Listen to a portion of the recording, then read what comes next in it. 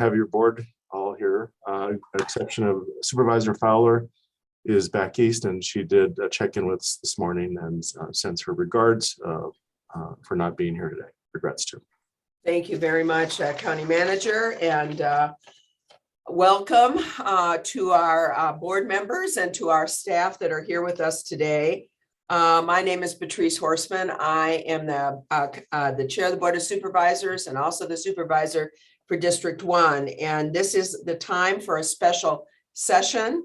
Before we get there, we are going to do a call to order. And I just want to, as part of my call to order, thank so many people who are on this call and so many people that are not on this board meeting for the incredible work that was done on behalf of our community in fighting the tunnel fire. And once again, this community has shown its resilience and has shown its tight connection to their neighbors and really came forward neighbor to neighbor to provide assistance and are continuing to provide assistance to the county staff. As always, you rose to the occasion. And I just a heartfelt thank you and filled with gratitude for so many folks in the Forest Service, the Sheriff's Office, our National Weather Service, so many county employees in our community. So I'm sure I'm going to forget people and just thank you so much. And with that, let's go for the rest of the board members. We have Vice Chair, Supervisor Geronimo Vasquez. Good morning, everyone. Thank you for being here. And again, I just want to reiterate what Chair Horseman said about thanking everybody that's been involved in the efforts to fight this fire, and then also to be there for the community, those that have been affected by this fire, all the different resources, community partners, and individuals and community agencies who have come out in droves and just shown why Flagstaff is such a great place to live, because the community really is a community and neighbors really did take care of neighbors. So we appreciate you and thank you, and look forward to a nice long day. All right, and Supervisor 3, Matt Ryan. Matt. There he is. Yeah, I'm getting my computer upgraded while I'm trying to catch up here. I'm sorry. But good morning, everybody. And yes, we have a new day here, everything we can build on and look forward to the future. Appreciate everybody's patience and perseverance. Emergencies are hard, and there are people that have been hard hit, and we understand that. And it's difficult, to manage a large incident. Sometimes you think, maybe we can go back, it's logical, that kind of thing. But there's a broader group in the background working on behalf of everybody. But it's the cooperation that we need so that those that are dealing with the incident can be there and do the right things. So I want to thank everybody, anywhere starting with our staff, but there are so many partners that we have here. Really appreciate it. And obviously, the Forest Service with the Type 1 team, Type 3 team that fought the fire. Thank you to everybody. So look forward to the update. And I want to note for Sheriff, for your deputies, I know they're working around the clock. You've had backup from other groups. Really appreciate what they're doing. It's a hard job that they have out there as well. Thank you. Thank you. Thank you, Supervisor Ryan, and Supervisor Judy Begay from District 4. Good morning, everyone. Such a beautiful day outside. I really enjoyed my morning drive into this year's Flagstaff. But I just want to say I want to thank everyone, all of my colleagues, and also all the staff that were involved in trying to help with the fire, maintaining the fire, and then the firefighters also. And I think that everyone was helping one another. It was good to see.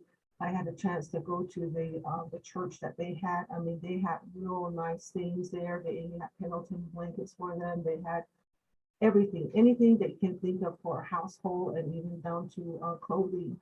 I was just very happy to see that and being a part of that as far as, talking to families and, possibly getting a home for a family that lost everything and their house burned to the ground, through the Navajo Housing Authority. And so I just want to say thank you so much to also my council delegate, Walker, and then also the Navajo Nation administration, because they were a part of this whole thing. So I do, and everyone here in the county, it is true, when a disaster comes up, we all need one another, and I'm really glad that happened. And, as far as helping one another, and they had, the church, they still had about 2 big bins of everything that was donated to them, and it wasn't even unpacked, and they had a lot of stuff in there.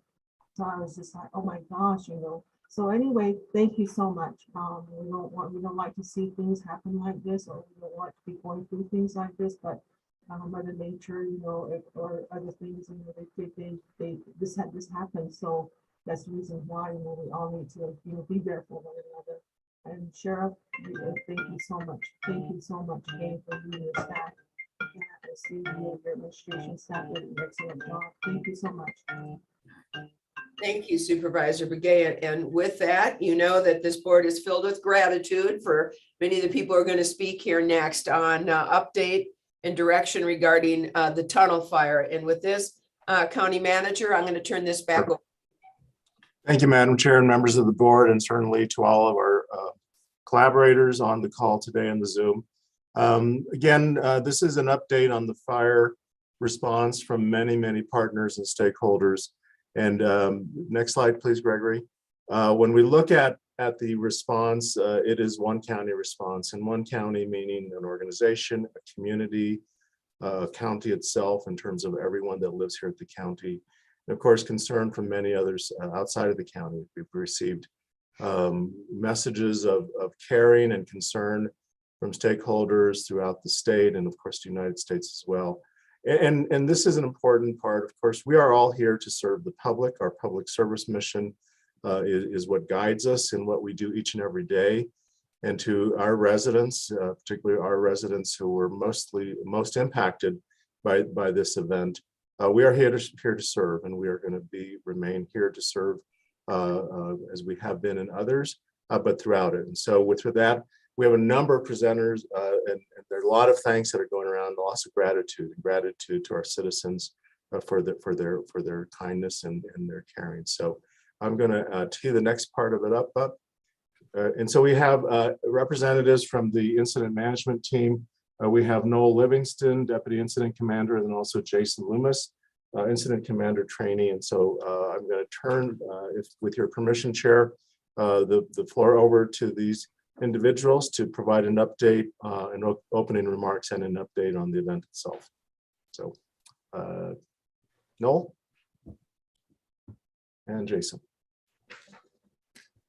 Good morning. Just to check here, we're working off a hotspot, so I want to make sure that somebody give me a thumbs up. You can hear me okay? You're perfect. Okay, very good.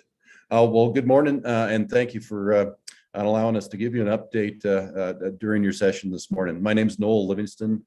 I'm one of the Deputy Incident Commanders with Pacific Northwest Team 3. And it's really been an honor to serve you and your communities here for the past few days. I guess as an overview, I want to just emphasize how rapidly this has come together for this team, and that's a testament to the professionalism and the quality of folks you have working here. You know, this is day 4 for us in terms of being in command of the incident, and we were really able to step right in, shadow rapidly with your Type 3 organization, get up to speed and assume command as that was appropriate about 4 days ago, and just maintain the momentum going forward. And to that end, you know, the rapid change from a full evacuation to a repopulation of the subdivisions here that were impacted by the fire within a 2-day period, I think was really success for us. I'm really happy to see that. The Type 3 team has been mentioned, set us up very well. You've got a quality resource there. Hang on to that, nurture that They really did nice work for you. We really appreciated that. The other thing I did want to mention before we get into the specifics, of course, Arizona and New Mexico are busy with large fires, particularly New Mexico with the events they had a few days ago. And we were a bit concerned, how were we going to be able to compete for resources given all of that activity? I just want to say, I think the local unit as well as the region has done a nice job of balancing that. So we haven't felt like, we're in a position to really have to scramble for resources. That balance has been good. We've been able to get the resources we've needed to be successful here, as well as things have become surplus to our needs, rapidly move them, particularly to the east toward New Mexico with the fires they've been fighting. So just a great balance there, and hats off to folks. And then lastly, I want to compliment your sheriff's office as well as your local fire departments here. I haven't seen, I don't think, as well a developed reentry process in my career as we saw a couple of days ago as we started to see people repopulate the area. So really impressive. And certainly the Summit Fire support to our team in terms of facilities and just blending in as well as obviously their response has been outstanding. So really appreciate that. It's helped to make us successful. I'm going to hand it over to Jason to talk more specifically about where this fire is at this point in time. So Jason, if you want to take it from here. All right, very good. Thank you, Noel. And appreciate everybody here this morning and allowing us to take some time to update the situation here. So again, Jason Loomis, Incident Commander Trainee with Pacific Northwest Team 3, and here to give you a little bit of an operational update. Was there a map that we can reference here for everybody? And apologies, we are on a little bit of a delay with our bandwidth here. The map is up, so you should be able to. Okay, we'll allow it to catch up here on our side, and then I'll speak to that. While we're waiting on our side for that map to pull up, I just want to echo the sentiments that were articulated by Noel. The other side of this is the repopulation and the public that we are here to serve. And your wonderful community. They've just been very appreciative, very supportive. We've had over a dozen of customer service calls, essentially to go in and take care of some of these interior smokes, and to also work in and adjacent around many of the structures that were lost. And it's just been overwhelming support from your citizens. And that's just been a great experience for our PIOs, for our firefighters, for our command staff that have been able to get out in the field. So really appreciate you all and the support that we're receiving as an incident management team. Also want to share with you, the Type 1 team here in place. We are expecting some pretty significant winds over the course of the next few days. So this fire is going to be wind tested. It's going to be tested in a direction that we have not seen during our tenure here. And so what we have done operationally is kept as much capacity on site to take on any additional needs that we might have operationally. So we have kept the staffing and the numbers pretty static. We've had a slight decrease in personnel. Notably, hotshot crew was reassigned to go a higher priority emerging incident that needs their capacity. But we have been able to retain much of the resources that we inherited from the Type 3 team. So we're going to continue to hold on to those folks, get through this wind event, and then reassess our needs once the weather moves through. A couple of other things that I want to address is there might be some conflicting reports on acreage and size. And to alleviate any confusion, we internally as an incident management team need to really gather those talking points and really get a fine number to disseminate to not only you all, but to the public. And the reason for the reduction in acreage is due to some areas that did not take fire and that were notably lava flows, lava fields, things of that nature. So you're going to see a slight decrease in acreage. And that said, you're also going to see an uptick in percentage of containment. So once again, we get through this wind event in the next 48 hours or so, you're going to start to see numbers go down in terms of acreage and numbers go up in terms of percent containment. So let's walk around the fire a little bit here, and we'll start over in branch 1 in division Alpha and division Zulu. I'm going to collapse those two because essentially the same work is being performed there. Again, a majority of our customer service calls that are coming in 24 hours a day, essentially. This is where a large portion of that has been coming into to our staff, and that's owing largely because that's where most of the residents are and where most of the concern is. So we've been addressing those over the course of the last 48 to 72 hours. And again, met with no resistance at all, just tons of support. So we're in a pretty much a patrol, mop up, and search and destroy, if you will, type of tactic that's being employed in division Alpha and Zulu there on the very heel.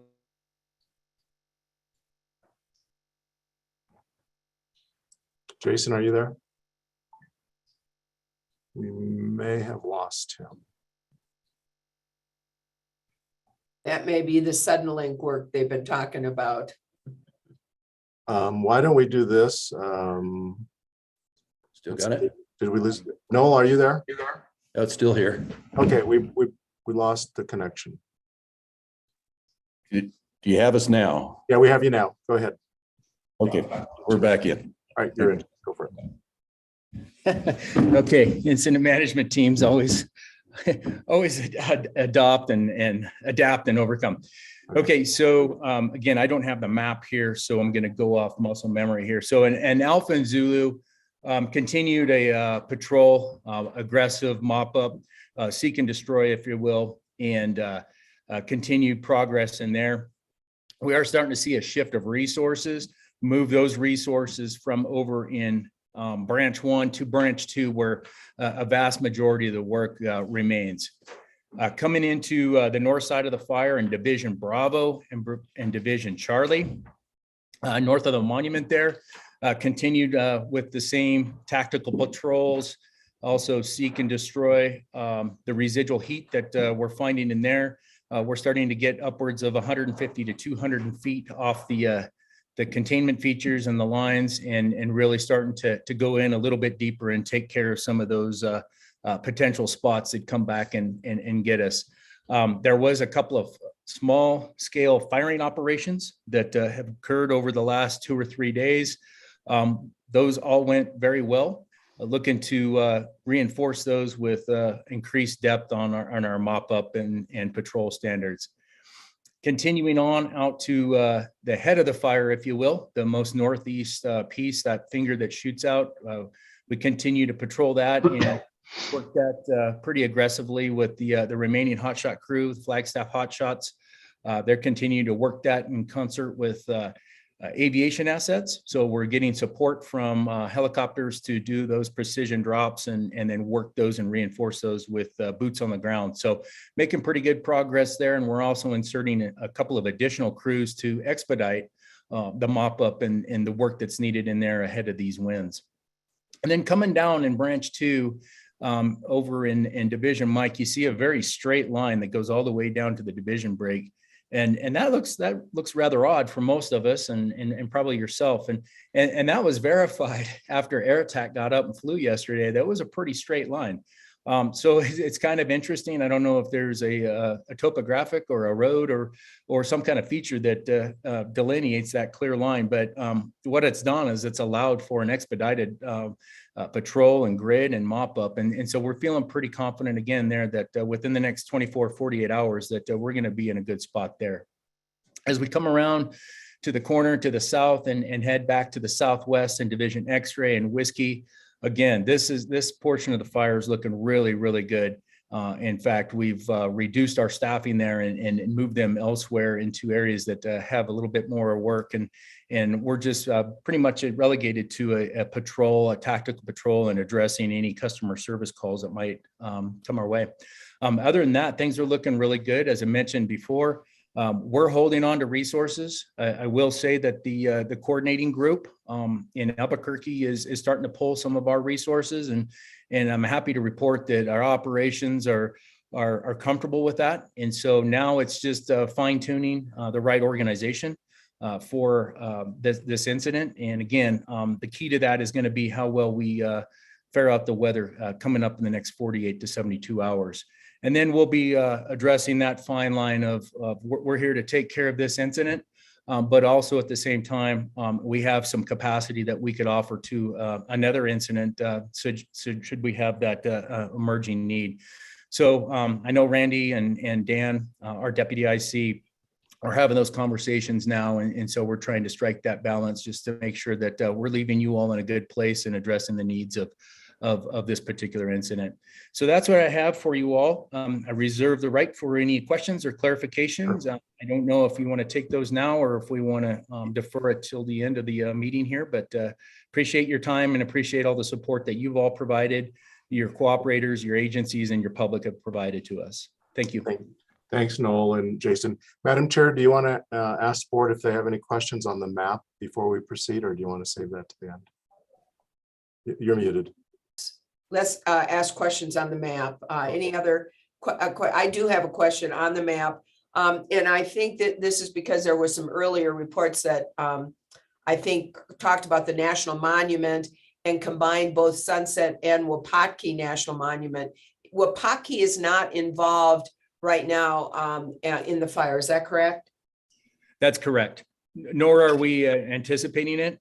That said, the southwesterly flow and the strong winds that aligns right in the path should something get out on us and division, Mike. But at this present time, it is not in play.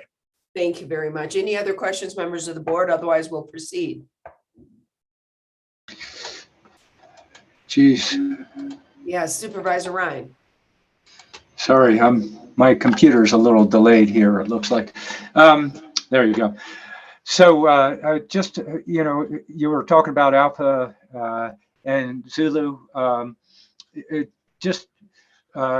You've done mop-up? I missed that piece. I'm working on computer issues because it's so close to the communities. I'm curious, associated with the winds coming back and the communities, the status. Just more clarification, please. Sure, absolutely. I understand your technological challenges. We're having the same here as well. So to reiterate, I'm going to collapse Division Alpha and Zulu into one and just speak to its entirety. So mop-up is going very well to the point where we've got more resources than we have work. And so what we're doing there is shifting those resources over to Branch 2 to expedite the process of completing our mission, our objective over there, and attaining the mop-up standards. Again, because of those winds that you mentioned, we get southwest winds. That's where the potential is going to be in Division M. So we're reinforcing a lot of that Charlie, Mike area to ensure that the fire footprint remains in its place.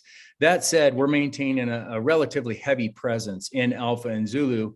One, first and foremost, to take care of the imminent and immediate hazards, but also to continue that presence as a customer service to ensure that they're comfortable. But really, the heel of the fire is looking really good because we have put so much effort there. So hopefully that clarifies it for you. So from more of a structural component, you're feeling confident that you mitigated around structures, et cetera? Absolutely. Yes, sir. And the other component to that is our operations folks are tied in closely with Summit Fire and Rescue. They're joined at the hip. So if there's any immediate need for structure overhaul or mop up is what we call it on the wildland side, they have the breathing apparatus, they have the local expertise and the equipment to deal with that. And we have had a couple of customer service calls that have dealt with some hazmat overhaul, if you will. But yes, we are in tight coordination with Summit Fire. Our operations folks are working with them side by side. Excellent. Thank you. Thank you. Thank you, Madam Chair. Absolutely. Any other questions, members of the board, or we'll move on? I had a quick question, Madam Chair. Just want to know about the structures in Wapaki, because we've heard conflicting reports. If you could just clarify if there's been any damage to the structures in the Wapaki National Monument.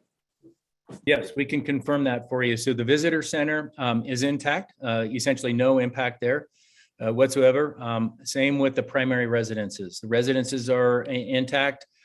Just some minor damage to some of the lawn furniture and trampoline, things of that nature, but certainly not the higher value of concern. I will say that Deputy Incident Commander and both Deputy Incident Commanders and myself yesterday did a drive-through there just to verify, and there was some damage to some Connex boxes that had, I guess, to our understanding, is a pretty substantial inventory of new equipment. So that was a complete loss. But with respect to primary residences in the visitor center, no impacts directly to those. If I can, this is exactly the question that I asked, and there seems to be some confusion. Sunset Crater, I think, is what you were referring to, and not Wapaki National Monument. I apologize. Sunset Crater. Sunset Crater, that's correct. Okay, so we were just now talking about Sunset Crater. Wapaki National Monument has not been affected, at least as of yet, by this fire, correct? That is correct. That is accurate, as stated. Thank you. Thanks so much. All right, any other questions? Then if not, let's go ahead and move on. Okay, Sheriff Driscoll, you've got the next couple slides, sir. Okay, Madam Chair, members of the board, thank you, and good morning to everyone. I'll try to be brief. I know you have a very large agenda this morning. So I want to talk about the 4 areas of responsibility that law enforcement has involving the fire. And that first one certainly is evacuation, but then security, traffic control, re-entry, and then I'll talk briefly about the continuity of operations. But as far as evacuations go, it was such a rapidly moving fire, but the preparedness of many people in the community was evident, and the notifications worked very well. The Ready, Set, Go program, I think most people have caught on to that. And I think the county's done a pretty good job at educating people. We certainly kept Wes from Emergency Management and his crew busy updating the set and go status. There was a period at one point where there was 12 minutes between the set and the go notices. That's a really rapidly moving fire. So everybody's phones were blowing up. We realized that, but we certainly had, I think, everybody's attention. We were also going door to door with our deputies and many of our search and rescue people conducting evacuations right at their door. And there were a lot of, I think, very dangerous actions undertaken, literally getting people out of their homes when they were starting to burn. So we're very happy with our folks, very proud of them for the efforts they undertook. And it was kind of interesting. I saw a number of our deputies that first night, and they were covered in black soot, kind of head to toe. So they were really right in the thick of things. The next area is that of security, and our role is to provide security in those evacuated areas. And during that time, we also conducted escorts to those evacuees who needed to re-access their home for a short period of time to take care of animals, obtain medications, or other types of things in their homes that were of an emergency nature. So we were happy to do that, but we also had to be very mindful of the dangerous situation. So we were certainly contacting and interacting with the fire response teams to make sure that this could be done safely and quickly. One of the other items then was traffic control. We had patrol and operations combined. We certainly had a great deal of help from the county public works And they had so many of their folks out there assisting us at these intersections, as well as ADOT managing the closure of the Highway 89 North. We also had deputies from Navajo, Gila, Mojave County as well, working shifts with us throughout those first 4 days. Arizona Department of Public Safety, City of Flag Police, National Park Service, Game and Fish, and Forest Service law enforcement officers were all involved in providing that service. We also saw hundreds of hours donated by our Sheriff's Search and Rescue and CERT teams, providing all kinds of assistance with evacuation, security, and staffing these checkpoints. Pretty happy with everybody's response and what we're able to do. With respect to the continuity of operations, during the fire, we still had 1,170 calls for service that were not related to the fire. We had 4 suicide calls.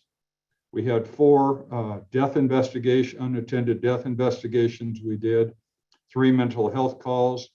We had another search and rescue operation in Walnut Canyon where we had to carry out a victim. We had 27 other assisting other agency calls, primarily for traffic accidents and in other parts of the county. 20 attempt to locate calls for other people involved in criminal activities.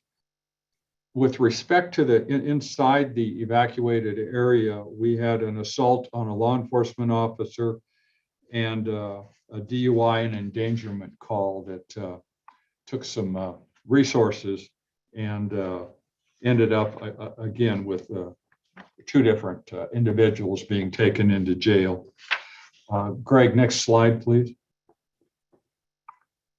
The reentry was, as mentioned, we put a great deal of work into conducting a really organized and efficient reentry that was controlled. And looking at past fires that we've had, reentry was a major issue, and we surveyed some of our residents informally about what would work better, what their needs were. And so we developed a system that got people in rather quickly. It was located at Silver Saddle, and we ran over 650 vehicles through in just a few hours with a maximum waiting time of just under 2 minutes for people. So we're happy with how the reentry process went. And a lot of people, I think, were very appreciative of what happened. This is one of the situations working this in conjunction with the other agencies. The relationships that we have developed over the years and with other agencies and really paid off. This was fortunate. We knew each other, and whether they were law enforcement or fire or transportation, they all paid off. And when the Type 1 team came in, we worked on that as well, just like they did, finding out who is who and establishing those relationships and essentially having that trust develop where we trusted one another to do their jobs and supported them in doing that. But our local Type 3 team, great to work with. And then the Type 1 came in and it just was a very seamless transition. But the last thing I want to mention is our residents. They, as been mentioned, they're resilient, they're great. Their patience and cooperation was outstanding in this case. And I think those relationships, again, with our community certainly paid off and led to a very safe operation with them returning to their homes. So with that, if there's any questions, I'll certainly try to answer them. Thank you. Thank you, Sheriff. And, you know, I just have gotten so many wonderful responses from members of our public for the great job that was done by the Sheriff's Office and your team. It's especially with regards to the reentry, but also with the very hurried evacuation as well. So thank you, Sheriff, and please extend your our great gratitude to your whole staff. And also, we really want to extend our gratitude to the other counties whose, deputies came to assist you as well. So thank you so much. Any questions of the sheriff at this time? No questions. I just wanted to add to that comment and just say that every community member that I've spoken to has been highly complimentary to the sheriff's deputies and the volunteers for doing a great job under such duress. And so I just wanted to say thank you for all that hard work. And the reentry did go smooth, and it was very impressive. You guys were open the highway an hour before you were supposed to because it went so smooth. So again, thank you for a great job and for really rising up to the challenge in such hard circumstances.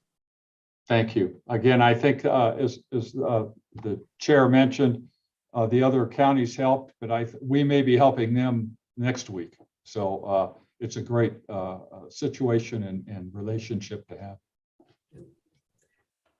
Any other questions, comments, real quick, and otherwise we'll move on. Let's go ahead and move on. So next slide is, I'm going to call up Lucinda to speak to this slide and her team's work. Lucinda? All right, good morning, and thank you very much, Lucinda Andriani, Deputy County Manager. And as Sheriff Driscoll shared, the Public Works team worked hand in hand with the Sheriff's Office to support the evacuation as well as the reentry effort, and just want to commend them as being part of the first response team. So, and thank you, Sheriff, for being complimentary of their support. Appreciate it. Thank you. All right, thank you, Lucinda, to you and your team as well. So as always, they were there to assist. So appreciate that. I guess, County Manager, we moving on. So next, a great partner of ours, Brian, and the whole team at the National Weather Service. Brian has been with us with so many events, and we've kind of, we actually kind of like each other, all of us. We work so well together, and so it's a great team, and we really appreciate everyone out at the Weather Service. And so, Brian, take it away, sir. All right, Madam Chair, Supervisors, thank you very much this morning. As we all know, the east part of Flagstaff is windy. Let's just go ahead and advance to the next slide. There we go. The east side of Flagstaff, Donny Park, is windy because our prevailing winds are out of the southwest, and the winds sweep over and around the San Francisco Peaks, Mount Eldon, causing much stronger winds in the Donny Park area. Now, a handful of times a year, we get stronger wind events like we had on the 19th, where we get downsloping winds that are locally much stronger on the east side of Flagstaff in the Donny Park area than they are in other parts of the area. The conditions are graphically shown here. And windstorms of the type that we had on the 19th, when the fire really took off, happen about a half dozen times a year, let's say 5 to 7 times a year in the area. But to put this event in perspective, we've started to do analyses of the conditions that day. This was one of those high-end events. It was on the higher end of that, let's say, half dozen events that we see in the Donny Park area every year. Next slide, please. Digging in just a little bit to the observations that morning, because it's important to kind of get some context of what happened. We had light and variable winds that morning on Tuesday, April 19th, up until about 7:30, 8 o'clock in the morning.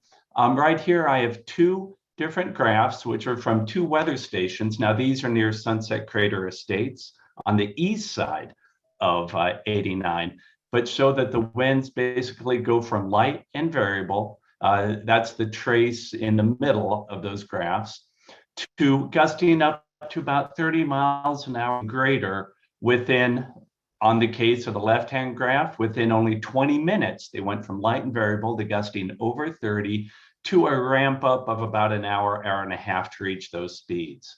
Later on in the day, the winds were gusting 40, 50, even greater than 55 miles an hour through much of the Donny Park area. And that's what pushed that fire so strongly, so rapidly, and so severely on Tuesday, the 19th. Couple bullet points. This was a high-end wind event for the Donny Park area, of which we see maybe 3 to 6 of these every season. Next slide, please. Outlook for this week. We've already heard this once from the Forest Service and those folks out on the fire. But yes, stronger winds, dry conditions this week. We're expecting enhanced fire weather conditions through Friday. Strong southwest winds gusting up to 30, 35 miles an hour today, Wednesday, Thursday, and then backing off a bit on Friday and Saturday. So the next 48, 72 hours will be critical. Outlook into May, how are things looking? Warmer than normal and near normal precipitation, but understand this is our dry season. So anytime we get significant rainfall or precipitation in May, we feel lucky. Right now, we don't see anything out on the horizon. So I'll just wrap it up there if there's any questions. All right, and thank you, Brian, and thank you so much for attending all of our community events that we've had. And I think it really gives a certain amount of understanding and comfort for our community to hear from you. So thank you so much for all your help. You bet. Thanks, Brian. Next is, of course, an important critical component of any kind of response is our EOC. And I'd like to ask Mr. Wes Deason and his team to present some of the slides. So Wes, take it away. Thank you, sir. Good morning, all. Yes, so as we all have heard, you've heard me say many times, the EOC, or emergency management, is a response, support, and coordination function. In this particular event, we stood up the EOC on Tuesday as this thing rapidly developed. And as the sheriff said, I think probably received somewhere in the neighborhood of 40 phone calls in about a 20 or 30-minute period of time. I'd be remiss if I didn't offer some great appreciation to our partners. NAU kicked in, Parks and Recs kicked in, facilities kicked in. Some of them were in the EOC within 30 minutes of my rather rapid phone calls that morning. So building the physical facility was very important. It happened very quickly. IT was there, GIS was there, and they really deserve some recognition for that. You know, the command and general staff is an important element of how we build the structure behind supporting these events. The connect with the state, which is my responsibility, the connect with FEMA, which is my responsibility, all happens in that process. As the EOC manager or director, those are my primary missions when we're first standing up an operation, because of the amount of resources that we need or can get access to very quickly. Operations in this case did a variety of things, but one of the primary functions behind operations was facilitation of the preliminary damage assessments that took place yesterday. Very rapid rollout. It involved Coconino County staff. It involved staff from DEMA coming up from Phoenix, and it involved the American Red Cross. Putting that logistically together was a challenge because gathering the data, making sure we have it accurately is really, really important. And we wanted to make sure we only had to do that one time. So it was done yesterday, it's over, and we're in really good shape. The order desk in this particular event handled somewhere in the neighborhood of right now about, I believe, 52 different orders. Probably the principal one was being tasked early on with finding the footprint to put the IMT. When a Type 2 IMT rolls in, they come in big time. A lot of equipment, a lot of people, they need a lot of footprints. Rob from Parks and Rec was on top of that. It took a number of days to get that squared away so that they were ready to hit the ground when they got here. Finance, you know, really, really big piece. We've got to track this thing. This is going to last us for 3 years now. This is now really a project that'll be managed over the next 3 years. Finance is important so we can track accurately those things that are eligible for reimbursement. There are a lot of complexities to that. It is not a simple or easy task. So we are tracking right down to the dollar as best we can for later reimbursement. GIS and IT, you know, we have made it now a practice that IT is physically in the EOC with us to make sure that we are functional at all times. They're always here. They answer the call, and they were here in about 10 minutes, actually, when we stood up the EOC. GIS has been doing a tremendous amount of work to help us with how we're gathering data, how we're visualizing data, how we're providing information to the board, to our partners. The GIS function here in Coconino County has stepped up enormously beginning last year with the Raphael fire and working through that time. We're actually, we're flying right now, the drone, to make sure we can draw in some additional situational awareness capabilities. You'll be able to see some very, very enlightening, I believe, and very informative products coming out of the drone flight and the GIS in the coming days. Takes a long time to process that data and make the project work, but you're going to see some really, really good products. Joint information, you know, I don't even know if I need to really talk about that. It's a key piece of the function. The messaging we put out to the public has to be accurate. It has to be consistent. It has to be correct. We have great public awareness staff, public information staff here. The JIC was stood up almost immediately. The call center came on very, very quickly. I believe within about 2 hours, the call center was online. Because there are a lot of questions, a lot of concerns, a lot of really, really nervous people about this. So that whole joint information center and call center piece is really, really big. So we were really fortunate to get all that stood up and really functional, completely functional, I would say. From a EOC management perspective, we were completely functional in about 2 hours. And again, because of the rapid movement, that was necessary. Next slide, please, Greg. You know, so we've talked about the Emergency Operations Center, support and coordination. So there's a lot more that happens that we're involved in than just the EEOC. You know, the Sheriff's Department handled the reentry, and that was pretty much a flawless duty. The integration with the incident management team, the progression from local management of the event to a type 3 management, which is still local management, up to a type 1 team, is a rapid but very important and very complex process. Now we're in the process, and one of the things I want to emphasize with this slide is we're now in the process of maintaining support for the PNW team, making sure that they've got what they need while they're here. But at some point here in the coming days, we're going to reverse that order, and we're going to start to roll back to maybe a type 3 team or a local team, whatever the PNW Northwest team decides is appropriate.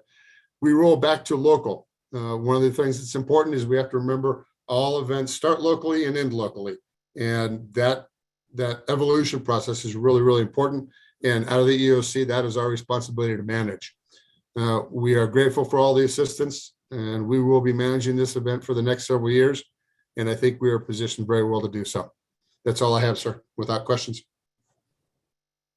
Thanks, Wes, and to the team and everyone at the EOC. Next is, of course, within the public affairs area, and the items that Wes indicated is information gathering and release and distribution. So I'm going to ask Trey Williams to come online and go over the next few slides related to this important work. Trey, are you there? Yes, Steve. Thank you, everyone. Good morning, supervisors and everyone joining the Zoom. My name is Trey Williams. I am the Public Affairs Director for Coconino County. Of course, you all on the board know me well. I wanted to provide a brief overview of all of the work that went into the Joint Information Center. First, I want to recognize and thank every member of the team and every partner across the county, as well as all of our federal, state, and local partners in helping us coordinate the dissemination of public information during the tunnel fire. The main responsibility of the JIC is to collect, assess, and deploy information from multiple agencies, jurisdictions, organizations, and businesses as we respond to the emergency. So there are multiple agencies conducting operations and responding, and we are tasked with providing that information to the public and ensuring that it is accurate and timely. In standing up the Joint Information Center, I was the JIC chief. I also want to recognize and thank Deputy County Manager Lucinda Andriani for helping shepherd me through this. This was my first JIC chief assignment with Coconino County after having joined the county. So I really appreciate the divide and conquer, as she liked to say, of disseminating this information and operating the JIC. We coordinated information between over 22 agencies, organizations, businesses, and jurisdictions. You can see there the exhaustive list. Every single jurisdiction, organization, or agency we worked with was timely, responsive, and we could not have done it without the partnership of all of the agencies you see here on this list, which is by no means exhaustive. We mobilized very quickly, so we definitely don't mean to exclude anyone in this list, but wanted to give you a sense of the information in multiple jurisdictions and agencies we were fielding information through. Next slide. In terms of communications, one of the main tasks of the JIC is to conduct media relations and to share information with the public through the media and through our communications channels. We managed information requests from the media and the public. One of the things that we quickly stood up because we knew that there would be interest is an informational website, a one-stop shop, if you will, where we could give a URL to the public, to our partners, and they could quickly go to our website and obtain all of this information. Additionally, we fielded about 17 media requests, give or take. Things were very quickly moving. And then what we did was we coordinated that information, and we really used our social media channels and that informational website as the main means of communicating our message to the public.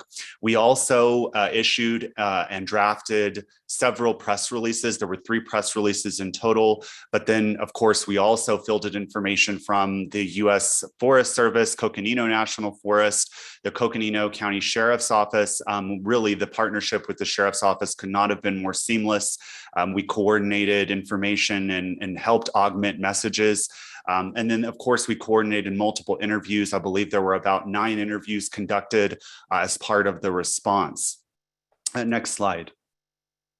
And then just to give you a sense of how social media was really looked at by the public and how we used it and our success in using it, we basically use 3 social media channels in Coconino County, primarily Facebook, Twitter, and Instagram. Facebook and Instagram, the growth in our page visits, the growth in the impressions, meaning the number of times our posts were seen. I think our impressions for the last week, not even a week since last Tuesday, were about 146,000 impressions, which is greater than our population. So we had an incredible reach. Our Facebook page visits over the past week increased by 18,000% for 40,807 page views. We sent and posted about 83 posts. That's about 16 posts a day. The JIC was very busy. And then we posted tweeted about 75 total tweets for about 334.6 thousand total impressions. We averaged 50,000 impressions a day, meaning we were reaching well over a third of our population in the information that the JIC was providing to the public. We had about 6.4 thousand link clicks. That tells you the information we were sending out. People were clicking onto it, were using it. And then we had about 64 replies. Next slide. And then one of the main ways that we communicated with the public and the public could communicate with us, of course, was the Tunnel Fire Call Center. We had a phenomenal staff who was stood up almost immediately, not only just in terms of leadership, which was phenomenal, but also from across the county and across departments, people, our employees who really wanted to step up and help and who did so just immediately. The call center was also very busy. As of Sunday, April 24th, the call center took over 1,076 calls. In terms of those calls, the initial volume was at the beginning of the emergency when people were really looking for that information, wanted information on reentry. Again, the partnership and collaboration with the Sheriff's Office could not have been more seamless as well. They provided us all of the information we needed on reentry, and that coordination resulted in the smooth operation that you saw on Saturday. And then additionally, the call center also had, the general concerns were also, road closures, information on road closures, information on, debris removal as they were reentering. So I really want to recognize and thank everyone who helped lead the call center, everyone who made calls on behalf of the call center. Our work and the outcomes that we were able to produce really speak for themselves. So we had a phenomenal team, both in the Joint Information Center as well as in the call center. And as a team, we were able to accomplish our mission, which was to provide accurate and timely information to the public, to the board. I also want to recognize our board and their support for the JIC. You all could not have been more supportive and more collaborative with the JIC, and we appreciate everything from the entire county team. Next slide.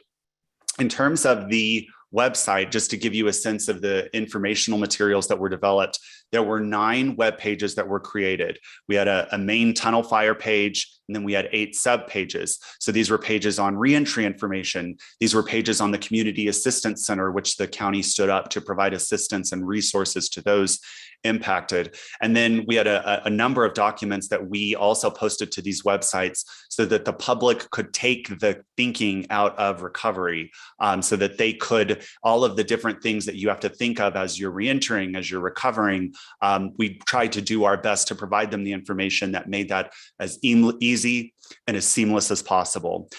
There were 26 informational links posted. We posted 21 news flashes, which basically those are the top news items that appear on the county's website. There are 3 that appear there. So that'll give you a sense of the news flashes that we were posting. And then the team also worked exhaustively to prepare a reentry packet information that was distributed to all those who were reentering. We did that in English and Spanish, and we did that very quickly. So again, kudos to the team on that accomplishment. Next slide. And then not only just through social media and through press releases and communication with the press, we also conducted direct communication and information output to the public via community meetings. We had 2 community meetings, one on Wednesday, April 20th, and another on Saturday, April 23rd. Again, the coordination with the call center was excellent in that we tried to coordinate any information from the community meetings, any questions that were asked with the call center, and hoped to be responsive to the public.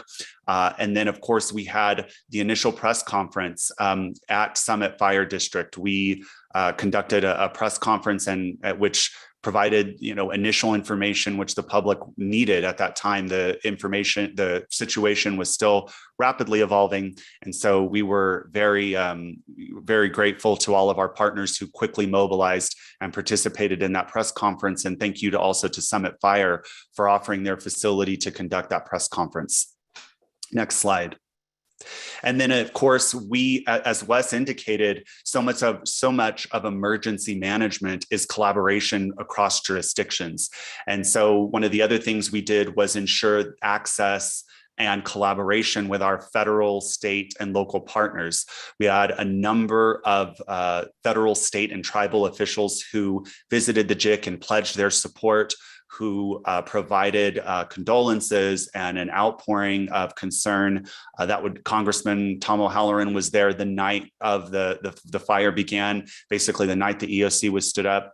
We had very, very thorough coverage and support from U.S. Senator Mark Kelly and his staff, Coral Evans, his outreach director, as well as hosting his state director, Luis Heredia.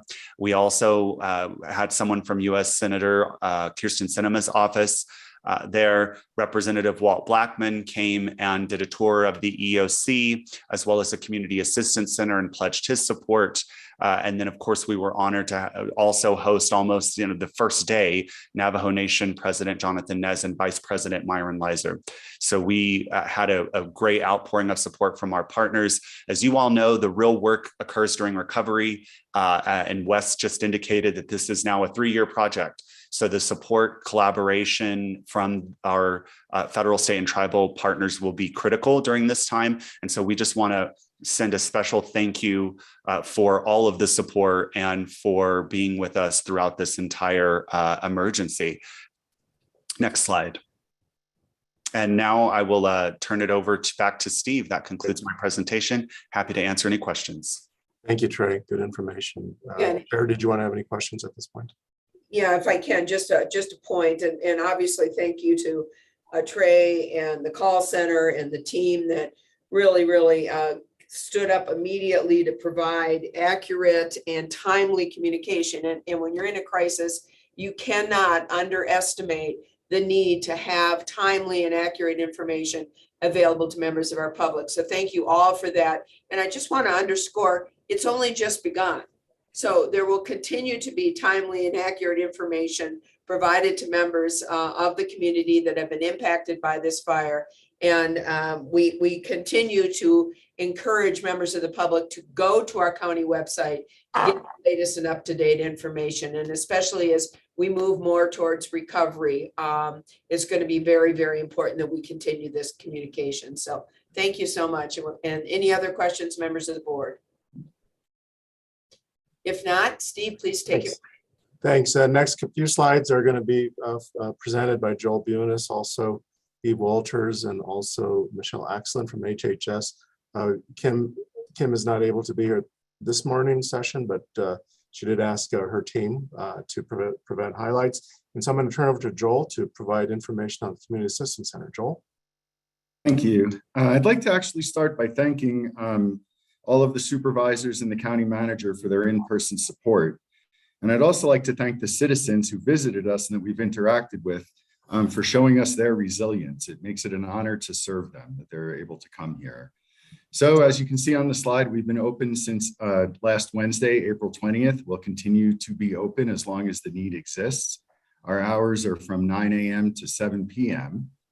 As you can see here, we are located at the Guidance Center, who's been very generous with allowing us to use their space and providing us with some support services. The partnerships that we have for the folks that are represented here have all really stepped up. The Family Food Center is still today providing meals at 11 o'clock. St. Mary's Food Bank has provided us with non-perishable food boxes. The Navajo Nation provided us with 150 sandwich boxes ready to eat. The United Way yesterday provided us with over $14,000 in food gift cards, which we were able to distribute in a little under 2 hours. There was quite a demand. There are also local restaurants that have been providing free food in terms of party platters. And today, the Red Cross will be here with caseworkers to offer financial assistance.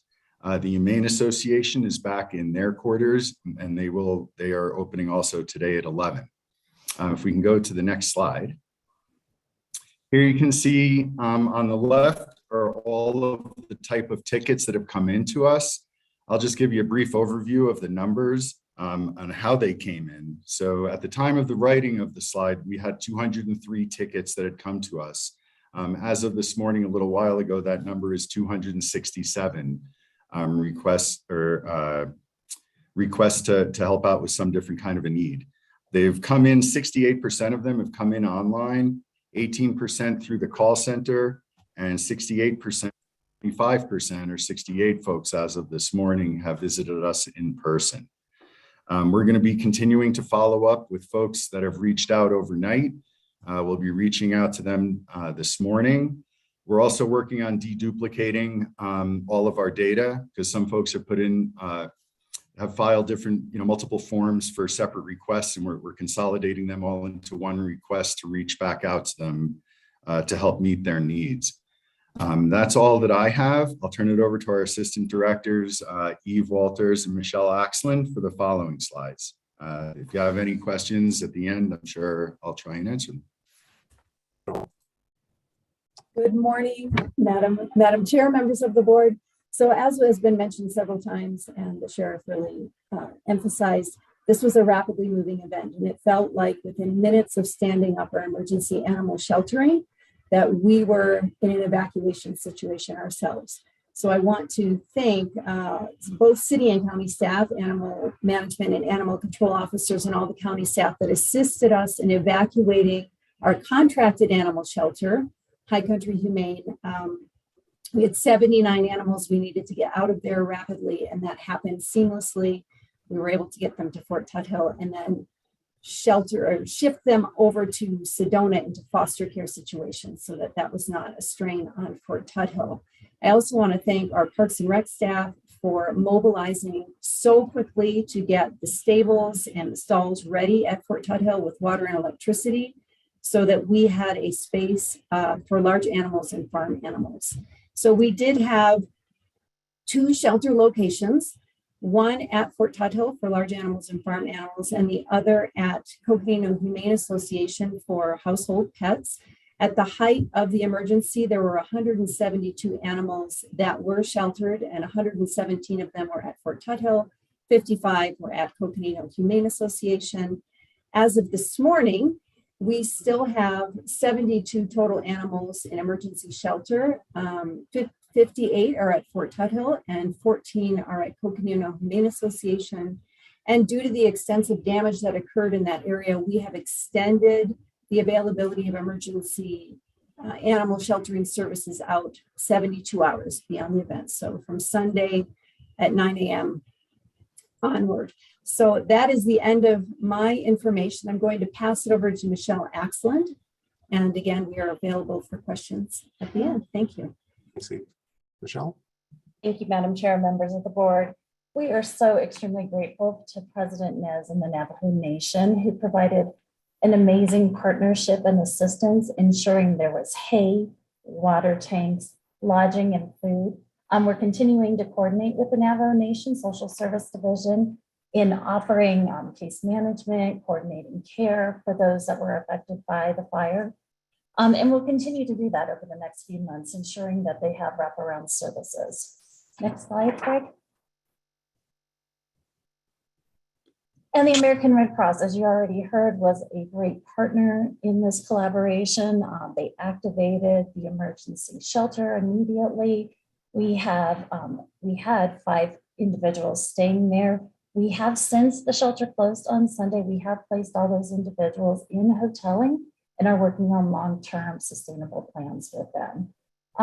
In addition, the Red Cross also provided cleanup supplies, which is going to be invaluable, and other partners have come forward to offer to help clean up homes, sift through the ashes, and we'll be working with emergency management on that. So thank you. Thanks, Michelle. Very quickly, before I turn it over to Lucinda's next, I just want to also, in particular, thanks back to the Guidance Center, to Devin Forrest and the team of the Guidance Center for providing the entire facility for the Community Assistance Center. For those that have been in there, it is a perfectly configured space that allows an opportunity for individuals to visit resource tables, but also individual rooms for more individual work that needs to be done on behalf of citizens. So again, really important kudos to the Guidance Center and Devin and the team out there. So thanks very much. At this time, the last slides will be presented by Lucinda Andriani, Deputy Manager and Flood District Administrator. So Lucinda, it's yours. All right, good morning, Chair and board members. First, to go ahead, Greg, go to the next slide here. First, I do want to share, I've shared this at the community meetings, but I know we have a number of community members on this morning as well, that we are here for you through the entirety of this process. And there's lots of steps that are still now going to take place as we move into recovery. And I wanted to share that I will be overseeing the recovery effort, and working with me will be Ray Garcia, who is with the Public Works organization at the county. Now, some of you may remember Ray. Ray was the commander at Camp Navajo for many years, 32-year distinguished career with the National Guard. And he's got a lot of capacity to help manage the details of this recovery effort, and is very committed to the community, a longtime resident of our community. So he'll be joining me in this effort. So as Wes mentioned, the preliminary damage assessments took place yesterday. Joint teams conducted those. Some of the things I want to emphasize in this is that the insurance, you may need for your insurance company, they may request a copy of this assessment, and we can provide that information to you. Call the call center if you're interested in securing a copy of the assessment. They will in turn work with community development, county community development, to secure that for you. And second, the declaration, the emergency declaration, sometimes they may request that as well. That is on our website, the Tunnel Fire webpage. If you go to the county's webpage, it's immediately there at the top of the webpage. So you can secure that, as well as, of course, I think most of you know, there's a lot of information on that webpage, and we'll be posting up a frequently asked questions piece today that will really begin to focus on the recovery effort. Next slide, Greg. Community development. Jay Chrisselman, our community development director, will be meeting with our board a little bit later today. And we can actually pursue this through an administrative effort, but it's important that he discuss this with the board, but we'll be requesting the waiving of building permit fees for reconstructing, I'll say, like homes and structures, if they're similar in size and so forth. We're going to request that those fees be waived in this situation, and also waiving the zoning requirements relative to on-site RVs. And this will allow those that may want to return to their properties during construction to live in their RVs. Certainly you will need to pursue, you will need to have access to water, electricity, and your septic system. And so I think, as most of you are aware, you work with Donny Park Water relative to water, and then APS relative to your electricity. But community development will need to permit those facilities as well. And again, they will be expediting all permitting requests. This will be top priority to support rebuilding efforts and efforts for people to get back on their properties and begin to clean up and rebuild. So we'll work hand in hand with you to expedite that process, those processes, as quickly as we can. You'll need to, of course, secure private electricians and so forth to establish your service. And again, that will need to be inspected, typically both by APS and the county. And you can call community development to arrange for those inspections. Next slides, please. And as I indicated, we're moving into now the recovery phase. And as most of you are aware, we did place food waste bins. It appeared those were well used, and we'll be actually removing those from the area on Wednesday. But we are beginning to place debris bins into the area. We've placed debris bins onto the county roads, a set of bins, and we'll be placing a set of bins as we get approvals from private property owners on private roads as well over the next several days. So if someone comes to your property requesting access to place a debris bin there, certainly that's your decision, but we will need you to sign off on that, so that we can legally have access. As we indicated earlier, the hazardous waste materials, those need to be taken to the Cinder Lake landfill. As I think probably most are aware, there's a hazardous product center there, and they can receive those items as well as obviously any other waste that you're delivering to the landfill. The HPC cost is covered. We're working with the landfill to be able to receive other forms of waste, although the bins will be in the neighborhood as well. Again, we ask that you not put hazardous products in those bins in the neighborhoods. Please take those to the center. We're also conducting right now from the call center call outs, where we're calling those that have been impacted by the fire. Their properties have been impacted. And this is really important. If you see the number flash up, 928-679-8525, 8525, please take the call. That's the call center calling you. We need to determine your insurance status and to assess your cleanup needs so we can determine what types of resources and services we need to mobilize to support you. So we'll be going through the neighborhoods doing that as well.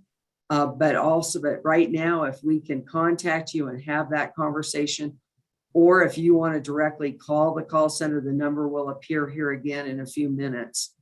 We're organizing those support services, working already. In fact, we have a meeting here shortly with United Way of Northern Arizona, who will once again help us mobilize volunteers to come in and help with cleanup. We're also looking at bringing in Team Rubicon. That's a group of veterans that have ability to work with large equipment, and they come in disasters and help residents do cleanup, focused on those who are either underinsured or have no insurance. Or for items that are uninsured. So again, relative to your insurance, most insurance policies cover cleanup of the primary structure and any other structure that was covered under the policy. So that is a conversation you should be having with them if you haven't already, as soon as possible, so that we can all work together to support you along with your insurance agent, support you in your recovery effort. And certainly we'll be looking at other services. We've had a lot of questions come in about hazard trees, and we're looking into that situation right now in terms of addressing hazard trees as well. Next slide, Greg.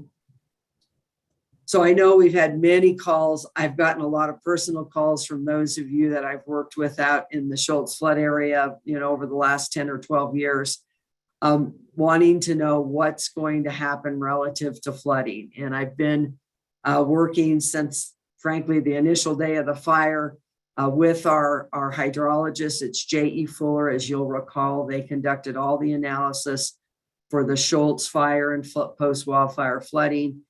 They are now preparing to run the models for the watersheds that were impacted. And basically, those are the Copeland area, north through, Kevin's Way, the Peaceful Watershed, Brandis Way, the Thames Watershed, and then Wapaki Trails, the Lennox Watershed. So they're in a process now of getting that all prepared to run that modeling.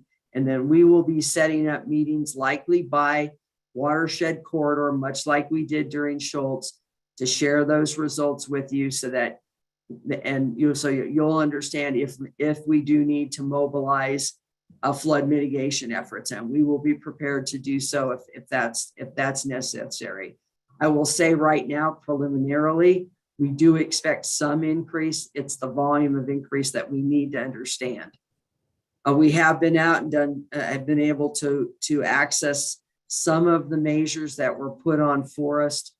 The Wapaki Trails Terminal Trench, which is just above that development, was damaged. The logs within the terminal trench did burn. We're already working with Tiffany Construction to mobilize rock into that area to serve, to reduce down erosion at that location. I went out to the Brandis Terminal Trench. It's in good shape. It needs some maintenance, other maintenance. We need to clean out some of the sediment. And then we'll be assessing the rundown structures. We are in the process of the rundown structures that are above the terminal trenches as well.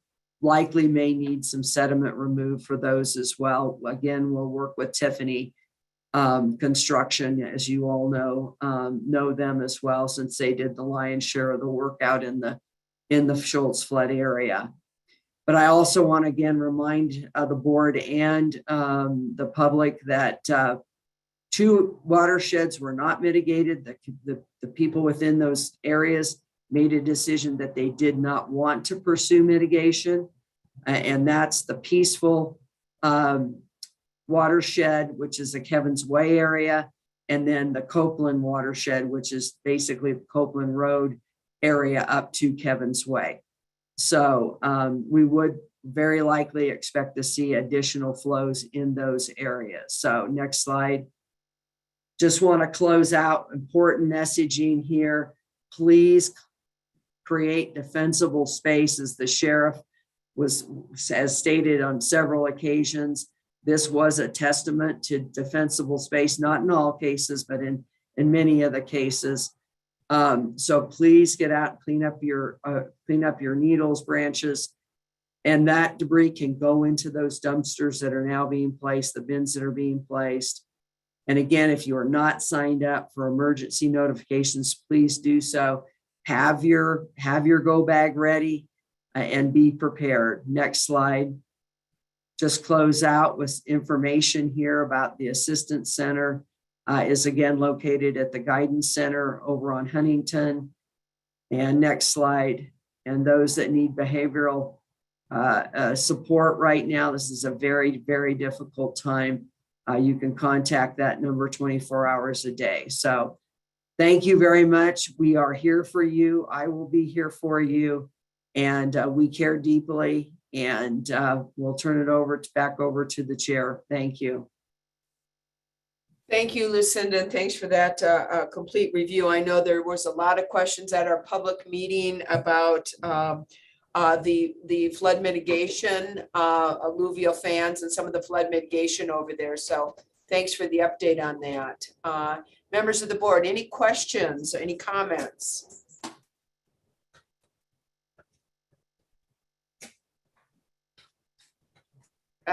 Supervisor Ryan. Thanks, Madam Chair.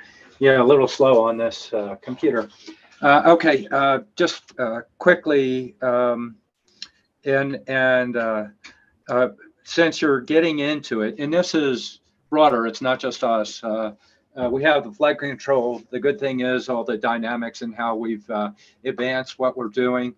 But post-fire, usually there's the burn element coming in, recommendations from the team on what to do. What's the timing associated with that? And obviously, you know, it sounds like you're already having internal discussions to merge what we're doing with flood control along with the Forest Service on what they would need to do associated with that. Yes, we understand, and I'll let Matt McGrath also chime in here, but we understand the Bear team will begin on Monday, is my understanding. And Joe Leverage with J.E. Fuller will be serving on that team as he did during the museum Bear team as well. And so we'll have that integration with running the modeling, and that detailed information will be shared with him. So that gets incorporated with the modeling. Probably initially we'll run it with the infrared flight that was done that shows the burn severity. And then as they complete the assessment, the Bear team completes the assessment, he will integrate that into the modeling as well. Matt? Thanks, Lucinda. Yes, Supervisor Ryan, Lucinda did a great job answering that. The Bear team, the Burned Area Emergency Response Team, is arriving in town later this week, and they'll actually be out on the grounds starting Saturday and Sunday this weekend, provided that we maintain our current trajectory with suppression efforts. So Lucinda mentioned, local folks. Joe Leverage will be on that, also working with the Natural Resource Conservation Service and and also the National Park Service. So we have a seamless effort across jurisdictional boundaries. But that team usually works pretty quickly, as Lucinda mentioned. They already have the infrared flight data. They order a what's called a bark map, which has it's really a reflective map of the soil burn severity, and that helps them develop some of that information, which also will be a better product for J.E. Fuller to use for flood modeling rather than just the infrared map. Well, and along that line, really appreciate because it comes from your efforts to coordinate with us so that we're able to work together. So really appreciate that on that. Madam Chair, just for what Lucinda covered, just to reemphasize also the idea of defensible space, so critical. Obviously, we're going to have a tough fire season for people that put their plans together. Really encourage people again to take a look at what we're doing and consider your family. Hopefully, we don't have another fire, but we know it is. We live in a fire-based ecosystem, so we need to be thinking about these. Thanks, Madam Chair. Thank you, and absolutely important for us all to remember to be fire wise and fire smart. And again, the county website is another great resource to give you this information. And of course, make sure you have that defensible space around your homes. This is just the beginning of fire season here in Coconino County. So thank you for that reminder. And, you know, I also want to shout out to two of my supervisors here. Both supervisor, the vice chair of this board, and Aranima Vasquez, and Supervisor Begay were very, very involved this last few days in our community, assisting with the Community Assistance Center and so many of the various churches that had put out hay donations, food donations, and we're very involved in our community and making sure the residents out there received what they needed for emergency supplies and services. So I want to thank both of the supervisors for their very, very hard work this last weekend, and of course to the staff. I mean, and it certainly, this is a great community, and it really is why we live here. So thank you so much. Any other comments or statements? Madam Chair, I was just doing questions associated with Lucinda, but are we at the concluding question period here? I think Vice Chair Vasquez may have something. Okay. Oh, I just wanted to say thank you to everybody that put the Community Assistance Center together, the county staff, as well as the community partners. You know, we had to be out there, and the community needed us. And the county stepped up, and I really appreciate the efforts of everybody involved, from Public Works to the different departments that sent folks to the EOC. It was a great effort, and just want to give thanks.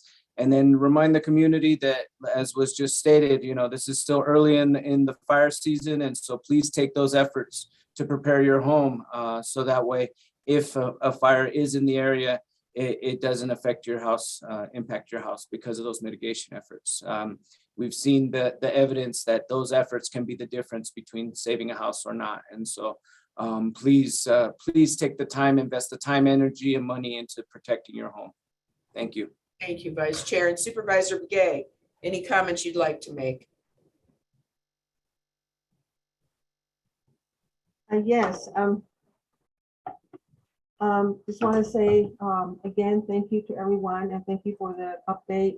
It's very informative, and I think, you know, as Native Americans, we look at things differently, and it's going to be a lot of education, and there are a lot of things that we can't share openly. So basically, you know, when there's we don't talk about what may come our way, and like the fires or the floods or whatever. And so we have this connection, and so we just pray about things and do offerings and stuff like that. But that's you know, I just wanted to mention that. But Supervisor Fowler and myself we're working on some type of ceremony that will be happening, you know, regarding the peaks, and also the cooling down of the ground and the home for each of the Native American families that were in that area.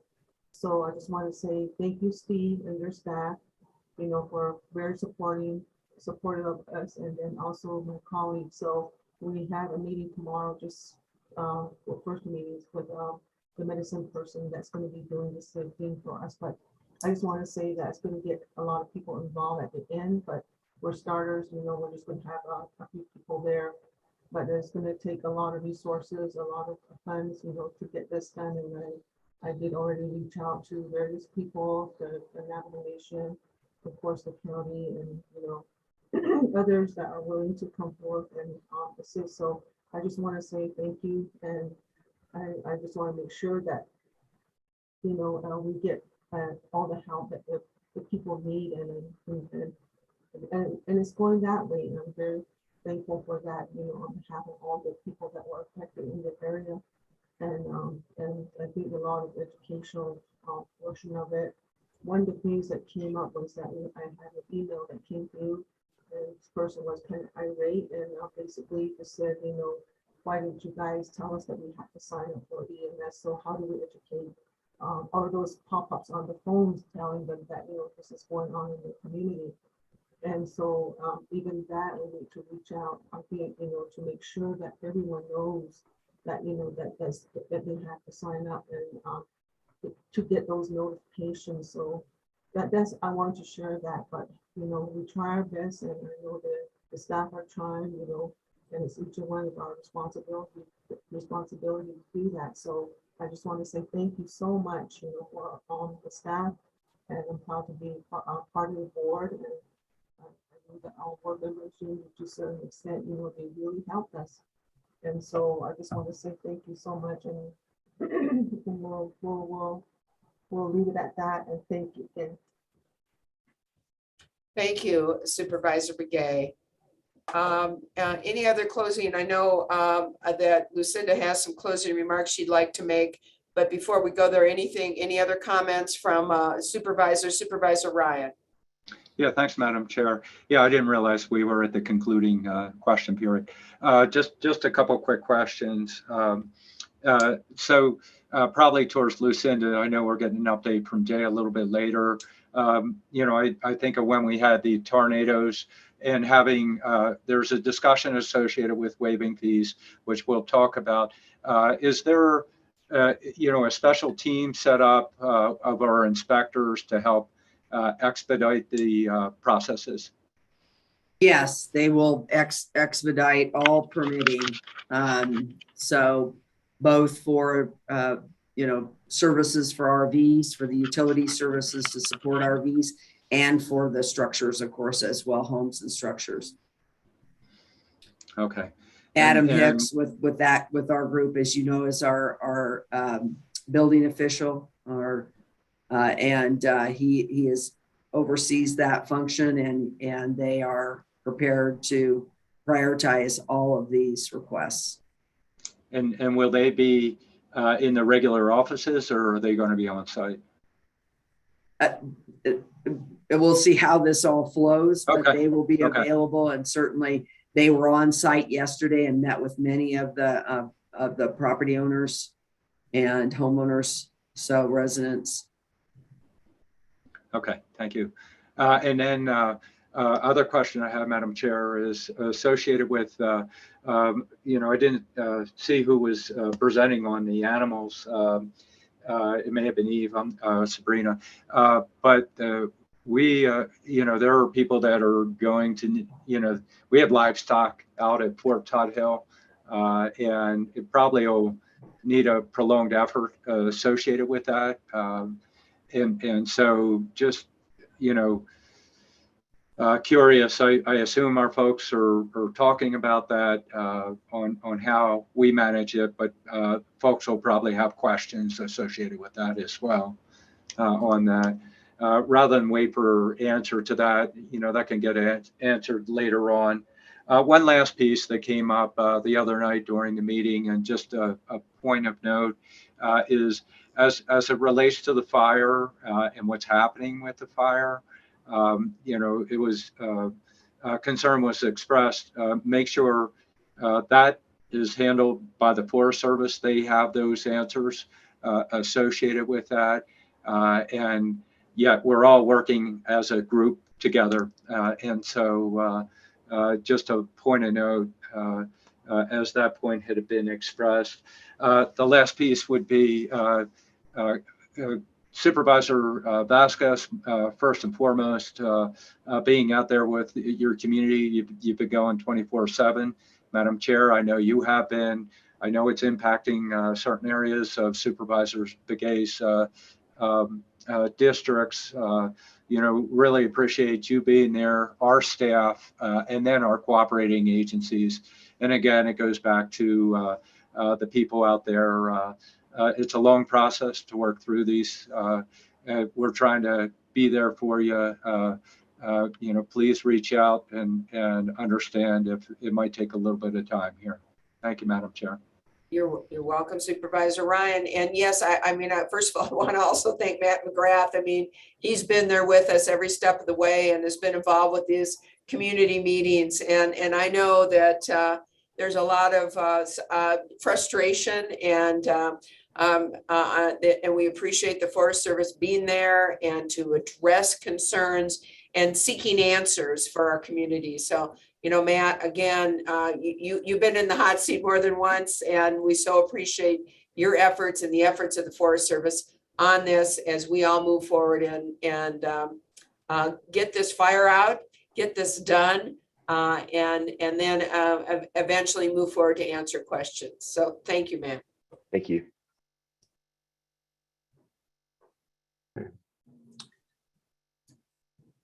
So Chair, I'd just like to add that I've gotten a number of comments from those out in the fire area, again, about cleaning up properties. And sorry, my computer here is not happy. Cleaning up properties and then certainly from others in the community now who understand that we are in fire season now. And I wanted to share that this afternoon, probably about 3:30, 4 o'clock, there will be a presentation to the board regarding consideration of establishing a community wildfire defense program. And I know there's a lot of interest across the communities, particularly now with what we're seeing this, you know, as Matt McGrath said, this is our new normal. And so there's been funding made available at the federal level, and we're looking at how to be able to access that funding. And we'll be discussing that this afternoon with the board. So again, the same link can be used if people want to join in and listen to that presentation as well. Thank you, Chair. Thank you. And I see Eve Walters has her hand up. So Eve, please. Good morning again. I just wanted to answer Supervisor Ryan's question about animals staying at Tut Hill or those who had extenuating circumstances that they could not move their animals home.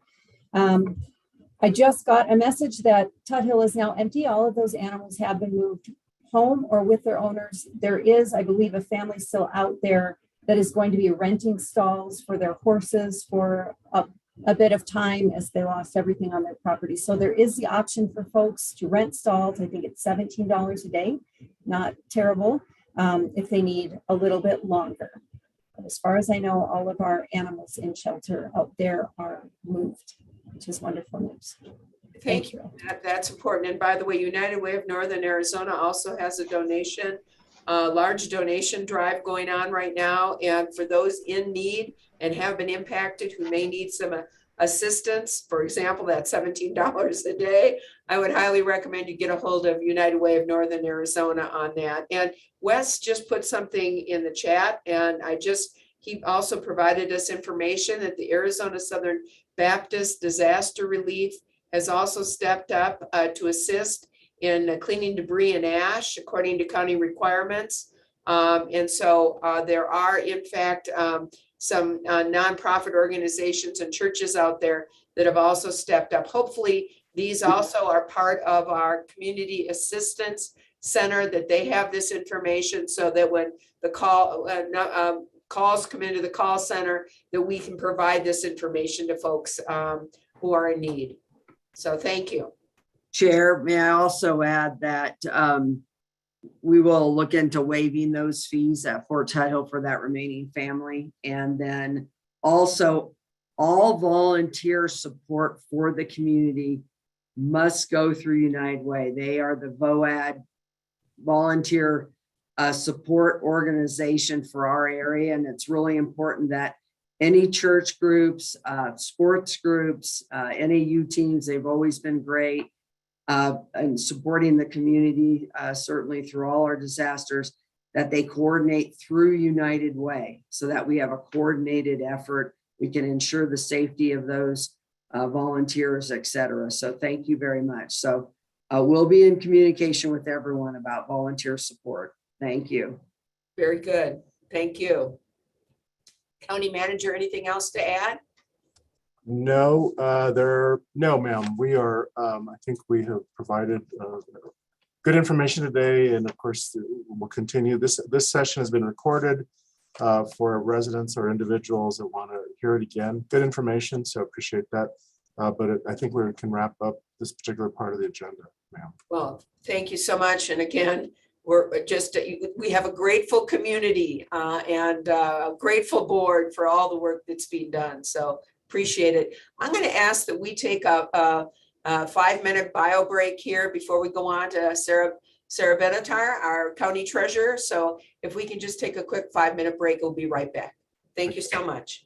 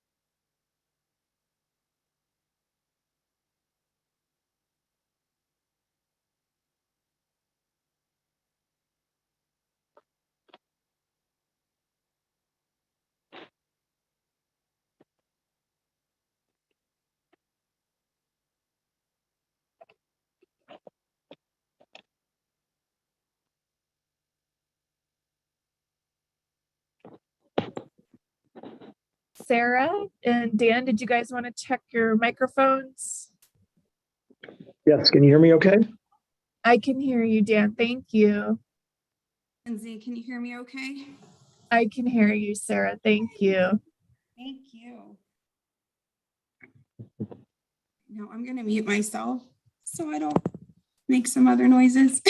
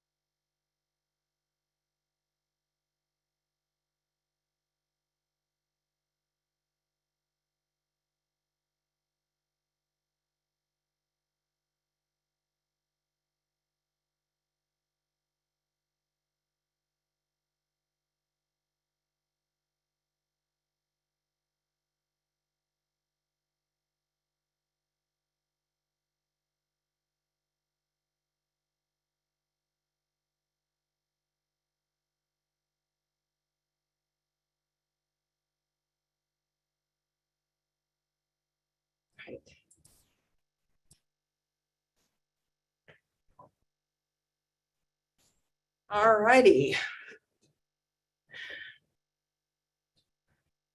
Thank you, Sarah, for Treasurer Benatar for your patience on this. So we can't hear you, Sarah. Oh, Now I can. Okay, okay. I just need to speak up a little. thanks.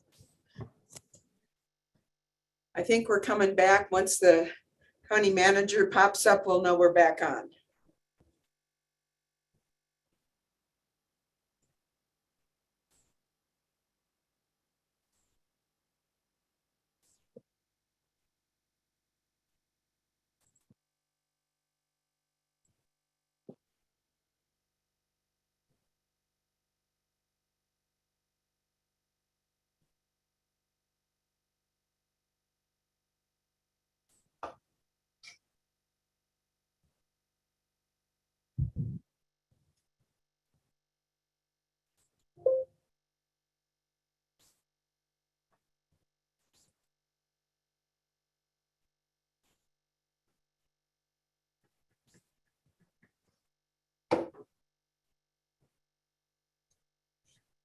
All right, county manager, are we all together again? Let me just check to see board members so we can proceed. I don't see everyone on yet.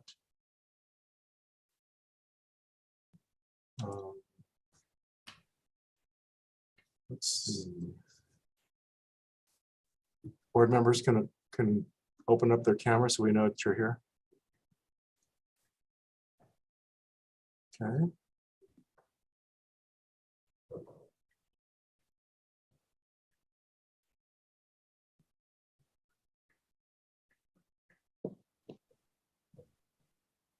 Supervisor Ryan, Begay. I think they're still en route back to their office. All right. We will get them rounded up, Madam Chair. Thank you so much.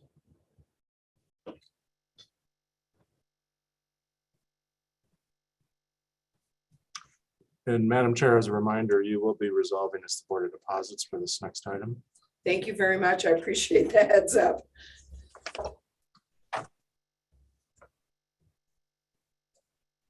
Once we have our quorum back, we'll do that. Yeah. It's fun.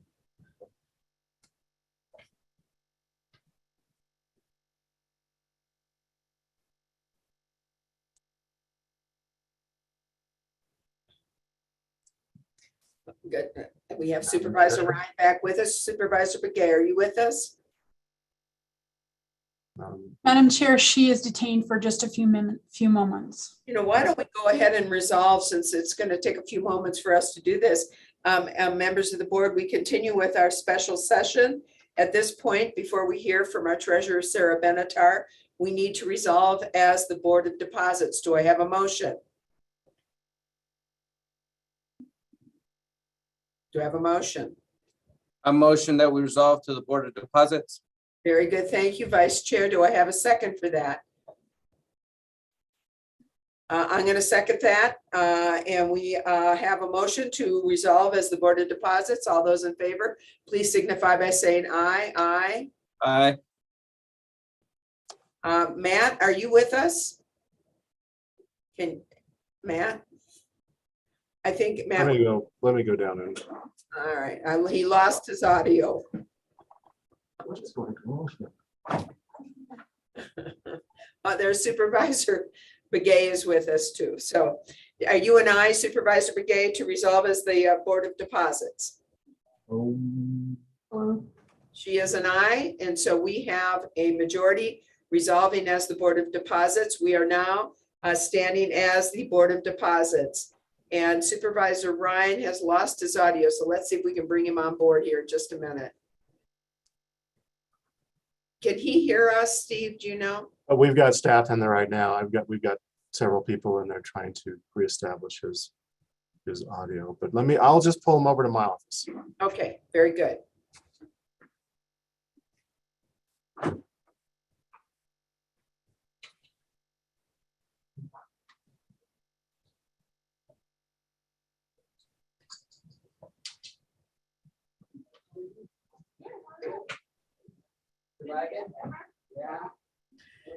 So, Treasurer Benatar, good morning and thank you for joining us. Why don't we go ahead and proceed? Good morning, Chair and members of the board. I'm just going to go ahead and start sharing my screen. So that will get us started.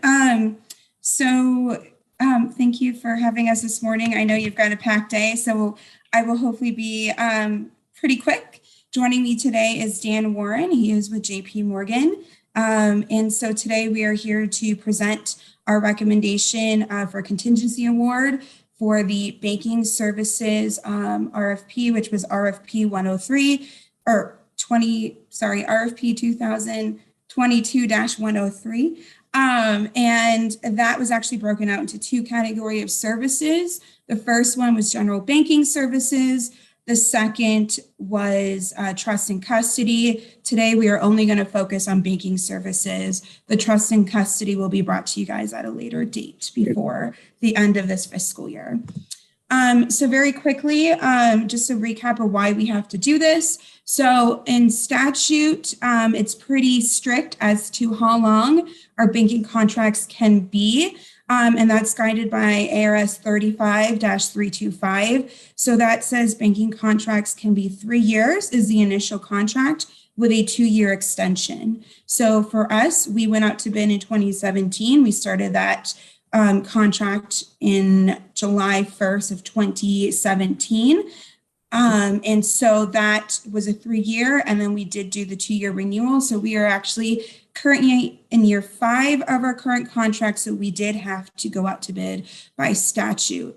The other statute I wanted to just bring everyone's attention is ARS 11-604.01. That is actually the credit line.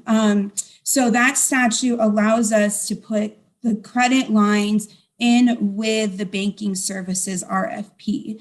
And the credit line isn't just for the county. It is for every single taxing district in our county. So the treasurer serves as the agent for all credit lines, and we are the treasurer of that agreement. So that means, especially as we think about, as we just saw in the presentation, going into fire season, our fire districts actually do historically use credit lines in the summer months because the treasurer operates on a cash basis. So if they don't have the cash on hand to pay payroll, for example, we do utilize credit lines, and we do prefer to do that over registering a warrant. The reason being that it does take much longer to pay off registering warrants, and that actually does pile up more quickly with higher dollar amounts, so they end up borrowing over a credit line. And so that is rolled into this specific contract as well.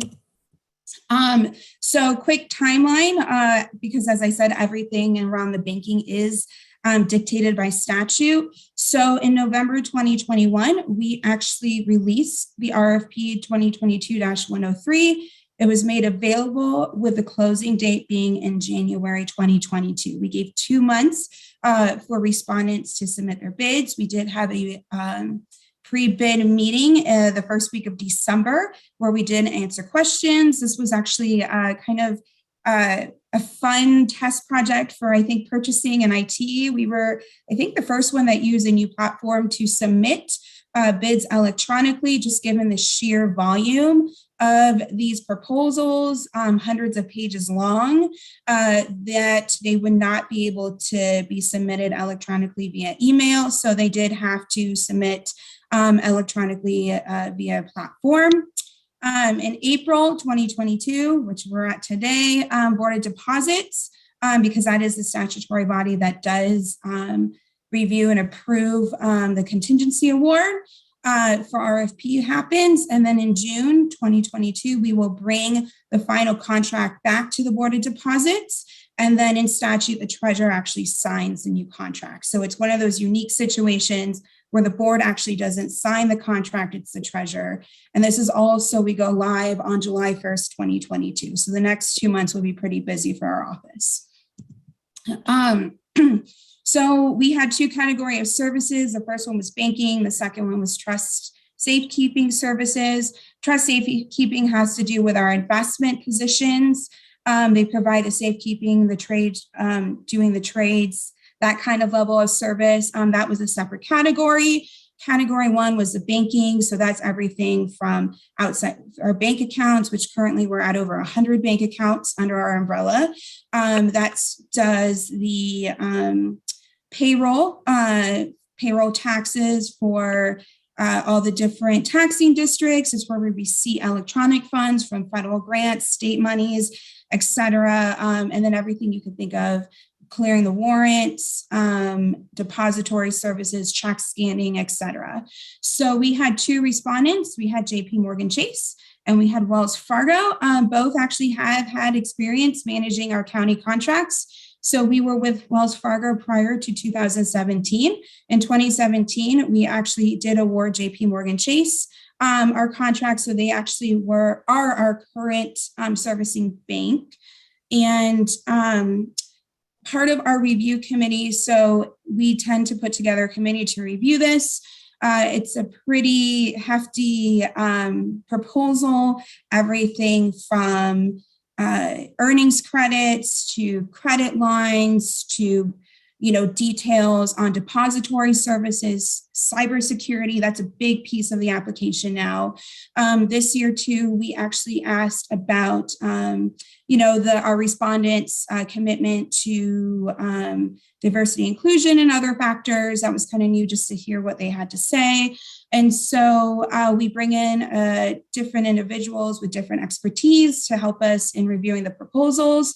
So that committee this year included myself, Helen Costello, who is the Assistant IT Director at the county, Sharon David, she's the Administrative Manager for the Treasurer's Office, Matt Fowler, the IT Director for the county, Judy Marfichuk, she's the Chief Accounting Officer with the NARBA Institute. She was our expert in terms of very large handling of cash flows. Erin Tute, who is with CCASD, she was there really looking at it from the special districts and school districts point of view. Abby Velasquez, who's a senior accountant with finance, and then Sue Waka, who is the chief deputy treasurer. So that rounded up our committee. We had our first meeting in March. Copies of the proposals were sent to them in February. They had about a month to review them. We then met in March, had some additional questions for both responders, then met virtually in April and made a recommendation, which is what we're here to present to you today. So our recommendation is that the Board of Supervisors, acting as a Board of Deposits, make a contingency award to JP Morgan Chase Bank for Category 1 banking services. And what really stood out for the committee was, one, their commitment and their explanation to cybersecurity. That's really top of mind for us, especially when we talk about, our office has over 300 million, ranging from 300 to 375 million on deposit with us during the fiscal year. And so cybersecurity is really important as it ties to cash for our, not just for the county, but for all the taxing districts. And the other piece was pricing. JP Morgan did have come in with a lower pricing, which of course is beneficial to us. I do want to let you all know that cost for banking services do not come from the general fund and are not included in the treasurer's budget. By statute, we are allowed to use earnings credits from our investment earnings to offset, to pay for banking services, which is what we do. So there's this whole level of fees that my office covers from interest earnings that are not actually coming from the general budget or general fund and the county's actual budget itself. So where we're at today is really just at that April meeting. We have with us today Dan Warren. He is an executive director, relationship executive with JP Morgan. He's actually based out of Phoenix. He will be the Coconino County relationship manager. A couple of other key team members I've included on here. With that, I will turn it over to Dan just to say a few words, and then I will be open to any questions. I told you I would be very fast on this. Thank you, Treasurer Benatar, and good morning, Madam Chair and board members. Thank you again for the invitation, Sarah. Much appreciated. And more importantly, I say thank you to Coconino County for putting your trust in us for this next contract period. We certainly do not take that lightly by any means. Sarah talked about a little bit some of the categories and the criteria. I mean, it goes way beyond. We talked about the 100+ accounts, but it goes way beyond that. It's the relationship team. It's building that continuity. We talked about credit lines a little bit. Clearly, those are integral to the districts between when they receive tax proceeds. So that's another key component of the contract beyond just the general banking. Also included in when we talk about banking is Treasury services. Treasury is really related to, how the county receives money from a receivables perspective. How you're dispersing money. Is it the most efficient way? Is it the cheapest way? And probably now the most important, is it the safest way? So I think those are things that, we bring to the table. And I feel very confident in the next 5 years that we'll be able to really even evolve more of what we're doing. Treasury, you mentioned about cybersecurity. That is one of the biggest things and focuses on us as a bank. We look at ourselves as a bank, but now it's probably more of a tech company because we're having to really combat so much fraud across the industry. And we talk about check fraud and ACH fraud and wire fraud and all these different things. So I think about a year ago, we actually did a fraud seminar specific to Coconino County, and some of you all probably attended that. So, these are things that we really want to bring back to the county as just value adds. And certainly, like I said, we're very appreciative of the business. We look forward to the next 5 years. With that, Sarah, I'll turn it back over to you. Sarah, we're having a hard time hearing. Oh, there you go. Sorry, there I am. Okay, I was just stopping sharing my screen. Thank you, Dan, for your comments and the additional information. I just want to point out that the services we offer, as Dan pointed out, isn't just for the county and all the county departments. It is for all the taxing districts. So all the schools, the fires, the water improvement districts, the hospital districts. So this impacts all of them and our ability to make sure that we are being able to provide at least that financial stability so they can focus on their services and not have to worry about, are our staff going to get paid? Are the lights going to stay on? Where did all of our money go due to fraud? So that's something that our office takes the responsibility of very seriously. With that, I am here to entertain any questions at this moment. Thank you, Chair and members of the board. Thank you, Treasurer Benatar, and also Mr. Warren from JP Morgan Chase. Really appreciate you being with us this morning. And we also want to thank the team, the review committee. It looks like you had a great review committee. We appreciate their recommendation. So members of the board, we have before us a recommendation from that review committee to do a contingent award to JP Morgan Bank for Category 1 banking services. Any questions from members of the board? Madam Chair, Supervisor Ryan is walking back to his office. He got his audio, so he didn't miss anything. Just give him a minute to get over to his. No problem. Thank you, County Manager. Any questions while we're waiting for Supervisor Ryan to get back online? I'm here, Madam Chair, and actually, I appreciate the recommendations. Sarah gave an update to me earlier as well, and look forward to the opportunity as we proceed here. If there are no questions at this time, I'd entertain a motion to do a contingency award to JP Morgan Bank for Category 1 banking services. Do I have a motion? Madam Chair, I'll go ahead and make that motion. Supervisor Ryan has made the motion. Do we have a second? Supervisor Judy Begay has made the second. Members of the boards of deposits, all those in favor, please signify by saying aye. Aye. Aye.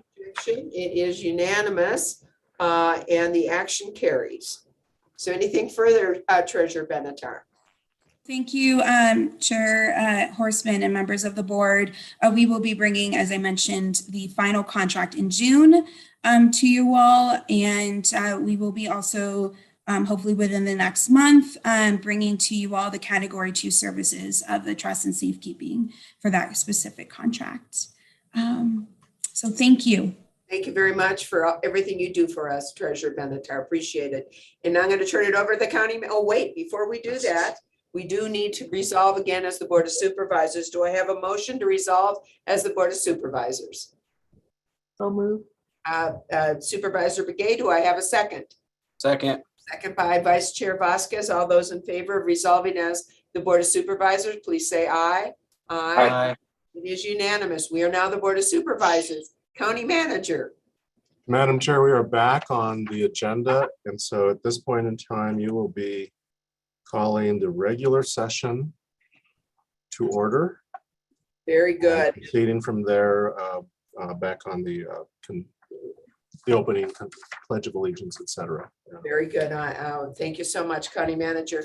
Members of the board, we are now going to resolve as our general regular session of the Board of Supervisors. So with that, we have a call to order. Then we'll go into our Pledge of Allegiance. Patrice Horseman, District 1, Chair of the Board of Supervisors. District 2. Jeronimo Vasquez, Supervisor, District 2, and Vice Chair. District 3. Matt Ryan, District 3 Supervisor. Thank you, Madam Chair. And Welcome, District everybody. 4. And Judy Begay, District Supervisor number 4. And as has been indicated earlier, Supervisor Fowler is not going to be able to be with us for a regular session. She's doing county business in West Virginia right now. So we appreciate her work there. So members of the board, now is the time for the Pledge of Allegiance. And I will ask our clerk to please put up the flag and the pledge.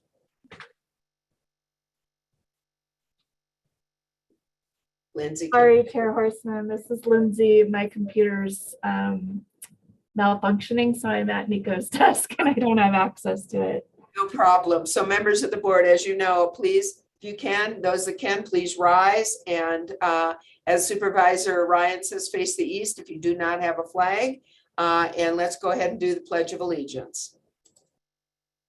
I pledge allegiance to the flag of the United States of America and to the republic for which it stands, one nation, under God, indivisible, with liberty and justice for all. Thank you. All right, now is the time in our general session where we have a call to the public.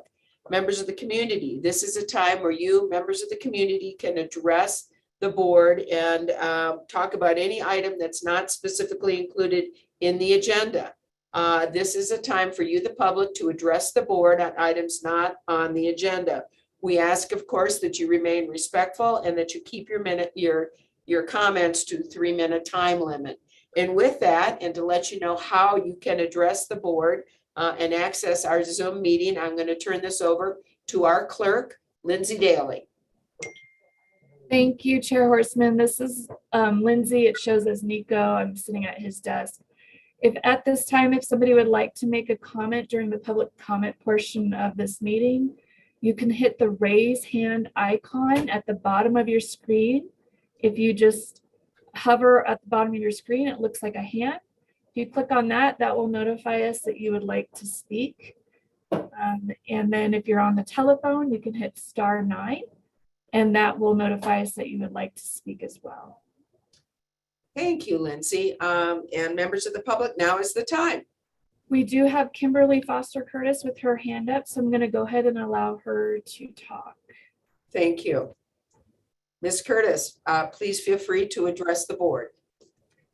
Madam Chair and members of the Board of Supervisors, thank you so much. I just sat through this special session and was so impressed at the work you do and all of the community members, so thank you. I am a member of an organization called Fossil Free Arizona. We are a Flagstaff-based organization whose mission is to honor the earth and its peoples by doing everything we can to stop the money pipeline to the fossil fuel industry by redirecting investments to fossil-free funds and to companies that support our future.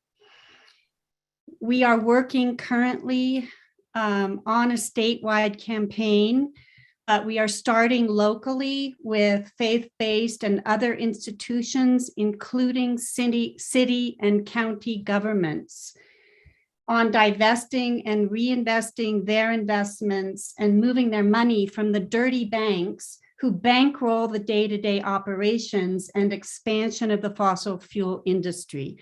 I'm here today because we were chagrined to learn, and we are doing our research, that you were considering renewing Chase as your service bank.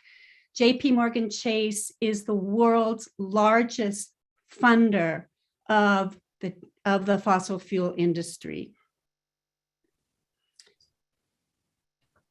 This is a long-term struggle, I think, and there's increasing support in Flagstaff and in communities across the country to defund banks that are fueling the climate crisis. And of course, it's ironic that this just followed this huge discussion of fire in our climate-prone community.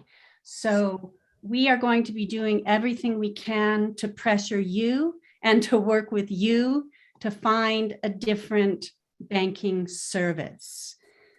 So I'm here just to tell you that, to put you on notice that many of us in this community are very concerned that our county is using the world's top dirty bank. Thank you very much. Thank you, Ms. Curtis. One of the things I failed to say with our call to the public is, since it is not on our agenda, we cannot address comments or responses. We can turn this over to administration or put this on a follow-up board meeting if necessary. So Ms. Curtis, thank you for your comments. Thank you. Any other call to the public? Any other items for members of our public?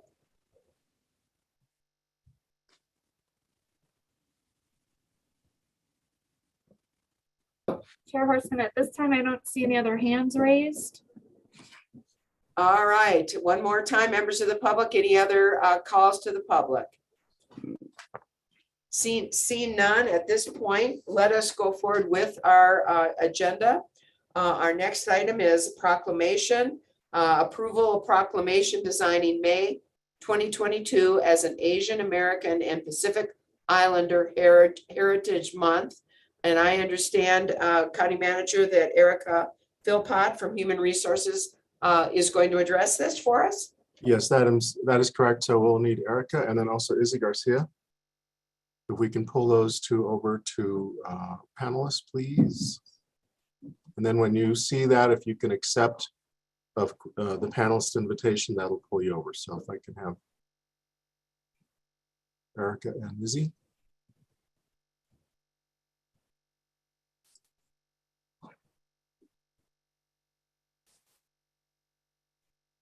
Okay, how are we doing over there, Lindsay?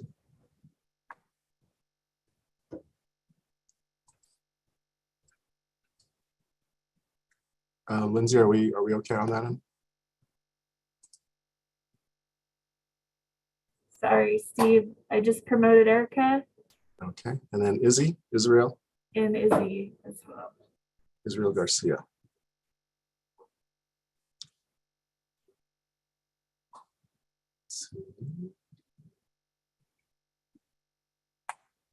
Okay, and Izzy, if you can unmute just to make sure your mic is okay. Erica, the same. Morning. Okay, Izzy, are you there? Yes, good morning. Okay, Madam Chair, we can proceed with the item. Thank you, Erica. Can you please proceed? Sure, I'd be happy to do that. Good morning, Chair Horseman, members of the board. Very excited to be with you this morning to bring forward for your possible action and consideration this proclamation designating the month as Asian American, Native Hawaiian, and Pacific Islander Heritage Month. And we have the Diversity Committee has planned a bunch of events that I'll share with you after the proclamation, but we have Israel Garcia with us this morning from Juvenile Court to read the proclamation. Thank you, and thank you for being with us, Izzy. Appreciate it. No problem. Good morning, Chair, Vice Chair, Member of the Board, County Manager Peru. My name is Israel Garcia, and I'm a native Filipino born on the Philippine Islands. I'm pleased to read the following proclamation designating May 2022 as Asian American, Native Hawaiian, and Pacific Islander Heritage Month. And I read, Coconino County Proclamation designating May 2022 as Asian American, Native Hawaiian, and Pacific Islander AA/NHPI Heritage Month. Whereas the Coconino County Board of Supervisors joins citizens and local governments across the country in celebrating May 2022 as Asian American, Native Hawaiian, and Pacific Islander Heritage Month, recognizing the history and achievements of Asian Americans, Native Hawaiians, and Pacific Islanders who continue to build our nation. And whereas Coconino County reflects on the tradition of leadership, resilience, and courage shown by AA/NHPI communities. And whereas Coconino County honors the 2022 theme, Advancing Leaders Through Collaboration, noting the dynamic role Asian Americans, Native Hawaiians, and Pacific Islanders have played with their contributions to our sciences, arts, industry, governments, and commerce in Coconino County and beyond.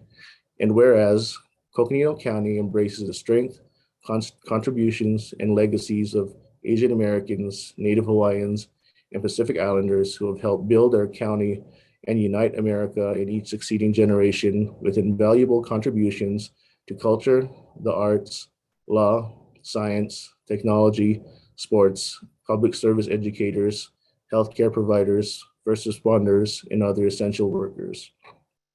And whereas the Coconino County Board of Supervisors recognizes the first presidential proclamation, Proclamation 4650, issued by President Jimmy Carter on March 28, 1979, for Asian Pacific Islander Heritage Week.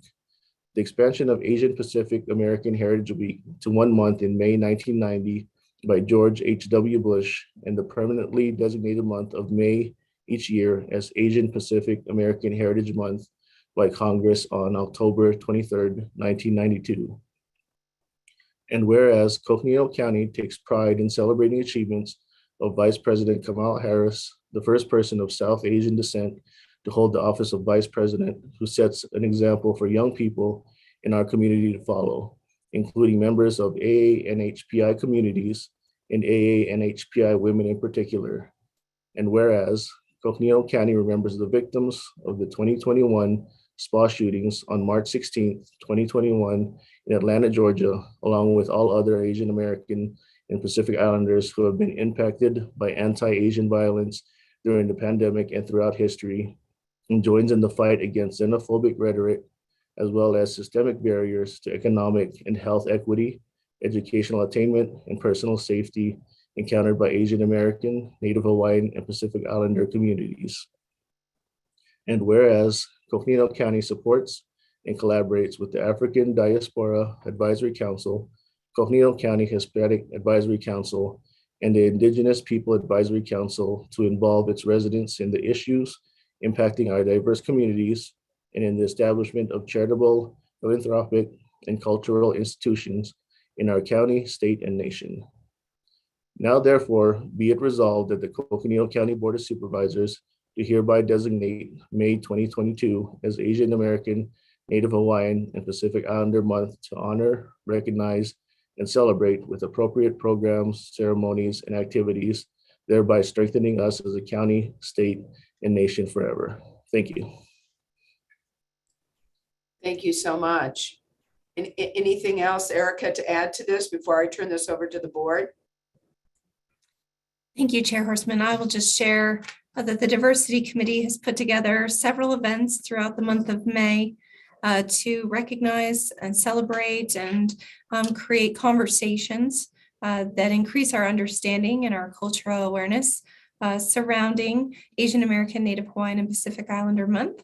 And starting on the 2nd, we will have Jared Nishimoto from the courts will present the art of origami. We have an event, another lunch and learn on Wednesday the 4th by Lena Whalen, who's an FLP alumni who is going to talk about Asian American history in Flagstaff. We have Felicia Fielder from the East Flagstaff Library coming virtually on the 6th, and members of our committee as well, including topics on Asian corporate and entrepreneur leaders, violence against the AANHPI community. We also have a presentation on culture and identity stereotypes by Fong Martin, our budget manager. There'll be a panel of bold women being better allies. There'll be some celebration of music and dance from Jeannie Sablon, who left the county, but is going to return to help us in our celebration, as well as a great presentation called My Life as a Hawaiian Descendant, and also some discussion of the Japanese Friendship Garden and sharing of their videos in Phoenix. So thanks to our entire diversity planning team for this month of May, including Alicia Henry, Carol Kidd, Fong Martin, Mary Cedillo, and Renee Herrera. And Renee will also be presenting a presentation on Monday, May the 9th. So we'll be getting out the schedule to everyone, and just wanted to share the excitement for the events coming up. Thank you, Chair. Thank you very much. So, and obviously there certainly is no room for discrimination or racism within our county, within the state, certainly within this nation. And we so appreciate this proclamation, and want to point out too, the contribution not only of Israel Garcia and so many others of the AANHPI community, including Lena Wallen, who is the prior Flagstaff Citizen of the Year. So I'm glad to hear she's going to take part in the activities. That's wonderful, Erica. And Vice Chair Vasquez, do you have some comments to make? Sure. I just want to say thank you to the community for bringing out this proclamation. It's really important to recognize all the different diversity in our county, and this month and this proclamation is for Asian Americans and Pacific Islanders and whatnot, and that's great. I really appreciate seeing that each culture and different diversity recognized for their contributions, not only to our country, but specifically to our county. So thank you for bringing this proclamation to us. Thank you, Vice Chair. Supervisor Ryan.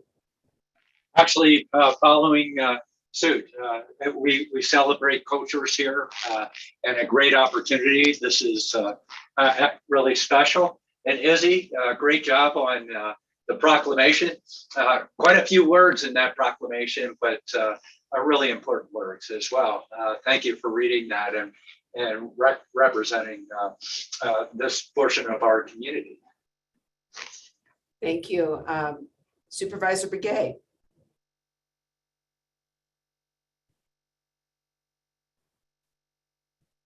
Thank you, Madam Chair. I just want to say I'm very honored to be part of passing this proclamation for the Asian American, Native Hawaiian, and Pacific Islander Heritage Month. I think that, you know, with the county doing that, it really uplifts the different nationalities and tribes, you know, of what they do and how their existence, and they feel proud of that. So in reference to the proclamation, I did some reading on this when when it came to me, and I guess during this time it's really a commemorate of the immigration to the U.S. and back in May of 1843, and then also marking the anniversary of the completion of the Transcontinental Railroad, also in May of 1869.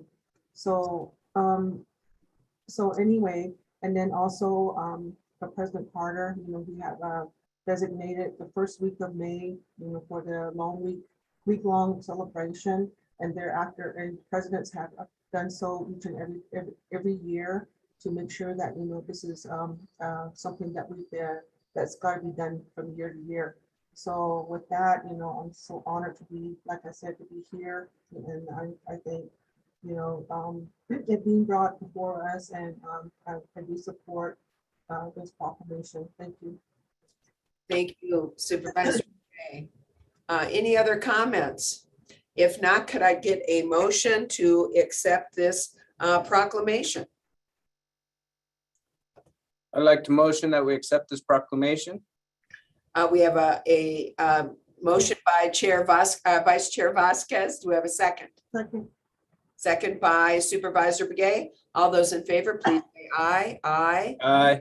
It is unanimous. So proclamation declaring May 2022 as Asian American and Pacific Islander Heritage Month. Thank you so much. Israel Garcia and Erica Philpott, thank you for bringing this to our attention. All right, County Manager, I believe we're going forward. Onward to the consent agenda. Madam Chair, the consent items that you see before you. We have one more. Consideration of possible action to approve proclamation designating. Apologies to that. So we have with us today. So we're gonna let this slide. You've been awfully busy, and we appreciate all of your efforts, County Manager. Thank you. Today we have Romy Skelton from Housing Solutions, also Sandy Flores from Catholic Charities, and we have Michelle Axland from Health and Human Services that will be providing the introduction to this. And so, Madam Chair, with your permission, I will turn it over to Michelle to give us a little bit of background on this and then turn it over to our guests today. Thank you. Thank you. Thank you, Madam Chair and members of the board. We are requesting the board to designate April as National Fair Housing Month in Coconino County. We all know how important housing is in our community, more important than ever, as we're all working to find homes for everyone and have safe homes. I am joined by Romney, Development Director of Housing Solutions of Northern Arizona, and Sandy, Senior Programs Director of Catholic Charities, and I'm very honored with them to have them here today. So Romney will get us started. Thank you. Coconino County proclamation designating April 2022 as National Fair Housing Month in Coconino County. Whereas the National Fair Housing Law of 1986, as amended by the Fair Housing Amendments Act of 1988, prohibits discrimination in housing and declares it a national policy to provide within constitutional limits for fair housing in the United States. And whereas the principle of fair housing is not only national law and national policy, but a fundamental human concept and entitlement for all Americans. And whereas individuals in Coconino County have the right to choose where to live without discrimination based on race, color, religion, age, sex, familial status, marital status, national origin, ancestry, disability, sexual orientation, gender identity, military status, and order of protection status. And whereas federal and state laws affirm the right of every person to equal housing opportunity, and whereas the talents of grassroots and nonprofit organizations, housing service providers, financial institutions, elected officials, state agencies, and others must be combined to promote and preserve integration, fair housing, and equal opportunity. And therefore, be it resolved that we do hereby recognize April 2022 as National Fair Housing Month and call upon all residents to reflect on and embrace the diversity that strengthens us. Thank you. Thank you both very much. Really appreciate the reading of that proclamation. Michelle, is there anything further on this? There is not, Madam Chair. Thank you. Thank you both. And thank you, Michelle, very much. Obviously, housing and fair housing has been one of the top priorities here in Coconino County and in most of the municipalities here in the city of Flag and all the other municipalities here in our county. So we really appreciate you being here today and reading this proclamation.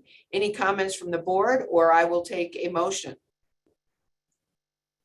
Thank you for bringing this proclamation up. Fair housing is really important. And as we see the cost of housing rising, Flagstaff, both on the rental piece and the ability to buy houses, this proclamation becomes even more important. And so again, thank you for bringing this awareness to our community. Supervisor Begay, I see you bubbled up. Yes, I just want to say thank you for bringing this forth to our attention. And I just want to say that, NPHA works to eliminate housing discrimination, to making sure that people have the opportunity for equal housing opportunities for all the people through our leadership, the education that we provide, the outreach services that we have, membership services, public policy initiatives, community development, advocacy, and enforcement of those policies. So I'm very honored again to be part of this proclamation. So thank you. And Supervisor Ryan. You can't hear you. No, you're on mute though. You're on mute. Okay, this time. As always, I seem to do that. Madam Chair, already stated, definitely a high priority in our area. You look at our community needs assessment. We have many people in need of housing, and to have the opportunity for fair housing it's a critical element. So really appropriate. And so, Madam Chair, I'll move that we approve the proclamation designating April of 2022 as National Fair Housing Month in Coconino County. Thank you, Supervisor Ryan. Do I have a second? I'll second. Vice Chair Vasquez is second. All those in favor say aye. Aye. Any opposed? It is unanimous. And Sandy and Rami, thank you so much for being here, and Michelle, and for bringing this important proclamation to our attention. Appreciate Thanks, Sandy. Appreciate it. Take care. Thanks, Romy.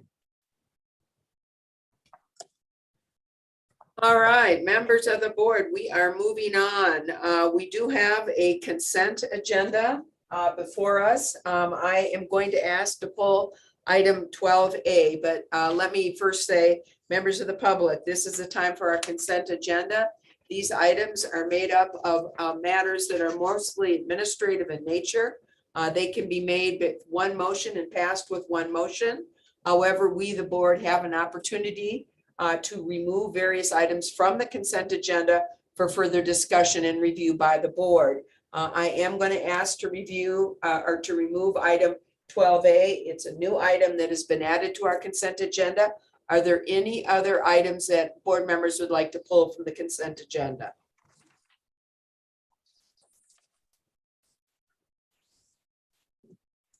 Madam Chair, I'll go ahead and move the approval of the consent agenda. They are items 5 through 17, with the exception of 12A, which is separate.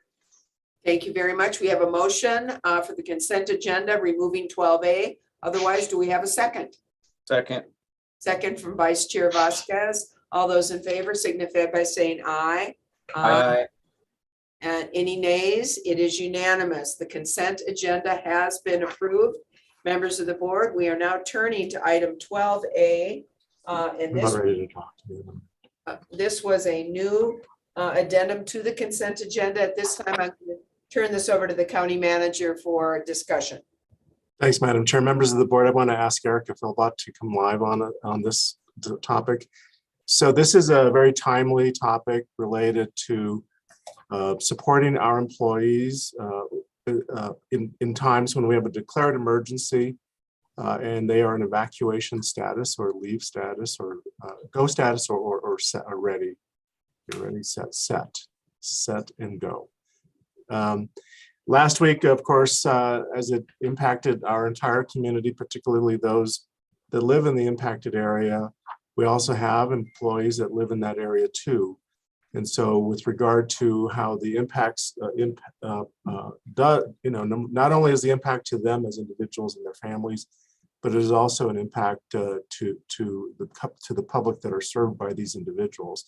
And so with that, we are proposing a leave support policy that Erica will cover that provides employees in a declared emergency to have additional leave that they can use in times, again, when they've been evacuated or they've been put in ready status and they have to prepare for evacuation. And so we did have specific instances last week rather, where this was a need. And with regard to our vulnerability, every employee, and in particular, all parts of our county are vulnerable to any kind of disasters. While we do everything to mitigate and to provide messaging related to how individuals can prepare.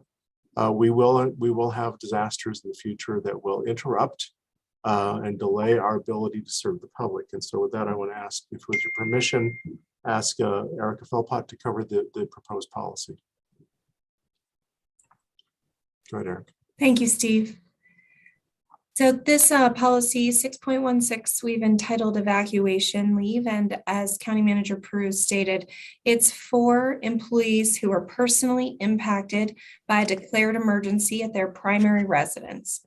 And so we, last week, I had reached out to our employees and asked if they were willing to share, that they call or email me to share how we could support them. And I want to just thank all of those employees who entrusted me with their personal stories and really shared what they were going through with the fire, with their families, many of them continuing to serve and help others as they experienced great uncertainty themselves. And so this policy provides 40 hours, up to 40 hours for regular employees who are in the set, so who are preparing to evacuate, preparing to leave, making plans, but also provides 80 hours for those who are in go, for those who are needing to move things, needing to pull things out of their home and make arrangements for those animals.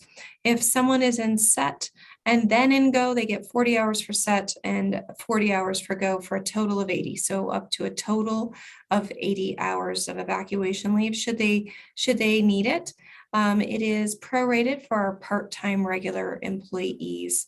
And so, of course, they could take additional time should they so need it. They could request additional vacation or other leave types. But this leave is to recognize the emergent situation and care for our employees so they can take care of others.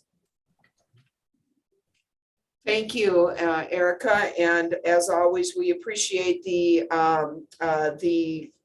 leadership shown by HR and also our county manager's office in taking care of our employees. And this is a unique situation, similar to the way we addressed with COVID and the unique needs of our employees because of COVID. And we're now entering one of those phases where of the unique needs because of evacuation orders. County Manager, is there anything else you'd like to add to this? Otherwise, we'll open it up to the board. No, ma'am. We'll turn it back to the board for discussion. Thank you. Any questions, members of the board, or comments? Yes, I'd like to make some comments. Vice Chair. I think this motion is vitally important for our staff, going through and talking to several of our public works and county sheriff's deputies over the weekend, and hearing stories of folks who are out there working 18 hours a day, but still their own families evacuated as well, shows the need for this kind of support from our county. So I'm in full support of providing this extra support for our staff during these crisis times. Thank you. Any other comments, Supervisor Ryan? Yeah, actually, I really appreciate staff looking into this and making this recommendation. It's happened over the years, and our employees are front lines. They're out there. They're putting themselves forward, and it's not just this emergency. We're looking at our other emergencies as well. So to formalize this is really appropriate. Thank you, Madam Chair. Thank you, Erica, and everybody out there. Supervisor Begay? Yes, I have a couple of comments. I'm glad that, this has been brought forth to our attention, and I'm thinking, what are previous years, how did we deal with this? Is this an annual thing that the board approves each time an incident comes? That's one question. The other one is that how is the 80 hours determined? I know that some staff were on the phone helping out during regular working hours, and so I was just wondering about that, because we don't want. I guess what I'm feeling is that if they were working during regular hours and they were making these calls, then how would we determine how much of that 80 hours is going to be given to them, and how do we, the last question I have is, how are we keeping track of the hours that they're working, or is it just 80 hours across the board? And in previous, the last question I have is that in previous incidents that have happened, how was that reverted to time off in place of being compensated? Okay. I'm new to this, so I just have these questions as it was being presented. So Madam Chair, real quickly though, we do need to do some with your audio because it is very difficult to hear you. So we'll do that during the noon hour while you guys are on tour. I'm going to like to turn over both to Erica and to Sue how we do handle overtime for hours that work, that employees are putting in beyond the 80-hour period, and then with regard to how the leave policy would be administered. So I want to go to Erica first, please, with your permission. Thank you. Thanks, Steve. Thank you, Supervisor Begay. So we will be tracking this time with a code in Munis, and so we will know how people are using this code, and it will be a separate code, but just like our other leave codes. And so we'll be able to monitor that. People will be able to take up to those amounts. If they don't need to take all of it, they won't. I know we certainly have employees who have not used all of their COVID leave, for example. And so we'll be able to see if they've used this leave and how much they've used, just like any of our other leaves. And similar to our other leaves, this leave will be counted toward the calculation of overtime. Our policy on overtime looks at the number of hours worked and the leaves taken when calculating overtime. And our non-exempt employees, our hourly employees, do get overtime after 40 hours in a work week. During a declared emergency, we have a special policy that also gives the opportunity for exempt status or salaried employees to receive straight time after 50 hours worked. And so that's only in a declared emergency, but that is also in effect at this time for those exempt staff who are working the front lines of the fire. And in looking at the hours, we looked very closely at the COVID leave because that was also a declared emergency, in looking at what people need and also in hearing the feedback that we were receiving from our employees, as well as what would be helpful to them to gather their things, to be off, to be finding different hotel rooms. We had employees who switched hotel rooms several times during the last week, who had kids who weren't able to go to school, who were taking care of others. We had employees who were taking care of elderly parents who had been displaced. And so there were lots of different things that we looked at in coming up with those hours, and then also trying to mirror the COVID leave. And this policy, 6.16, is a long-term policy. So as other emergencies, declared emergencies in our county arise, it will be in place. And so we're formalizing that where we hadn't really formalized that so much in the past. We had tried to be flexible with employees and let them go as needed, but this really helps to formalize and make sure everyone is able to have the same time that they need to take care of different things. And so hopefully we hope to not have to use this policy very often at all. But we are also aware that we live in a part of the world where, unfortunately, there are needs that arise that will require the use of a declared emergency and invoke this policy, and also that straight time policy for exempt employees. And Madam Chair, if I could ask Sue Brown to make a few comments as well. Thank you, Madam Chair, members of the board. I just wanted to appreciate Supervisor Begay's comments because she points a light very clearly on the way that the county operates in an emergency. And the fact that in many cases, each county employee, many county employees during a declared emergency actually do double duty. At any one time, they're sitting at their desk doing their regular jobs and they're on the call center at the same time. or they work after their regular shift and do overtime hours at the call center or many other jobs and populate the emergency operations center. The hours are endless during a declared emergency for Coconino County in general, certainly for emergency operations, public works, the sheriff's office, emergency management, but also for your run-of-the-mill county employees who are doing their jobs 80 hours a day and then more. So I appreciate that acknowledgement, Supervisor Begay, and also to the board. I know it was mentioned before, but it bears repeating. Thank you. And Madam Chair, one final comment. One of the, there was two components to this policy that we were sharing today. The other component is to set up a financial assistance support initiative through the use of donated vacation leave. Again, and so we're working the details out on that, but it provides the opportunity to provide financial support to employees who have encountered a disaster, impacts of a disaster. Again, the same would apply with regard to the same type of emergency. So again, those details are still working out. So we'll be in the process of setting up a financial support program for employees in the next, in the sooner than later. So again, but today is the leave portion only. Thank you. We'll be getting that information back from you. So thank you, County Manager, on that. And it was interesting this last weekend.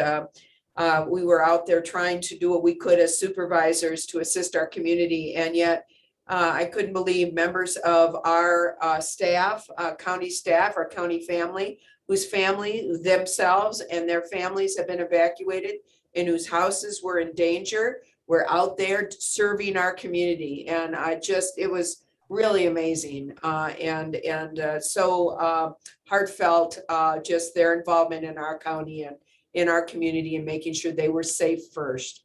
So I want to thank them, and this is an important evacuation leave, probably a long time in the coming, and I'm glad it's here. And with that, can I get a motion to accept?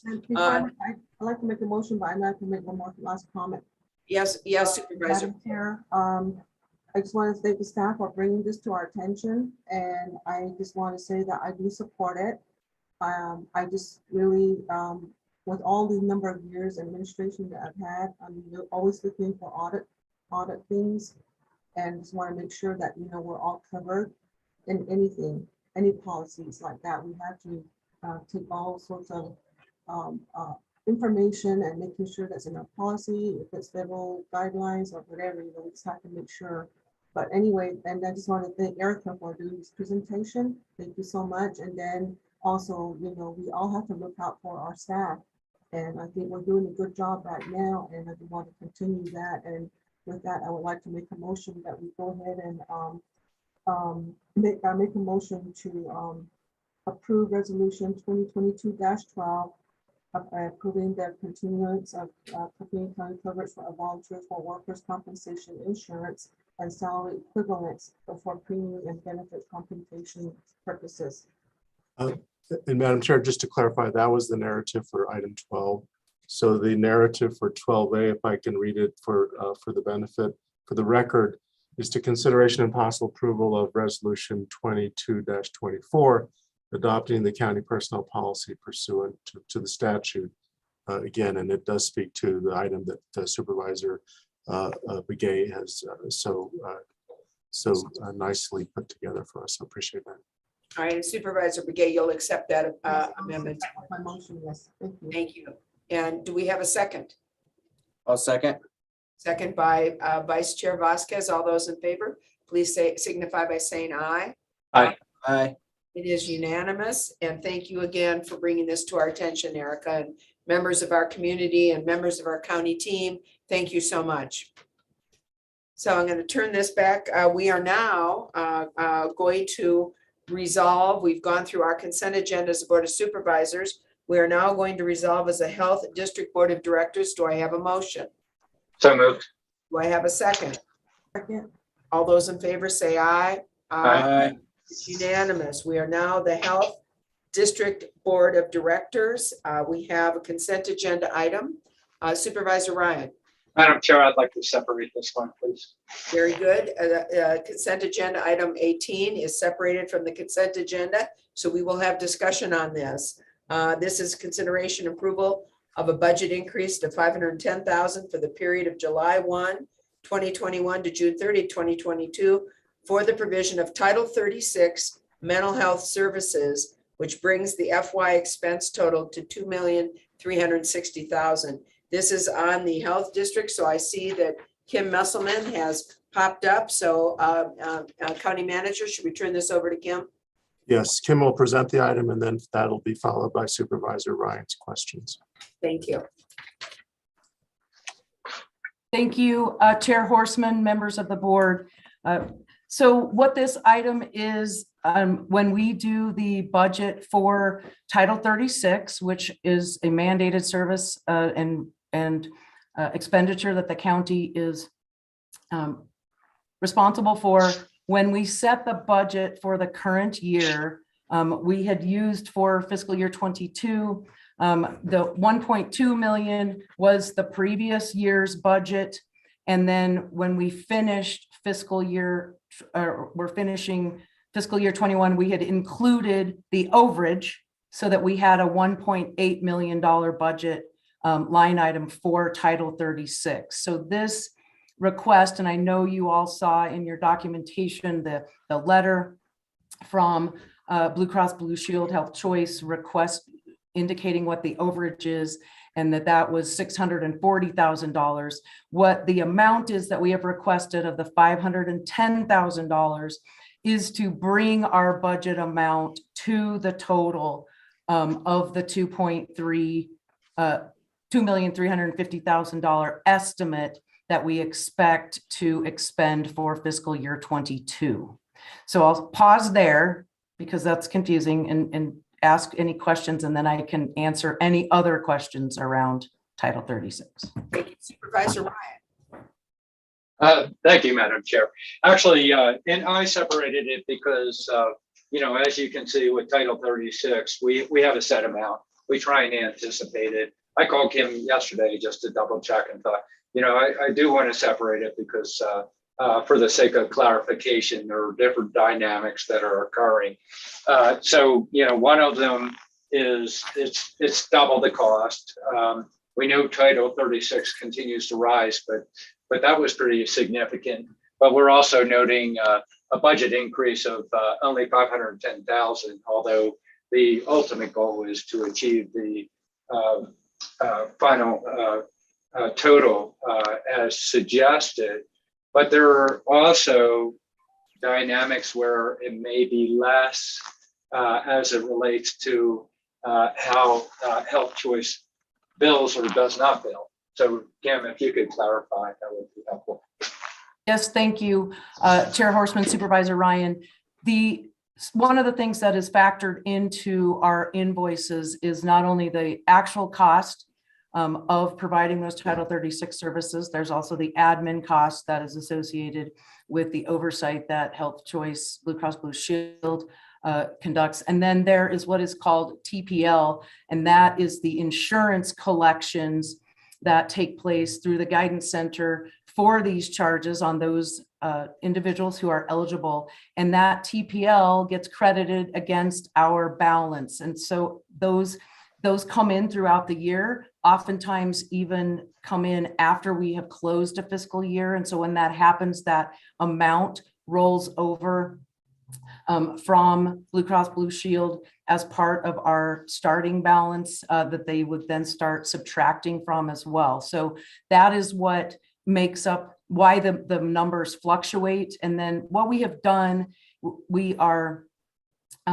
one, just for the board's awareness, one of the things that we are working on quite diligently is, as our contract is due to expire at the end of June, we are working with both Access, who currently holds our IGA, with the county regarding Title 36 services. As many of you are aware, we're also going to be transitioning to a new regional behavioral health authority in October.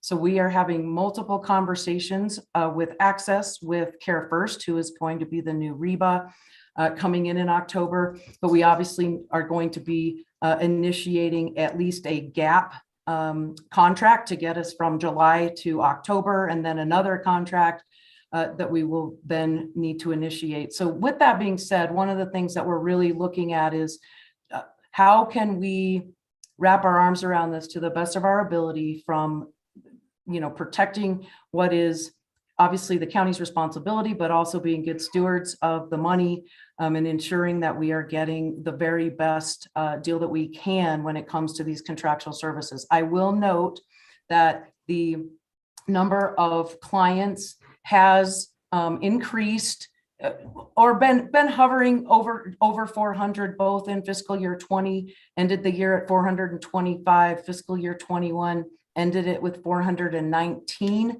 To date through March, the end of March, we are at 343. Of course, then that means we have 3 months left.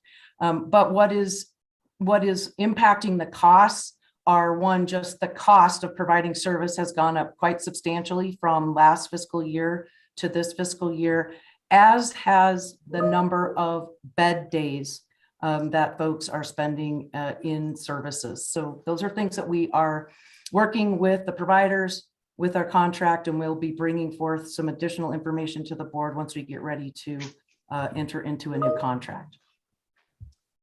Thank you, Kim. As Supervisor Ryan, do you have any follow-up questions on that? No, I just note that, really important that we see how the dynamics are playing out.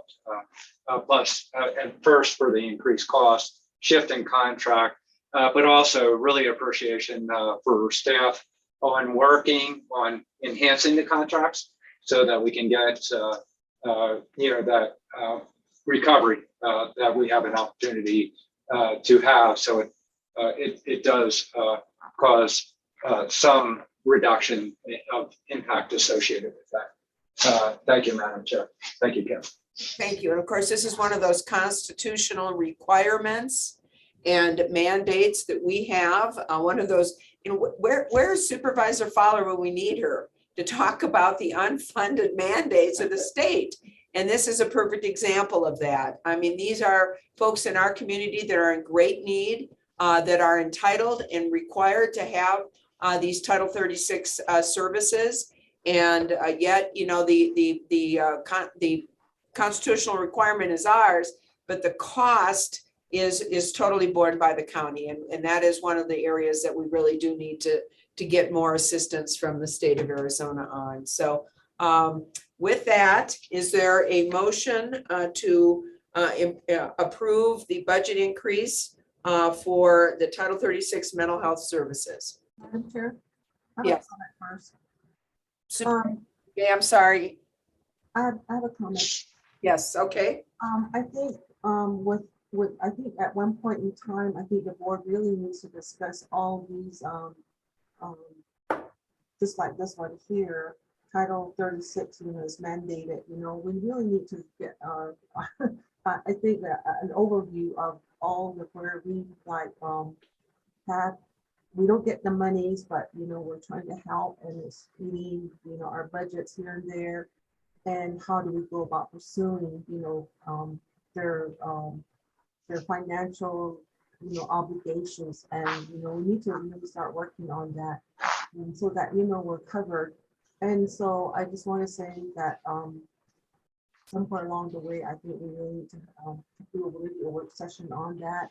Not only this particular one, but others that are out there that we know of, so that we can start planning on it and then moving forward with that. And certainly there's grant writing opportunities. I've been bringing that up since I came aboard, for financial obligations that are mandated, and we don't have the funds to do that.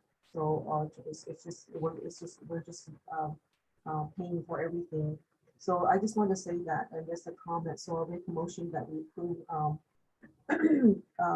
a budget increase of $510,000 for the period of July 1st, 2021 to June 30th, 2022 for the provision of Title 36 mental health services, bringing the total FY expense to $2,360,000. Thank you for that motion. Do we have a second? I'll second the motion, Madam Chair. All those in favor, please signify by saying aye. Aye. Aye. It is unanimous. Thanks, Kim. Yeah. That's unanimous. We have now passed the consent agenda which we took out of the consent agenda for the Healthcare Board of Directors. At this point, and I know at this point, we need to resolve as a Board of Supervisors. Do I have a motion? So moved. Second. We have a motion and a second. All those in favor, please signify by saying aye. Aye. It is unanimous. We are now sitting as the Board of Supervisors, but now we need to resolve as the Jail District Board of Directors. Do I have a motion? Moved by Judy Begay. Do I have a second? Second. Second by Vice Chair. All those in favor, please signify by saying aye. Aye. It is also unanimous. We are now sitting as the Jail District consent agenda, or we're sitting as the Jail District. We have before us the Jail District consent agenda. Do I have a motion to consider the consent agenda number 19 for the Jail District? Madam Chair, I'll move for approval. We have a motion by Supervisor Ryan. Do we have a second? Second. Second by Vice Chair. All those in favor, say aye. Aye. It is all those opposed. It is unanimous. It has passed the consent agenda for the Jail District. We will now resolve as the Board of Supervisors. Do I have a motion? So moved. Motion by Supervisor Ryan. Do I have a second? Second. Second by the Vice Chair. All those. I think is all we need. All those in favor of the motion, please signify by saying aye. Aye. It is unanimous. We are now the Board of Supervisors. We have an action item here, and this consideration and to approve Resolution 2022 number 18 to approve the reissuance of the Industrial Development Authority of Coconino County of Healthcare Institution Revenue Bonds, which is the Guidance Center Project, Series 2014. I'm going to turn this over to County Manager to introduce those who are going to present on this. Thank you, Madam Chair. Today with us, we have Mr. Brandon Kavanaugh, who is counsel to the Industrial Development Authority. And so Mr. Kavanaugh will walk us through the requested action and answer any questions that the board may have. So Brandon, to you. Thank you very much, Madam Chair, Board of Supervisors. Thank you for your time today. I will do an initial introduction of what the Industrial Development Authority approved, but I believe we also have participating in this matter Michael Cafiso, who is bond counsel, and we also may have a representative of the Guidance Center that can also make some, make a short presentation if you're interested, or answer some questions. This is an extension of a bond issuance that was done by the Industrial Development Authority back in 2014. That bond issuance was actually a refinance of a much earlier bond issuance by the Industrial Development Authority. And so the basically refinance that was done in 2014 is what is still in place now. We have come back to the Board of Supervisors once before, and when I do say we, that would be the Guidance Center along with the Industrial Development Authority that I represent. And the bond was once amended already back in 2016. This is an additional amendment that's being requested by the Guidance Center and the National Bank of Arizona / Zions Bank as its lender. So this is a situation where bonds have been issued by the Industrial Development Authority as a completely pass-through entity. We have no obligations as the Industrial Development Authority, but because the Industrial Development Authority is not, its board is not elected, the final approval must come back to you as the Board of Supervisors. But we did meet back on the 19th of April, and the board of the Industrial Development Authority considered the amendment and approved its own resolution to approve this bond amendment. It's a change to some of the terms in the indenture. It's a change to some of the loan terms. It does extend the term of the bonds. Basically, what's going on is that there was a balloon payment that was due in a few years, And the Guidance Center wants to change that balloon payment into additional time to pay, but then that will also increase the rate. So that's the more business terms of the background of this. And so based upon that, we've reviewed all the documents that are involved. And based upon our review, the Industrial Development Authority Board has approved its resolution. And so we now turn to you to pass your own resolution that completes that approval process. So with that summary, I'll turn it over to questions, or if Mr. Cafiso or a representative from the Guidance Center would like to make any additional comments. Madam Chair, Nathan Jones from the Guidance Center is with us, also Michael Cafiso, Bond Counsel. Welcome. Any questions or other comments? Madam Chairman, Chairwoman, the only thing I would say is just to note that there was a TEFRA hearing held. Mr. Kavanaugh was the hearing officer. Nobody showed up for that hearing, so there were no comments from the public at the hearing. He closed the hearing. And again, I think he very accurately described what we're trying to do today. The reason for the TEFRA hearing and the reason that your approval is necessary is because we're extending the maturity of the bonds from 2024 to 2029. So I just wanted to mention that. Thanks especially to Brandon for his cooperation, especially again, county staff and the board for jumping on this pretty quick to help the Guidance Center get it done before the 1st of May. Thank you, Mr. Cafiso, and welcome. And Supervisor Ryan, you have a question? Only one question, fulfilling our role. And basically it's going back to Brandon. So all federal guidelines are being met associated with this. So yes, as Mr. Cafiso mentioned, I did handle the TEFRA hearing. That's the only side of things that we would handle. For the federal side, the rest of it will certainly be covered by bond counsel and their opinion letter about the satisfaction of federal requirements. But yes, as far as we're aware of everything, as we present it to you, everything is proceeding as it should under state and federal law. And then I asked the same question of bond counsel. Thank you.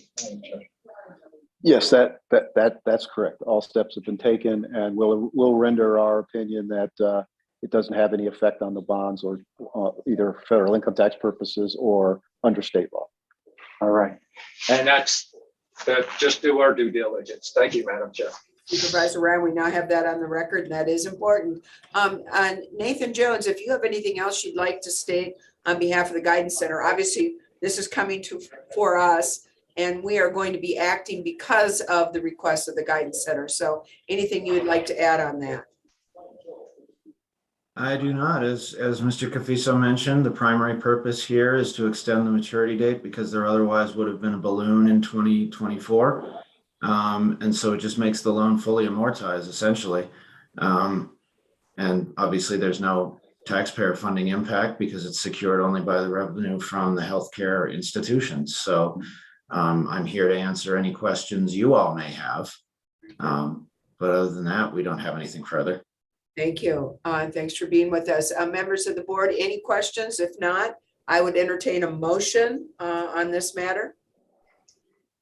Madam Chair, I'll go ahead and make the motion if that's okay with you. I'll go ahead and move that we approve Resolution 2022-18 approving the reissuance by the Industrial Development Authority of Coconino County, Arizona, as the issuer of healthcare institution revenue bonds, the Guidance Center Project Series 2014. Thank you. Is there a second? A second. Second by Vice Chair. All those in favor, please signify by saying aye. Aye. Aye. Any objection? There's hearing no objection. It is unanimous. Action item 20 has in fact passed. So thank you for being with us this morning. And we'll move on. Madam Chair, very quickly, if I could very quickly just do an agenda check right now. So the next item that you'll be considering is item number 21. The board is scheduled to go to the tunnel fire on a tour. What I would like to propose, of course, we do have public hearings, so we would need to get through those. But question to probably Lindsay and Lucinda, is the public hearing on the wildfire ordinance, is that a time specific or is that something we can push till after lunch? No, that was published, County Manager Peru. So it's So I time. think, yeah, it is time. Time certain. So, okay, so we'll have to finish that up immediately after the that item. You'll depart on the tour, and then we will dispense with the discussion portion of the agenda for this morning. So I'm sorry, just for clarification, I'm totally confused. Do you want us to hold off then on item number 21 and go straight to the public hearings? No, you'll just stay with the agenda. I'm just saying from item 27, 28, that is the discussion portion. We'll be dispensing with that from the morning session. And County Manager, and I was afraid of this. This is a heavy agenda with us today. I know we are anxious to get out there, and I know this is set on the agenda, but if we need to continue that portion of the agenda, the tour, to possibly a later time, are we going to be able to do this? Because it looks to me like we're running really short on time. Madam Chair, other than yourselves going out and doing the tour, there was no other, we had no other individuals as guests to that tour. So the board could choose if you for agenda purposes to postpone the tour until later this week. All right, why don't we continue to go through on the agenda, and when we get to that, we'll see, but I have a feeling we're going to run out of time on this, which is unfortunate, but we're getting our work done, and we can do that tour later in the week. So members of the board, number 21, this is an exciting action item. This is consideration and approval of the purchase agreement for real property located at 3160 Tovar Trail in Flagstaff. And with that, I assume we are turning this over to Cynthia Nemeth to talk about this item. Great, thank you, Chairwoman Horstman, members of the board. Got a little something going on here, so bear with my voice today. This is a very exciting opportunity for the county. What this is a parcel which is adjacent to the county's already owned Coconino County Pump House Natural Area. This would expand the area by an additional 6 acres. I remind you that this area has significant ecological value because of its proximity to the wetlands, and is also part of the wetlands. It has a drainage, and it has a natural pond on it that is part of this larger system. And I know that there's a significant resident and community interest in this. And we have been fortunate enough to connect with the owner. They are a willing seller. And what I am asking today is for the board to approve the purchase agreement in its draft form. But there's really just a very few pieces that we need to connect with the owner on to button up. But the most salient and fundamental terms of the agreement have been agreed to by the seller, that being the cost, that being the earnest money, that being the time between now and the day that we close. And some of the other pertinence of like surveys and due diligence and closing costs. And I guess with that, I'm happy to take questions. I will say that Mr. Richard Glancy, the property owner, has been invited to this. I don't know if he's with us, as has our representing our realtor, Mr. Dennis Kelly. They both have been invited and made aware of this meeting. I don't know if they are with us. But I wanted to recognize them if they are here today. But anyway, so I'm happy to take any questions at this point. I'm going to turn this over to Supervisor Ryan, but before I do that, is Mr. Glancy with us? Or the real estate agent with us? Lindsay, do we know if they're on and possibly haven't been promoted to panelist? Madam Chair, it does not appear that either of them are on at this time. Very good. Supervisor Ryan, I'm turning this over to you. You've had a lot to do with this. Thank you, Madam Chair. And actually, I'm excited about how Mr. Glancy is working together with Mr. Kelly and with our staff. and everybody working with their due diligence to expedite the process to add to the wetlands in Kachina Village, Pump House Wash natural area. It'll be a great contribution provided we complete this transaction. I do have one question for Cynthia for the sake of this.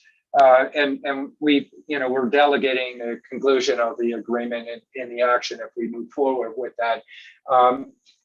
Related to that, once we do, what is the clock associated with this in closing? 45 days. Okay.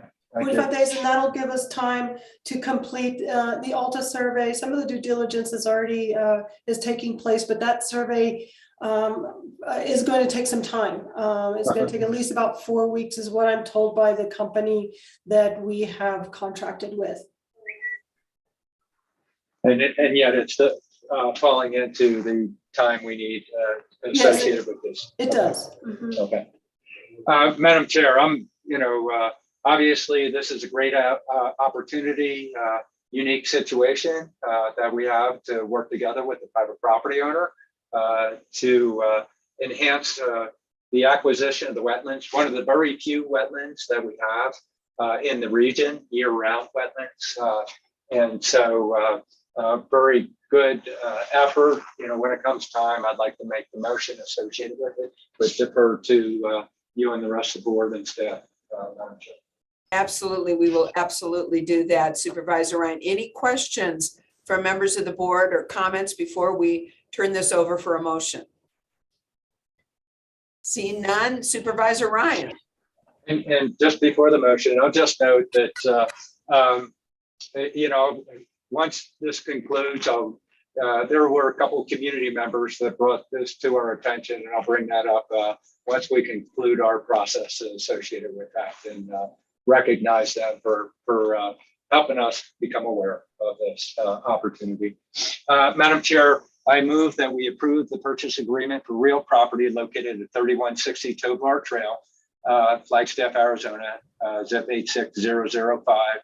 That's APN number 1161703F, not to exceed the purchase price of $300,000, contingent upon the review and approval of the specific contract language by the county attorney, and authorize the county manager or his designee to sign all documents related to the purchase agreement and escrow documents, approve the expenditure of additional funds not to exceed $100,000 for due diligence activities related to the purchase, and authorize the finance department to issue a $25,000 check for earnest money as outlined in the purchase contract. That is my motion, Madam Chair. Thank you for that motion, Supervisor Ryan. Do we have a second? I'll second.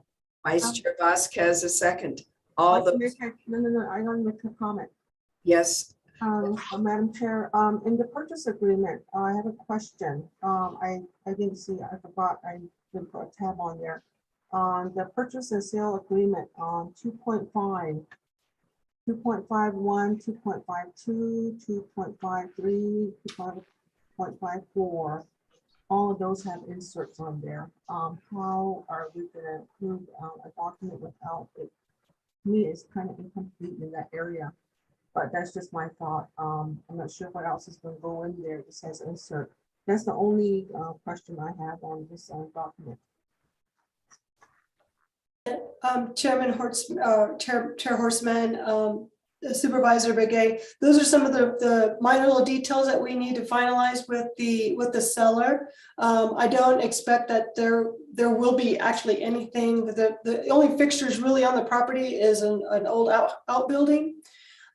There is a lessee currently that has an agreement with the owner. It's a person who, he operates beehives. He's a beekeeper. And so there are bee boxes and there are, empty drums. Some might have honey in them. We don't know. But those are the only things that are really on the property, aside from fencing and things like that. But we need we want to make absolute sure with the seller on that. And so those are just the final little details that we need to circle back with the seller on, and we'll get that all squared away. But the more salient fundamental pieces of the agreement have been agreed to by the seller. Thank you for that clarification. We have a motion and a second. All those in favor of the motion signify by saying aye. Aye. Any opposed? It passes unanimously. And thank you so much, Cynthia. And thank you, Matt, for really bringing this to our attention. And it is a wonderful opportunity for the county, a wonderful opportunity for us to add to the wetlands area out there in your neighborhood, Matt. And it's such a great treasure here for Coconino County. So thank you so much for that. And Cynthia, thank you for your good work. Let's get this done. Okay, all right. Thank you very much. All right, thank you. And thank you to the board and staff on this. Appreciate it. All right, so I believe, County Manager, we are now at the public hearing portion of this. Is that correct? That is correct. Item 22, 23, 24, and 25. And Clerk Lindsay Daly will provide some guidance on how we'll be proceeding with these items. All right, so members of the board, we are here. We are going to hear public hearings on various items. Number 22 and 23 are the same agent, and they involve the very same property for different liquor license and control applications. So I'm going to ask that we take 22 and 23 together in our public hearing. I will read them individually, and then we will go forward on this. Public hearing, consideration of possible action and possible recommendation, I should say, of approval to the Arizona Department of Liquor License and Control regarding an application 188011 for a series 010 beer and wine store liquor license for Grand Canyon Caverns Inn. Agent Jeffrey Craig Miller is also with us. This is located at mile marker 115 on Route 66, Peach Springs, Arizona, 86434. This is in District 1. We also have item 23, public hearing, consideration and possible recommendation of approval to the Arizona Department of Liquor Licenses and Control regarding an application number 187982 for a series 011 hotel motel liquor license for Grand Canyon Caverns and Inn. Agent Jeffrey Craig Miller, also located at mile marker 115 on Route 66, Peach Springs, Arizona, 86434. At this time, these are the two items that we're going to have our public hearing together. I am going to turn this over to Lindsay Daly to go through the process on this. And once she does that, and if there are any questions, we'll take them from the board. Otherwise, we're going to open this up for a hearing for public comments. So Clerk Daly. Thank you, Chair Horstman. As you said, we did receive these liquor license applications from the state for both the Series 11 Hotel Motel and a Series 10 Beer and Wine Store application for this location at mile marker 115 on Route 66, Peach Springs, Arizona. And this is the Grand Canyon Caverns and Inn, and Agent Jeffrey Craig Miller, who is also here with us. We did have the application reviewed by our Sheriff's Department, Community Development Department, Health Department, and Risk Manager. They do not have any concerns regarding the comments. We did post the notice at the location for 20 days. I've not received any comments or concerns regarding the applications to be considered today. As you know, the board does not issue the license, but does make a recommendation based on its knowledge of the area. And currently the business is under new ownership and is working off of an interim permit while this process is underway. And a liquor license has existed at the location in the past. Thank you. Members of the board, are there any questions on the process before we open this up for a public hearing? Hearing none, I'm going to turn this back over to Lindsay Daly to explain to the public about we are going to be open for public hearing and public comments. So I'm going to turn this over to you, Lindsay. Thank you. At this time, if there's anybody that would like to make a comment during this public hearing, For both of these applications, Series 11 and Series 10 liquor licenses, you can hover towards the bottom of your screen where it says raise hand and it looks like a hand. Click on that icon and that will notify us that you would like to speak. If you are on the telephone, you can dial *9 and that will raise your hand and notify us that you would like to speak. Thank you. And at this time, we are open for our public hearing. You now know how you can join our public hearing.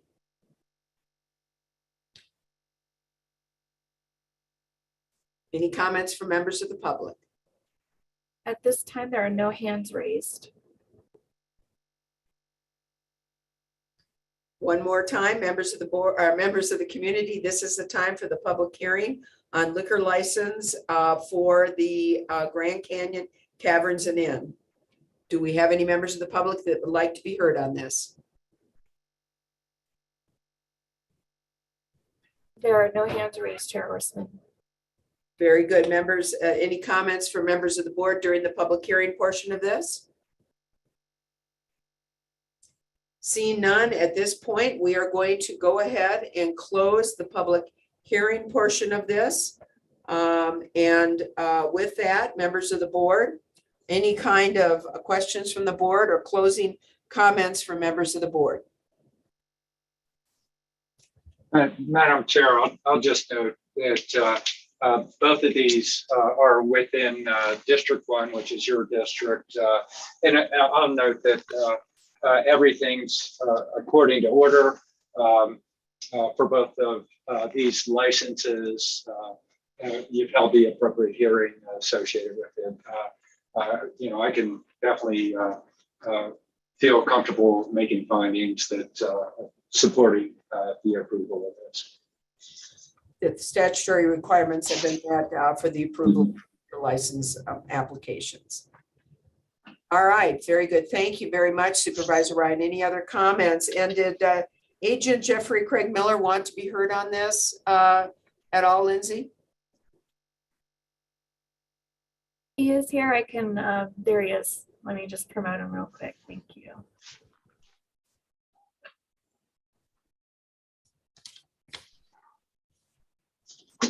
And Mr. Miller, you are able to speak if you'd like to unmute. Well, good morning, Chairman, Vice Chairman, and council members. Thank you for giving us the opportunity. This is a location that has a hotel restaurant license and it has a Series 10 convenience store license, so the customers could also, buy a bottle of wine before they go and, go fishing or go hiking. It's been an established in the area for a long time, and it's just had an ownership change. The ownership change has switched to, and I won't say it because I'll really mess it up, Tatilua Corporation, which is a tribally chartered corporation. So what you have is the tribe coming in and managing the property now and obtaining the licenses to cater to the people up in that area. It hasn't been any problems there. We don't foresee any. I did notice that and really I'm only speaking because on the paperwork that I saw you guys have, it lists one of the members as a junior and on the application, and he technically is a senior. I don't know if we need to make an adjustment on that, but he's the senior, not the junior in that. I just dropped my file, so I'll get to his name right now. Very good. Thank you for bringing that to our attention. I'm assuming that that's a clerical error that could be easily remedied. All right. Thank you, and I hope you all have a beautiful day. Thank you so much, and thank you for joining us this morning. So we now have 2 items, and we're going to take these individually, and these are in my district, so I'm going to ask members of the board to enter into these motions on behalf of the chair, if you wouldn't mind. Number 22 is the public hearing, consideration of possible recommendation of approval. We're asking for a motion for approval of the Arizona Department of Liquor License and Control regarding an application 188011 for a Series 010 beer and wine liquor license for Grand Canyon Caverns and Inn. I'll move that we accept the recommendation for approval for the liquor license. Very good. We have a motion from Vice Chair. Do we have a second? Madam Chair, I'll second the motion where we're passing it forward to the Arizona Liquor Board. Very good. We have a second by Supervisor Ryan for approval to pass, to provide our recommendation for approval to the Arizona Department of Liquor Licenses. We have a motion and a second. All those in favor say aye. Aye. Aye. It is unanimous. We will recommend the approval to the Arizona Department of Liquor Licenses for Grand Canyon Caverns and Inn for a Series 010 Beer and Wine Store liquor license. Thank you. Members of the board, we are now on 23. We've already done our public hearing. We need a motion again for recommendation of approval to the Arizona Department of Liquor License and Control regarding application 187982 for a Series 011 Hotel Motel liquor license for Grand Canyon Caverns. Do we have a motion? I motion that we approve the license. Motion by Vice Chair. Do we have a second? Madam Chair, I'll second the motion again. We're not approving, but we're making a recommendation for the approval. Recommendation of approval to the Arizona Department of Liquor License and Control. That's correct, Vice Chair? Yes, I accept that amendment. Okay, very good. And we have a motion and a second. All those in favor say aye. Aye. Aye. It is unanimous. We will be making the recommendation of approval to the Arizona Department of Liquor License and Control regarding the Series 011 liquor license for Grand Canyon Caverns. Thank you, Mr. Miller, for being with us today, and all the best of luck to you and all the folks out there at the Grand Canyon Caverns and Inn. Appreciate that. All right, we have finalized 2 of our hearings. We now have another public hearing for items 24 and 25. These also are for the same location. It's just a different series of a liquor license. So once again, I'm going to read these together if that meets the approval of the board. And we will hold our public hearing together and then we'll vote on these individually. So item 24 is public hearing consideration and possible recommendation of approval to the Arizona Department of Liquor Licenses and Control regarding an application 189047 for a series 007, wait a minute, 007 beer and liquor license for Munns Park RV Camp. The agent is Camilla Ellercron, and I apologize if I mispronounced that, located at 17750 South Munns Park Ranch Road, Munns Park, Arizona. This is in District 3. And we also have item number 25, public hearing, consideration of possible recommendation of approval to the Arizona Department of Liquor Licenses and Control regarding an application 189038 for a Series 010 beer and wine store liquor license for Munns Park RV Camp. Also, the agent is Camilla Ellercron, located at 17750 South Munns Park Ranch Road, also obviously in District 3. At this time, I'm going to turn this over to Lindsay Daly for a very brief explanation of the process we will be utilizing for this public hearing for these 2 applications. Thank you, Chair Horstman. As you said, these are both for the same location at the Munns Park RV Camp on Munns Ranch Road. And this is for a Series 7 beer and wine bar liquor license, as well as a Series 10 beer and wine store. The business is under new ownership, and they have been operating under a liquor license in the past. A notice and copy of the application was posted at both locations for the wine bar as well as the bar, as well as the store for 20 days. We have not received any comments or concerns regarding the application or the notice. And we've also distributed it to the Sheriff's Office, Health Department, Community Development, and Risk Manager for review. And they do not have any concerns regarding the application at this time. And again, the board issues a recommendation to the state regarding the license, but does not issue the license. And Ms. Alarcon is here if there are any questions. Very good. And Supervisor Ryan, I know this is in your district, so I'm going to see if you have any questions or comments before we open this up to the public hearing. Madam Chair, I just recommend we hear from the agent representative just to explain what's going on. Thank you. And can we promote Camilla?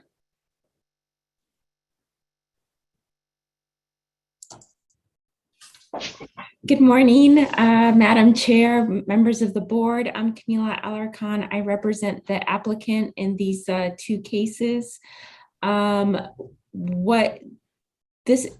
Both establishments have been, as far as I can see, licensed for decades.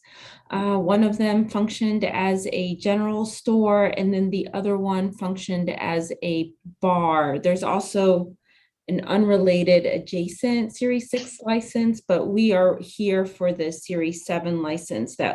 So that establishment part will function as a beer and wine bar. So I am happy to answer any questions about the capability, qualifications, and reliability of the applicant. They do own two other liquor licenses in Cottonwood in a very similar establishment, which is like an RV park, and also has, this kind of facility for its residents. Very good. So Madam Chair, and if I may, and Camilla, unfortunately, we didn't connect the other day, but we're also doing the second hearing at the same time, although, for action, we'll do it independently. So you also have a Series 10 there that you're looking at. Yes, that will be for the general store, so it can allow for off-sale liquor sales. Okay. Very good. And we are going to open this up for public hearing, but before we do that, any members of the board have any other questions or concerns before we open this for public hearing? Hearing none, we will go ahead, and we are now going to open the public hearing, and I'm going to turn this over to Lindsay Daly for her to explain to members of the public how they can access the board for this public hearing. So Lindsay.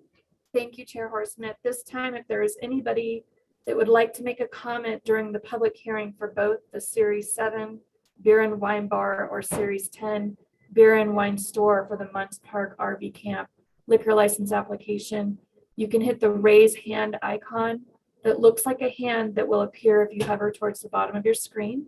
And if you hit that icon, it'll notify us you would like to speak. If you're on the telephone, you can hit *9, and that will raise your hand and notify us that you would like to speak. Very good. Members of the public, now is the time.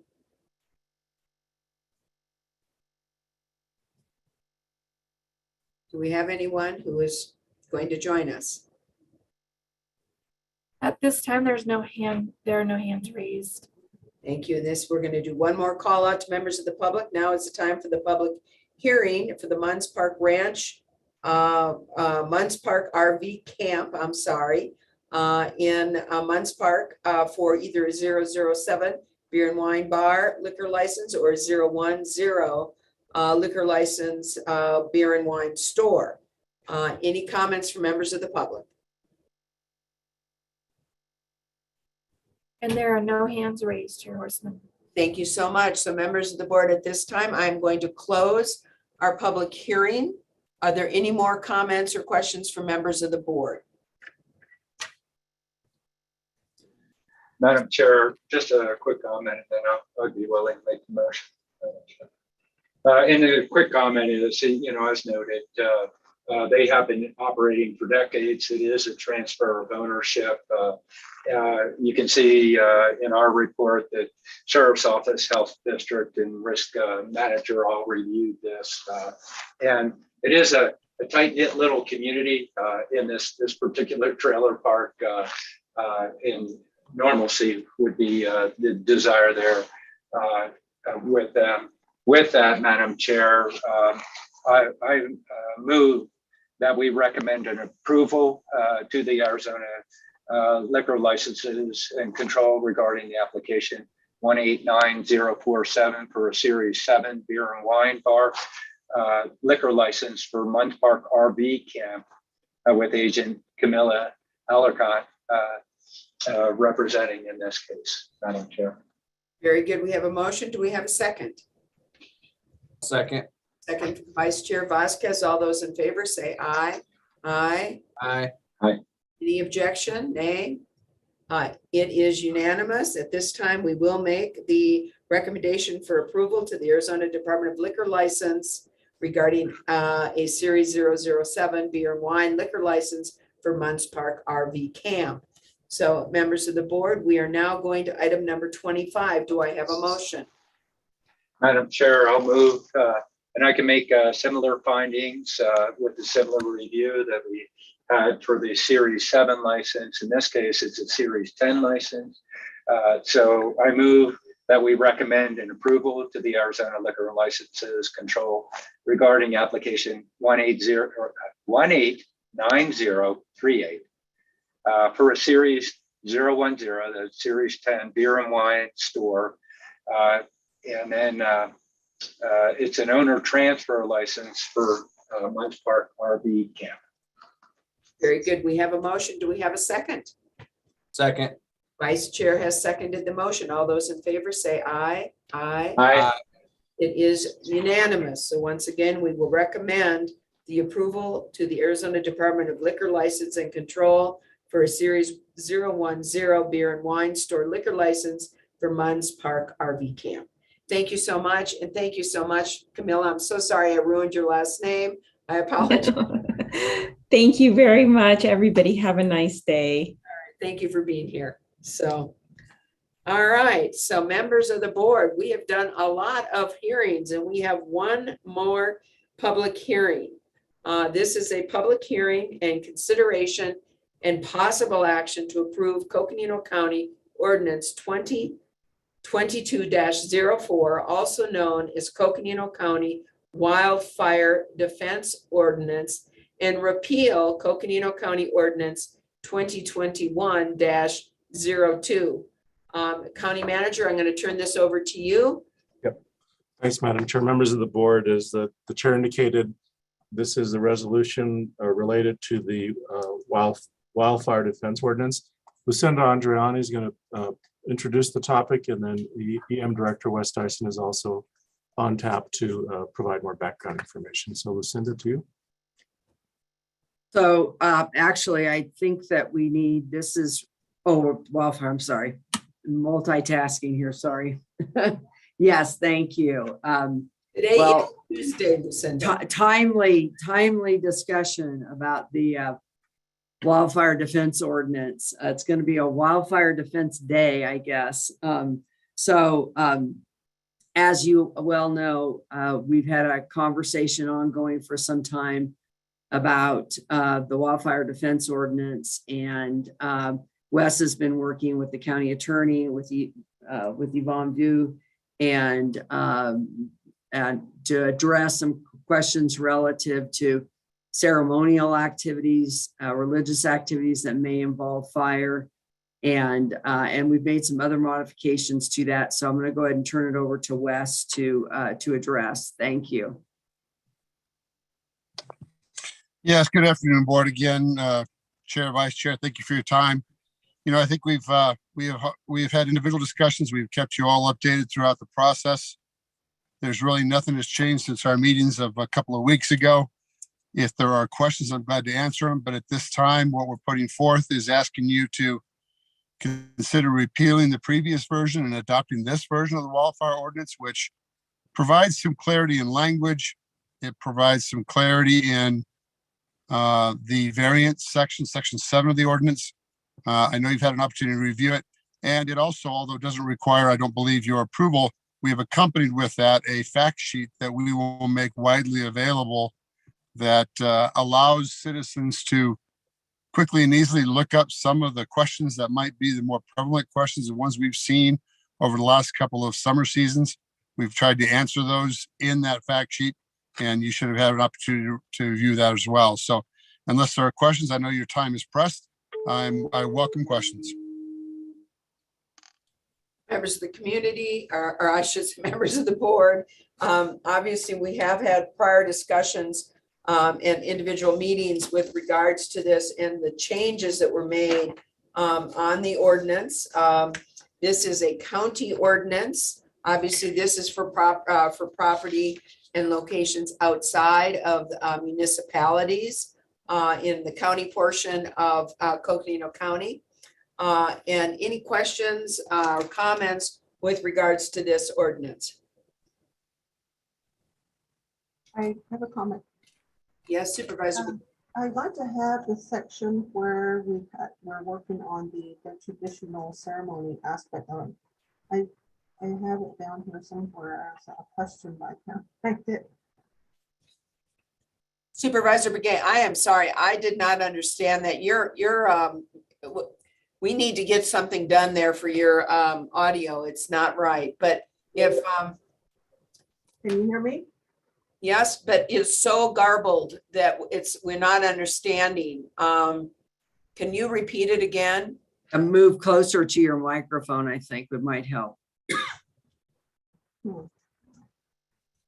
Okay. I just wanted to say that in this revision that we're doing, we talked about the traditional ceremony aspect of it. Can you elaborate more on that in that area? Wes, did you hear that? I did, Madam Chair. Supervisor Begay. So on advice of the county attorney and continued conversations with the county attorney, we are recommending in this version that we not make any specific carve out, if you will, in the statute for any organization or any group that might want to have an event. The variance section 7, is written very specifically, again, to not exclude anybody and to be very inclusive and to allow any entity that wishes to request a variance to do so. We have also improved the process for applying for that variance. First of all, the variance would request even by, for example, anybody that's a tribal member or a nation member that wishes to make a request, that request can be made. We've made sure that there are electronic capabilities, there are paper capabilities. So we've really made a concerted effort to make sure that the variance section addresses that. But in terms of the statute itself, on advice of the county attorney, we are recommending that we not include any language specific to any groups. I hope that answers your question, ma'am.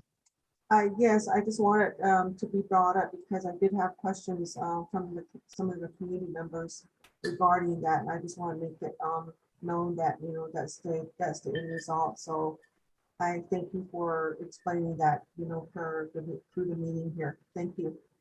Yes, ma'am. Thank you for the question. I have a follow-up question, and it's pretty easy, but it's just, is there language in this statute that says, we'll review on a case-by-case basis? You're talking about the ordinance. Ordinance, excuse me, yes. I don't believe the statute or the ordinance includes that very language, but the variance process does detail an individual application process. So by process, Vice Chair, I believe we've addressed that, but I don't think we have those exact words in the ordinance. Okay, thank you. And I guess I'd refer everybody section 7 on the written variance, which makes it clear that each individual person who's asking for a variance does specify describe the activity, location, and time at which the variance applies. So in essence, that's your case-by-case application. Thank you for that clarification. Any other? Thank you, sir. With regards to this before we open this to the public hearing? Madam Chair, I'll just comment real quick. I think we've been getting updates on a regular basis of how to enhance how this ordinance has been written. And I think there's been an extensive review And I think it's been refined down to being a really good ordinance that's been created so far. But we definitely want to hear from the public, just in case. Very good. Any other comments or questions from members of the board? All right, and at this point, we're going to turn this open for a public hearing. We're going to go ahead and open the public hearing at this time. And I'm going to turn to Lindsay Daly to provide instructions to members of the public on how they can make their comments for this public hearing. So Lindsay. Thank you, Chair Horseman. At this time, if anyone would like to make a comment regarding this item, you can hit the raise hand icon that will appear if you hover at the bottom of your screen and it looks like a hand. That will notify us that you would like to speak. If you're on the telephone, you can hit *9 and that will raise your hand and notify us that you would like to speak. Thank you, Lindsay. Members of the public, you have heard, and this is the time to be heard as part of our public hearing on this ordinance.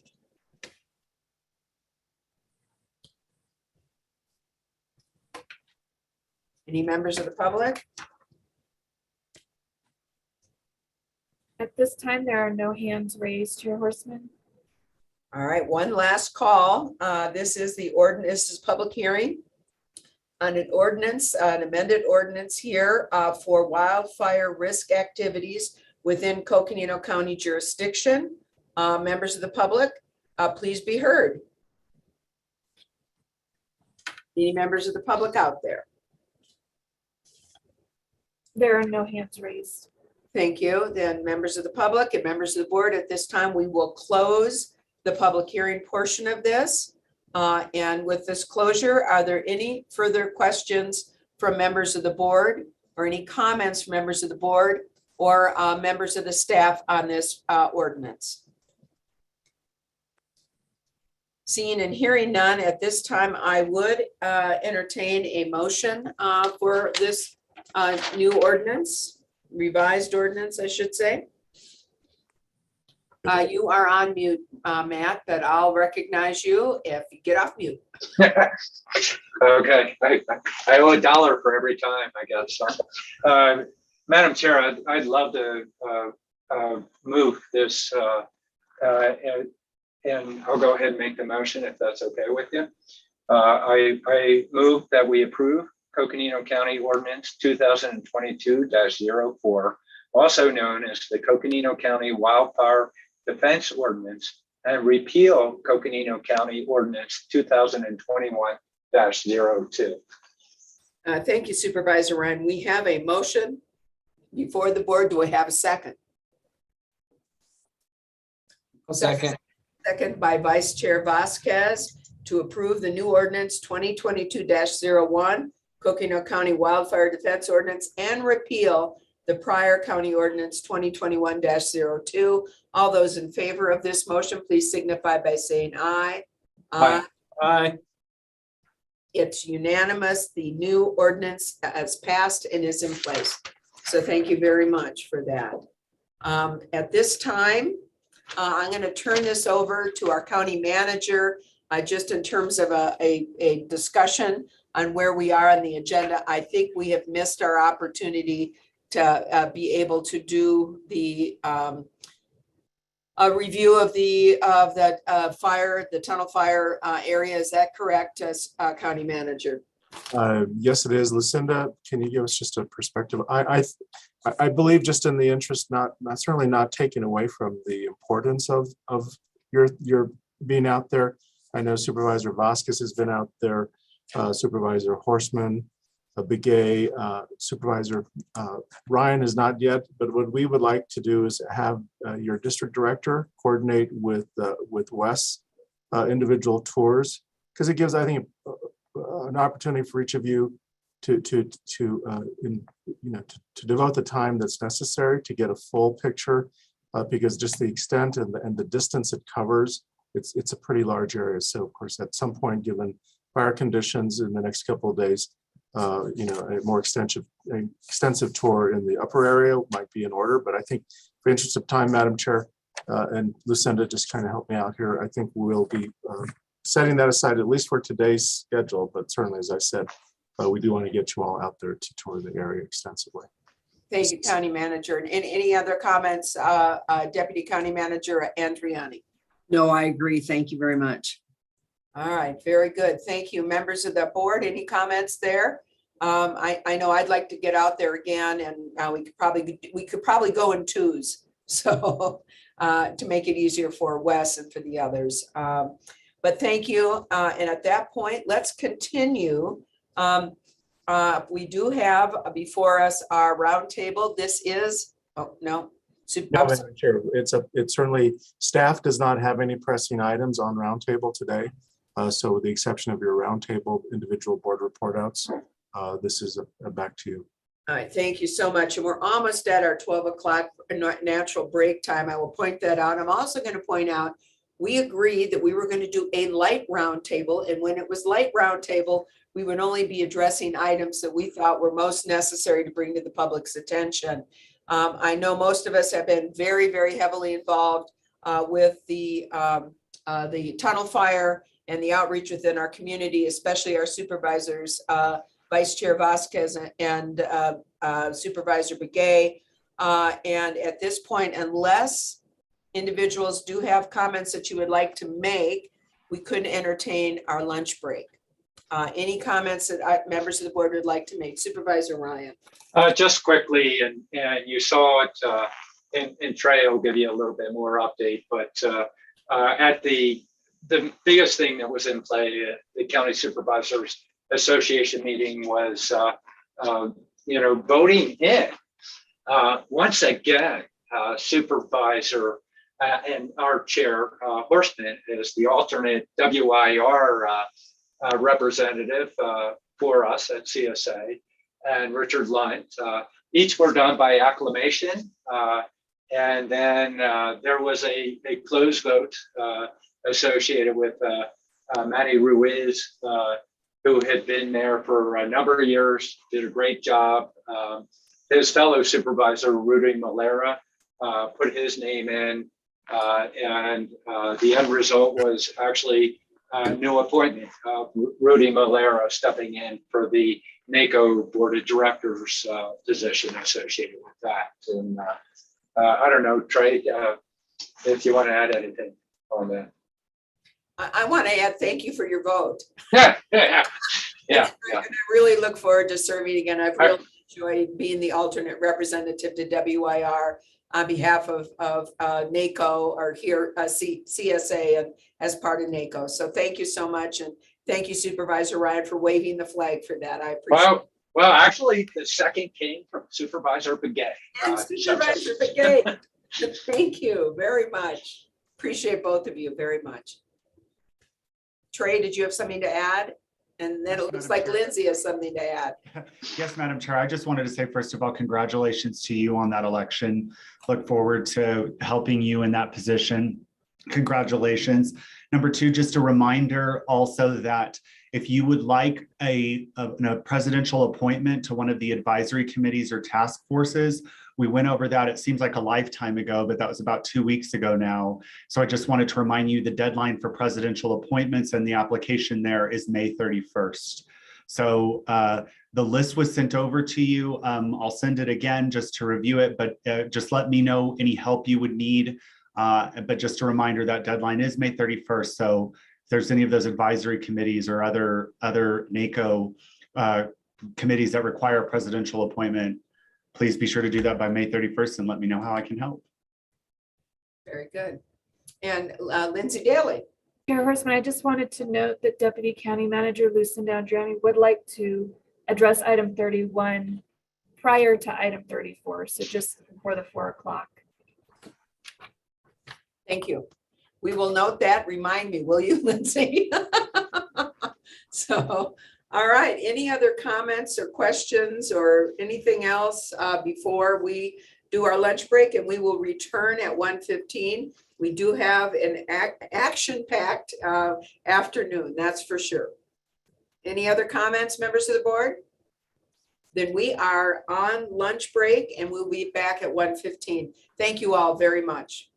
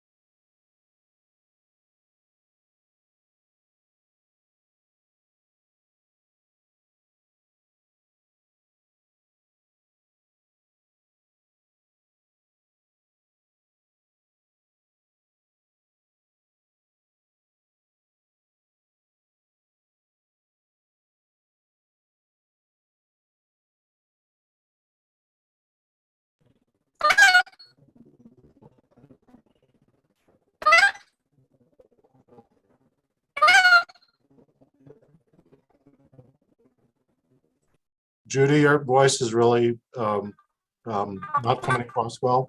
Can you leave and come back again?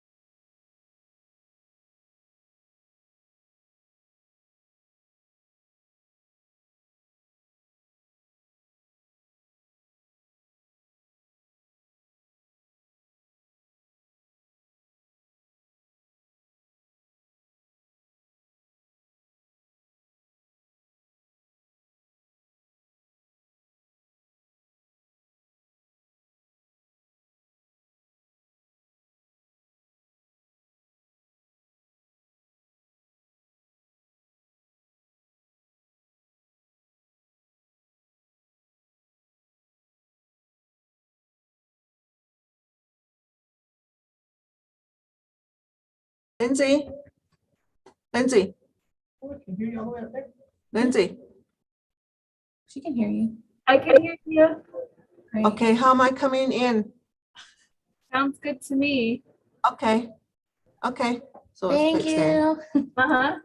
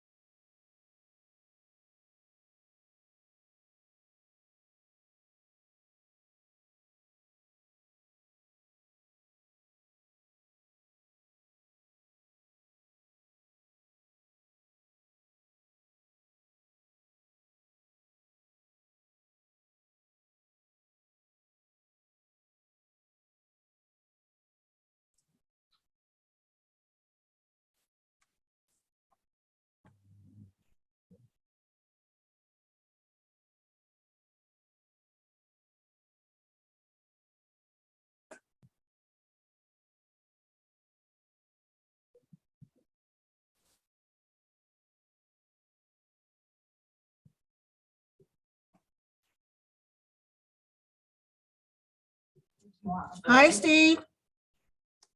Hi, Supervisor Begay. I can hear your voice all the way into my office now. You sound much better now. We can hear what you're saying. Everything. Oh, you're back in business. Yes, yes, okay. Perfectly. Way to go, Francine. Thank you.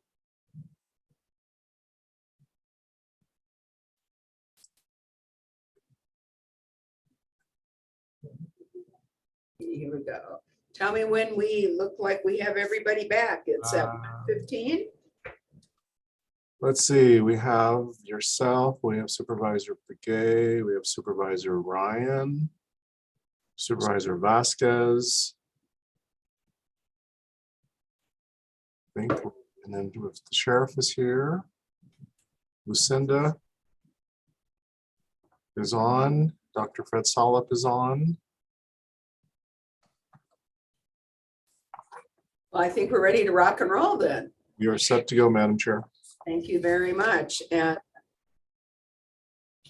thank you all and welcome back to our board meeting. And we are going to hear on the jail district sales tax extension. But before we do that, we, the board, need to resolve back as the jail district board of directors. Do I have a motion to resolve as the jail district board of directors?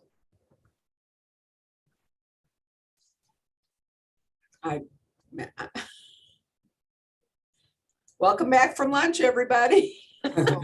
I'll motion. We come back Thank to you. the Board of Supervisors. Vice Chair Vasquez, do I have a second? Judy, try out that new audio system. Do I have a second? I'm going to second this. Do we resolve as a jail district board of directors? All those in favor say aye. Aye. All those who oppose, any abstentions, it carries. We are now resolved as a jail district board of directors. We are here this afternoon for presentation and discussion on the preliminary results of the jail district sales tax extension voter survey and the future of the jail district and possible direction regarding the board's philosophy on the jail district sales tax. And I believe, County Manager, that you're turning this over to Deputy County Manager Lucinda Andriana to present. Yes, Lucinda, are you up? Okay. I am. Good afternoon, board and and Board of Directors. We're pleased to be back with you again today. This is the third in a set of presentations that our Sheriff Jim Driscoll has brought forward regarding the jail district sales tax and the consideration of an extension of that jail tax by placing that on the ballot, as you're well aware, this November. And today with us, initially the first element of this presentation is going to be presented by Dr. Fred Solip. I think many of you are familiar with Fred. He's done probably just about every likely voter survey that's been conducted in this county over many, many, many years. He conducted the work for the increase in the jail district sales tax back in 2006, and then also for the transportation sales tax, the road maintenance sales tax in 2014 as well. And so we're very fortunate to have local expertise in this arena. He has completed the likely voter survey, and he is here today to report the preliminary results. And so we'll start with that, and then we'll turn it over to the sheriff. That'll be providing kind of a recap. We're also going to be sharing with you, Kim Messelman will be sharing today information relative to the mental health programming that the board funded through Health and Human Services. And because although that wasn't specific for the population who may be coming from the jail or in the jail, it will provide services to that population. And so we're kind of we're connecting the dots between a very important decision the board made to really support additional mental health services in our community. And I think that the sheriff will definitely speak to why that's important, that people in the criminal justice system have access to those services. So Kim will present on that element. So, and then we'll do a little bit of wrap up. So I think that's it. With that, we'll go ahead and turn it over to Dr. Solip. Fred. Thank you, Lucinda, and thank you to the Board of Directors for inviting me to present to you today. Appreciate the opportunity. I'm Fred Solip with Global Local Vision. As Lucinda said, I've done work in the county for quite some time. Global Local Vision is a Flagstaff-based research company. And the county was interested in taking the pulse of likely voters regarding the jail district extension tax, the sales tax extension. And through this survey, we served a number of purposes. One was to basically get a sense of where people stand on criminal justice issues. What's their orientation? At the same time, we're trying to understand what is their thinking about a jail tax, jail sales tax extension? Would they support it? Would they not support it? Where are they at this moment in the game? And we're also trying to understand how they react to different aspects of how that jail district sales tax is used, and what sort of information they react to, positively, negative, what resonates with the voters. Those were the general goals of this survey. So we have a presentation. Are we able to get the presentation up on the screen? Yes, Corey is supposed to be bringing up the presentation. Corey?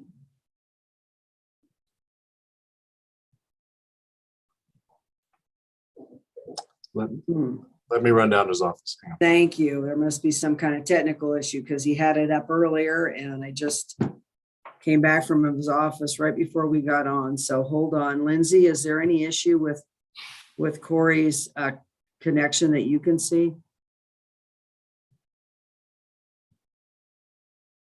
He needs to be promoted to panelist in order to present. Lindsay, please promote. Yeah, I forgot about that. Sorry.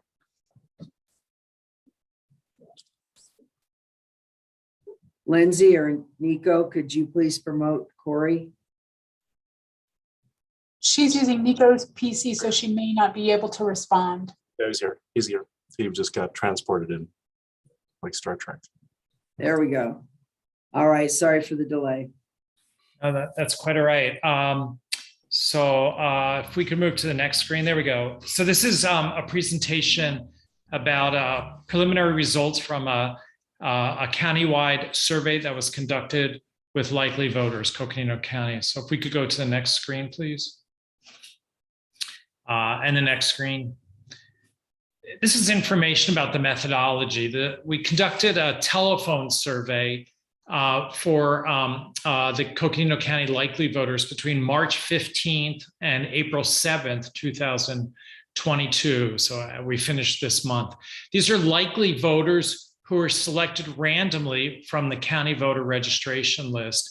And by likely voters, we're looking for voters who participated in the last two countywide elections.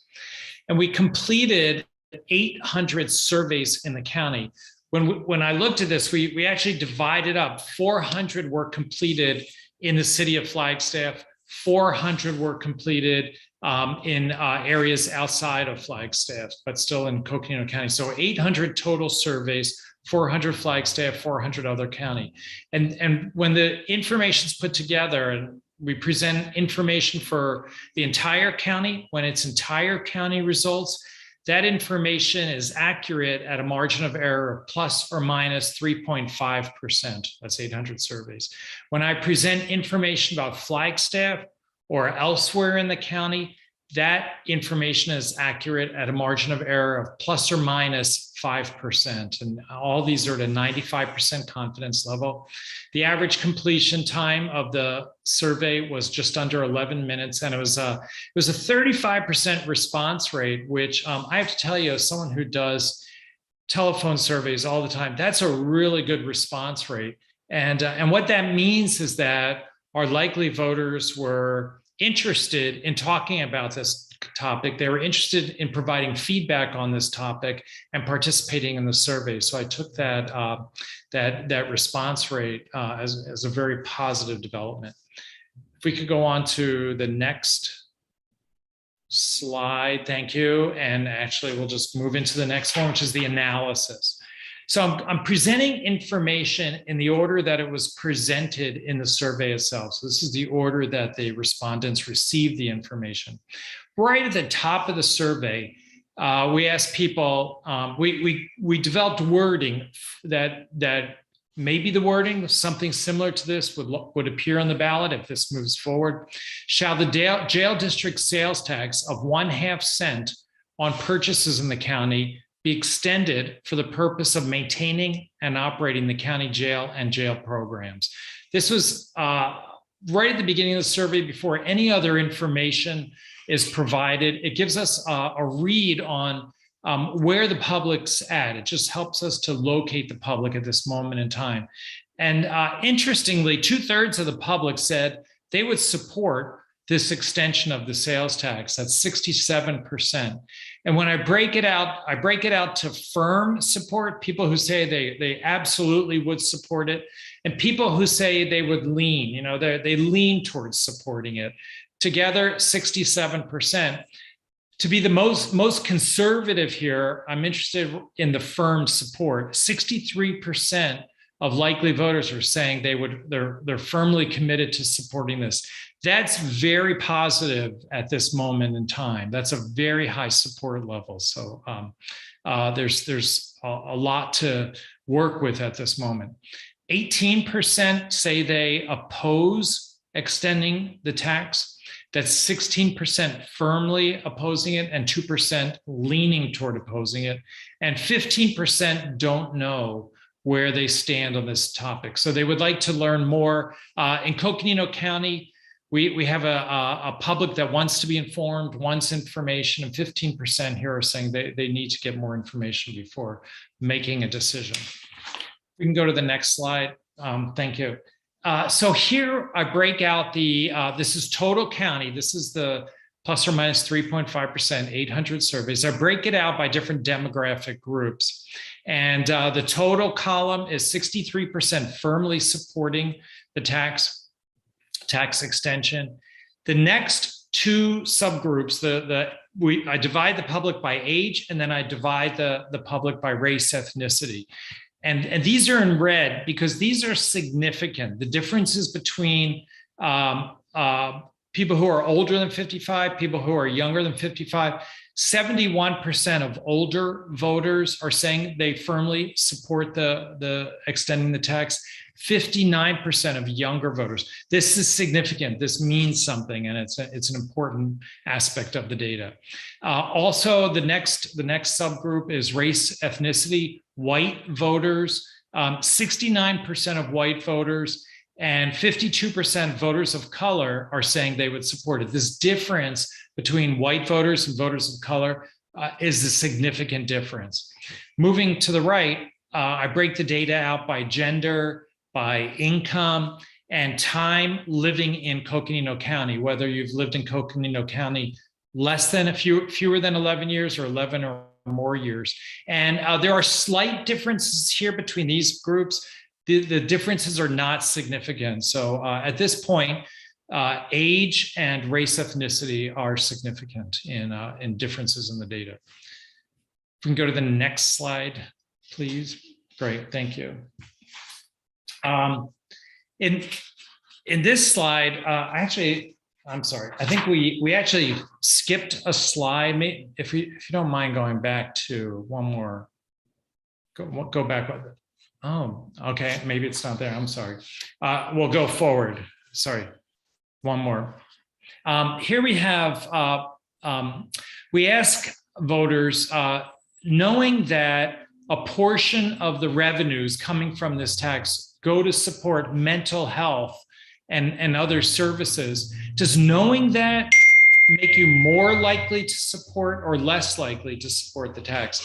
Interestingly, we have 72%, this is the gray bars here going across, 72% of our likely voters are saying, well, with this information, knowing that part of the money generated by this goes toward mental health services, makes me more likely to support the vote. I'm more oriented to supporting the vote. Knowing that a portion of the money goes to supporting job skills, job development for incarcerated individuals, so they get out, they would have job skills that would help them better integrate into the community. 70% of total county support that, saying they'll be more likely to support the jail tax extension, knowing this. Knowing that a portion of the proceeds go to drug and alcohol treatment programs, 61% of county voters say they're more likely to support the jail tax extension. There are two other bars. Those are the gray bars, which are total county. And then I break the data out by Flagstaff and other county.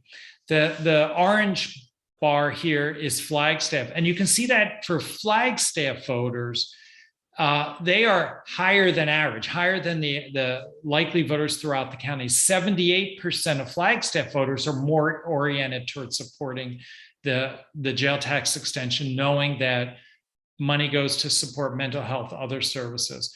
80% for new job skills, 71% more likely to support knowing about the drug and alcohol treatment programs.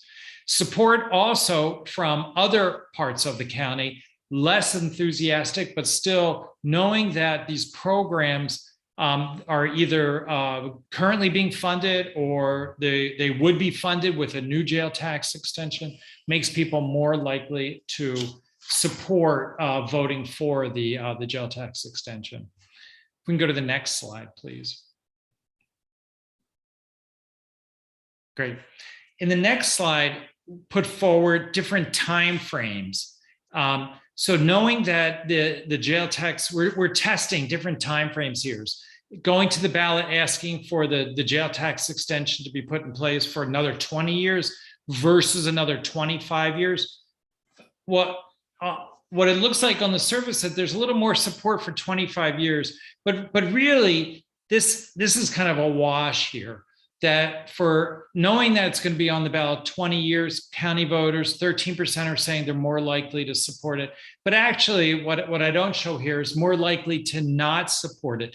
These are actually neutral. that you win some voters, you lose some voters, regardless of whether it's 20 years or 25 years. So people are not making a decision about whether or not to support a sales tax extension based on the number of years that it would be extended for. However, what we'll see later is people want to know that it's temporary, that they'll have a chance to vote on it later. But 20 years versus 25 years is not an important factor. Thank you. If we can go to the next slide. Terrific. So at this point, we put forward different aspects of the program, different pieces of information about the program. And we wanted to see what resonates with the likely voter population. So knowing that programs reduce recidivism encourages 3/4 of the voter population to be more likely to support a tax extension. 54% say they're much more likely to support an extension, knowing that the programs reduce recidivism. 24% are somewhat more, but 3/4 of likely voters are moved, knowing that programs that are put in place in the county jail with the jail district sales tax are in place and work to reduce recidivism. That's the message that resonates most. Going down to the right, there's knowing that this is not a tax increase. This is not a new tax. This is an extension of a pre-existing tax. That information also moves voters. Almost 3/4 of voters are moved by that to be more likely to support the extension. 46% much more likely to support the extension. Going further to the right, knowing that without supporting this jail tax extension, cities, unincorporated areas would need alternative funding sources to support jail services. Well, we also have here 68% of the public are saying, oh, well, knowing this makes me more likely to support the extension. Knowing that the extension is temporary, that voters will be able to come back and vote on it again. This moves 2/3 of voters. And knowing that the jail district and jail services helps create a safe community, more than half of voters are moved by that. But the messages that have the greatest resonance are further on the left. So it's about reducing recidivism, about not being a tax increase. Those messages have greatest resonance. We can go to the next slide, please. Thank you. And here I just break it out by, we have the total county, and we're just looking at the much more likely to support the extension. Total county is the blue bar, the blue column, the orange column is Flagstaff. Here, the gray column is outside the Flagstaff, other parts of the county. For each of these messages, Flagstaff voters are more moved to support the tax extension than our voters who live outside of Flagstaff, live elsewhere in the county. But still, interestingly, the ordering is the same, that regardless of whether you live in Flagstaff, you live outside of Flagstaff, knowing that programs reduce recidivism, that is a message that resonates and makes people much more likely to support the extension. And then the second most important message is, this is not a tax increase. This is simply an extension. Next slide, please. Great. I put this is a little confusing. I put the wording here. The slides I just presented were positive messages. What resonates with the public? What encourages them to consider supporting this tax? I also put and tested negative messages. And here's the wording of the question. I'm going to read some reasons why people might vote against extending the county jail tax. Do you agree or disagree with each statement? This is the percentage agreement. So again, the blue column, total county, the orange column, Flagstaff, the gray county, outside of Flagstaff, other parts of the county. Taxes are too high. That's the negative message that resonates most with, that receives the greatest agreement, the highest levels of agreement from likely voters. So taxes are too high. And frankly, from all the other surveys we've done, this message has resonated throughout the 30 plus years I've done survey research in Coconino County, that there's a hardcore group of people who, just regardless of what the tax is or the ballot question is, they just think taxes are too high and they're concerned about that. So less than 50%, but that's the negative message that resonates most. A second message we put forward: the jail district is not effectively spending money today that it has. That resonated with only about a quarter of voters, 3/4 of voters. It didn't resonate with them. And the last negative message was the defund, basically the defund the police message, that we need to defund the criminal justice system. And that really did not resonate. It resonated with 17% of voters throughout the county.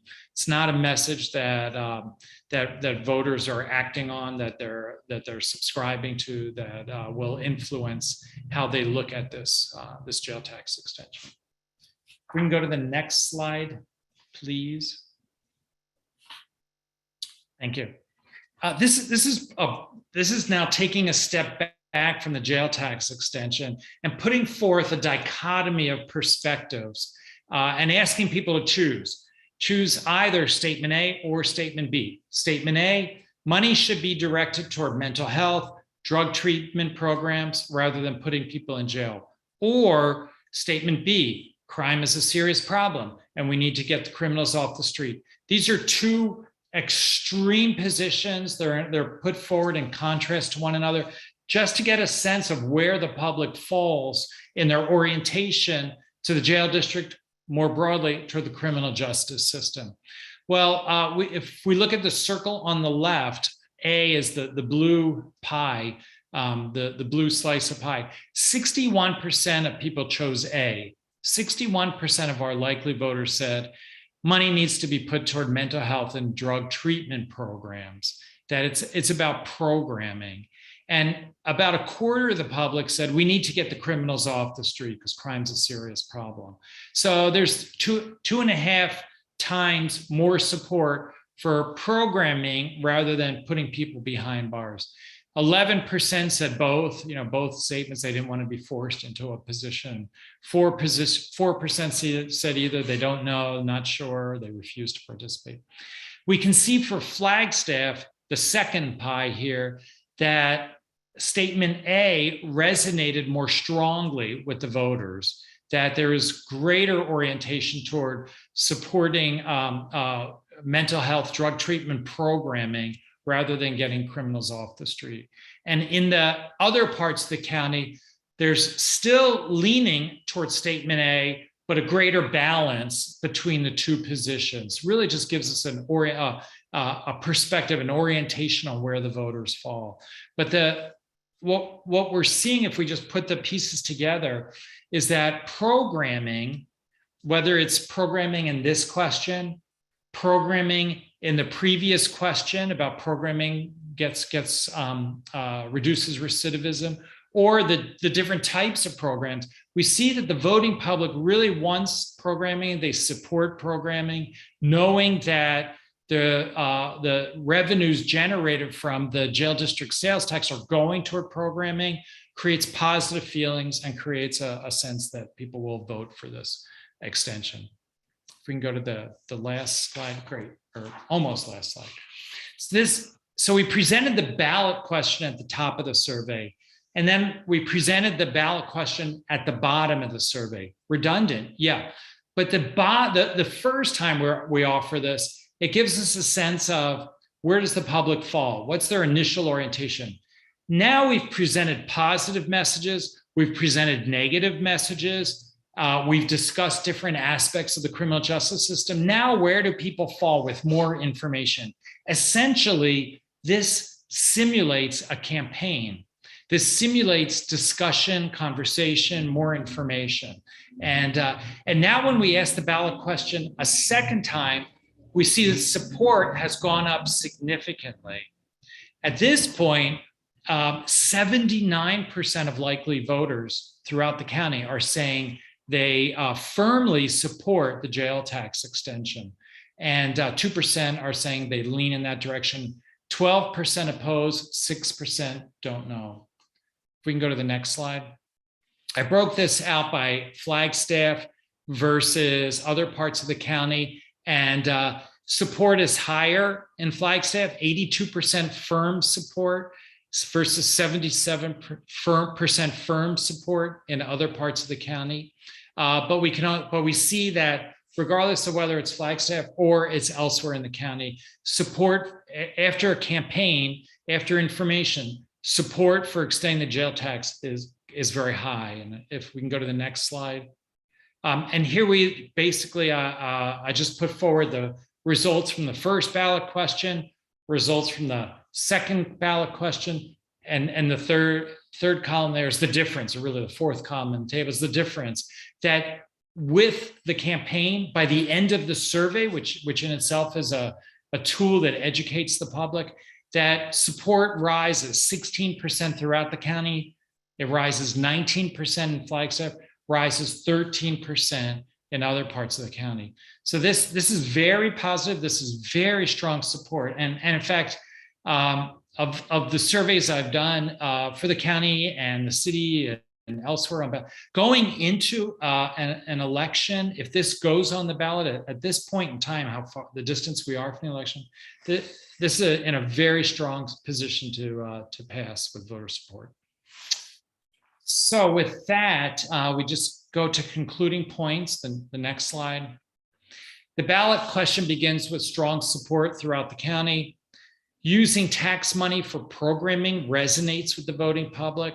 Voters prefer a message of programming versus getting criminals off the street. Programming resonates most with Flagstaff voters. Getting criminals off the street resonates more with county voters than Flagstaff voters, but still the programming resonates most with both populations.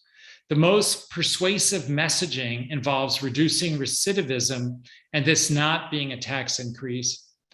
The length of time for extending the tax increase is not a decisive concern. And I say that knowing that people like the message, they responded positively to the message that this tax extension is temporary, but whether it's 20 years or 25 years is not a decisive issue for the public. Strongest negative concern is that taxes are already too high. Support for the extension increases substantially after voters focus on the ballot question and are exposed to discussions about how the tax revenues will be used. And that concludes my presentation. I don't know if you want me to take questions at this point or move through the entire presentation, then questions at the end. Chair, I think it'd be preferred if we took questions now. Okay, terrific. Yes, thank you. And thank you for that very thorough and informative survey. That's extremely helpful for us going forward. So really appreciate that, Dr. Salop. Members of the board, any questions that you may have? I see Vice Chair Vasquez. Yes, thank you. Thank you for that presentation, real informative. My only question is, when asking the survey or talking to folks, did people understand that if this jail tax is not renewed, that the cost of running the jail and its services would revert to the county's general fund? That was a message that was put forward, and people resonated positively. They were concerned about that when that message was put forward. So that message was out there. Initially, when we presented the first ballot question, no, that information was not out there. But later we included that in the positive messages. And in fact, voters took that to heart and were encouraged, knowing that this would support the jail district, that the local communities would not be looking for alternative funding sources. Thank you. Thank you. Thank you.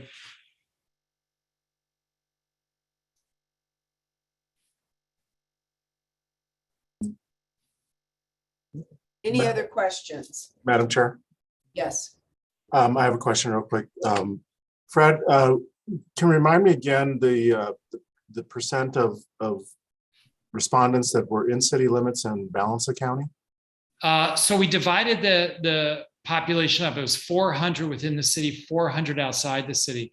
And actually, when I looked at the distribution of the vote more recently, it is balanced. It is roughly 50-50 in terms of voter contribution to the general election.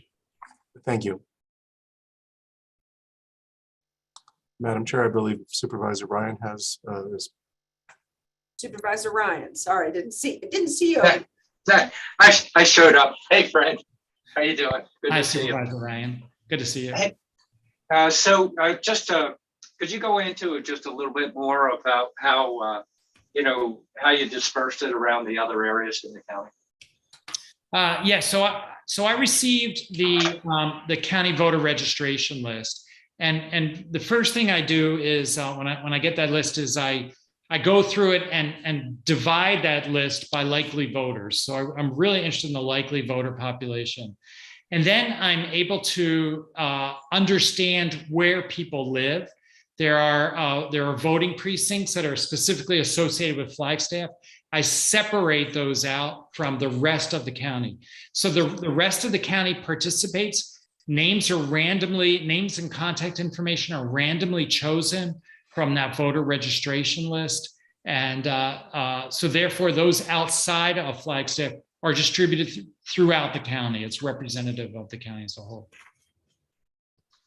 Okay, and then question that usually comes up, that we've talked about before would be, how did you try and pick up, say, Navajo Nation precincts, that kind of idea?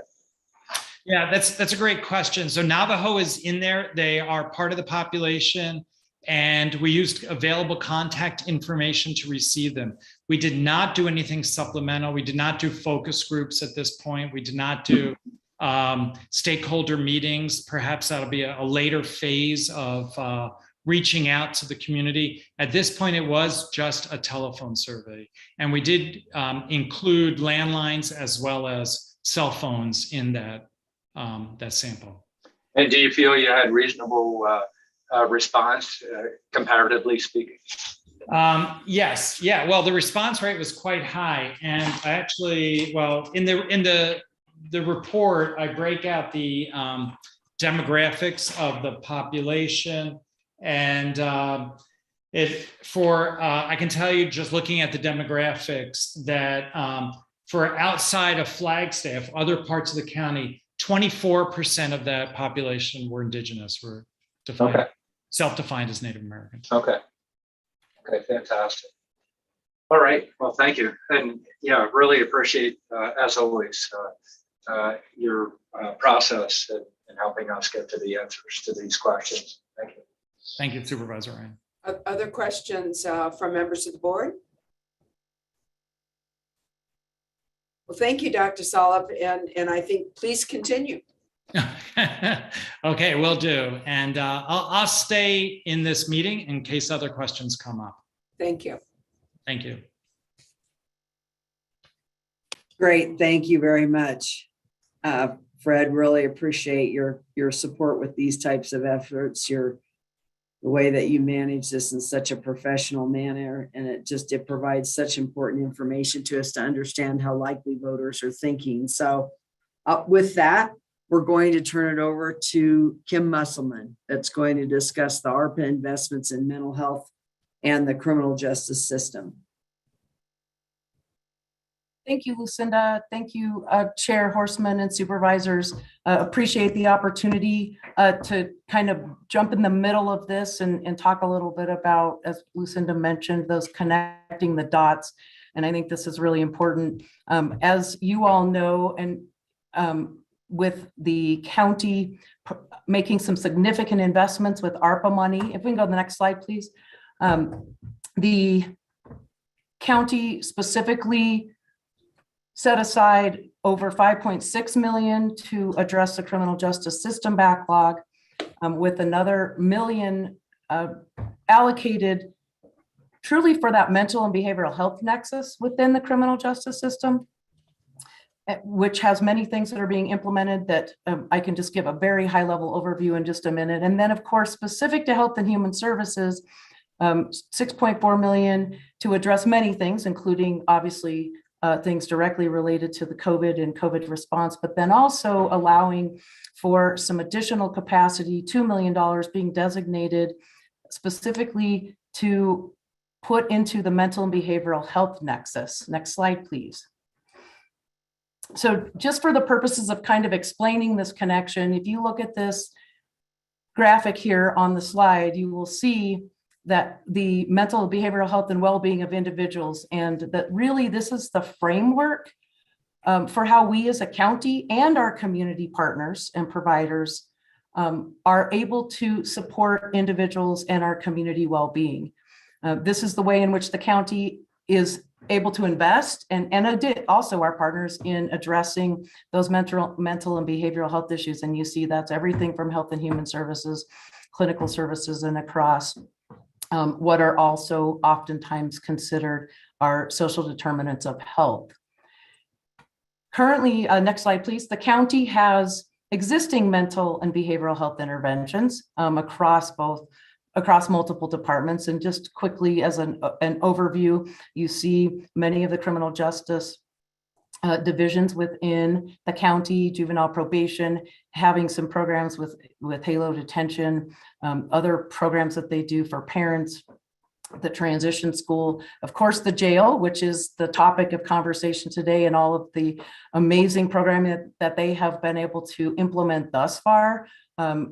With Exodus, recovery, and many other inmate programs. Of course, our courts, both at the Flagstaff and Superior Court, with mental health court, recovery court. And then at HHS, we have many programs that we have been able to, one, have had long-term, but then also have been able to add additional capacity to get other grants and other funding opportunities to bring really that full circle perspective of how we're addressing people's needs so that we can prevent folks from continuing to have criminal justice involvement. And then, of course, with adult probation being a piece of that as well. With the ARPA investments, next slide, please, you will see that there were specific investments that were made that cover everything from prevention to intervention. And I think that's just really important to explain that just briefly, in that putting emphasis on all of the continuum so that we are addressing the needs of our community members so that we are preventing people from becoming justice involved. And obviously mental health in particular, and addressing mental and behavioral health issues and other substance use recovery issues are key to doing that. And so with this ARPA money, next slide, please. One of the things that we've been able to do at HHS and are super excited about as we go forward and the way in which this links directly with the jail in particular, and really our justice involved individuals, is creating this recovery and resiliency division. That was one of the things that we were able to do. And so that allows us to, as I was mentioning before, look across this continuum, implement some prevention things, but then also provide for our opportunity to advance our partnerships with, in particular, the Sheriff's Department for what is going to be the Pathways program, which the sheriff is going to get into a little bit more in a moment, but really looking at addressing all of those challenges that our residents are facing at every stage of life.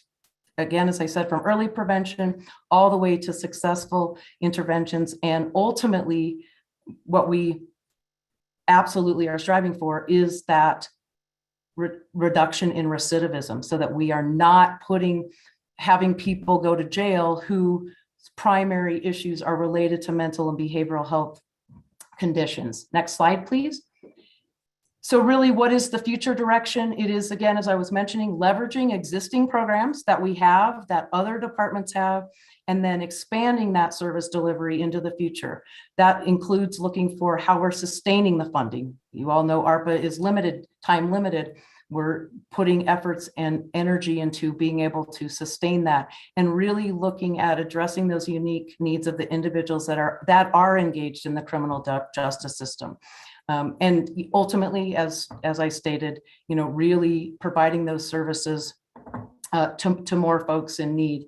At this point, I know we're going to kind of jump to talking about the sheriff's Pathways program that he has asked Health and Human Services to partner with. And Sheriff, I guess at this point, if you'd like to give a couple comments about that, and I'm happy to add some information, but I think this is really a key piece. And what I will just say from my perspective, and also having lived in this community for over 30 years, I've been here from the beginning of the jail district tax, and from the Health and Human Services side of this, just the vital importance of this jail district tax being continued into the future, because it's going to allow us to build upon the things that the sheriff already has put into place, and to be able to continue to partner and actually do the services and the things that we're looking at in terms of holistically addressing the person's whole needs.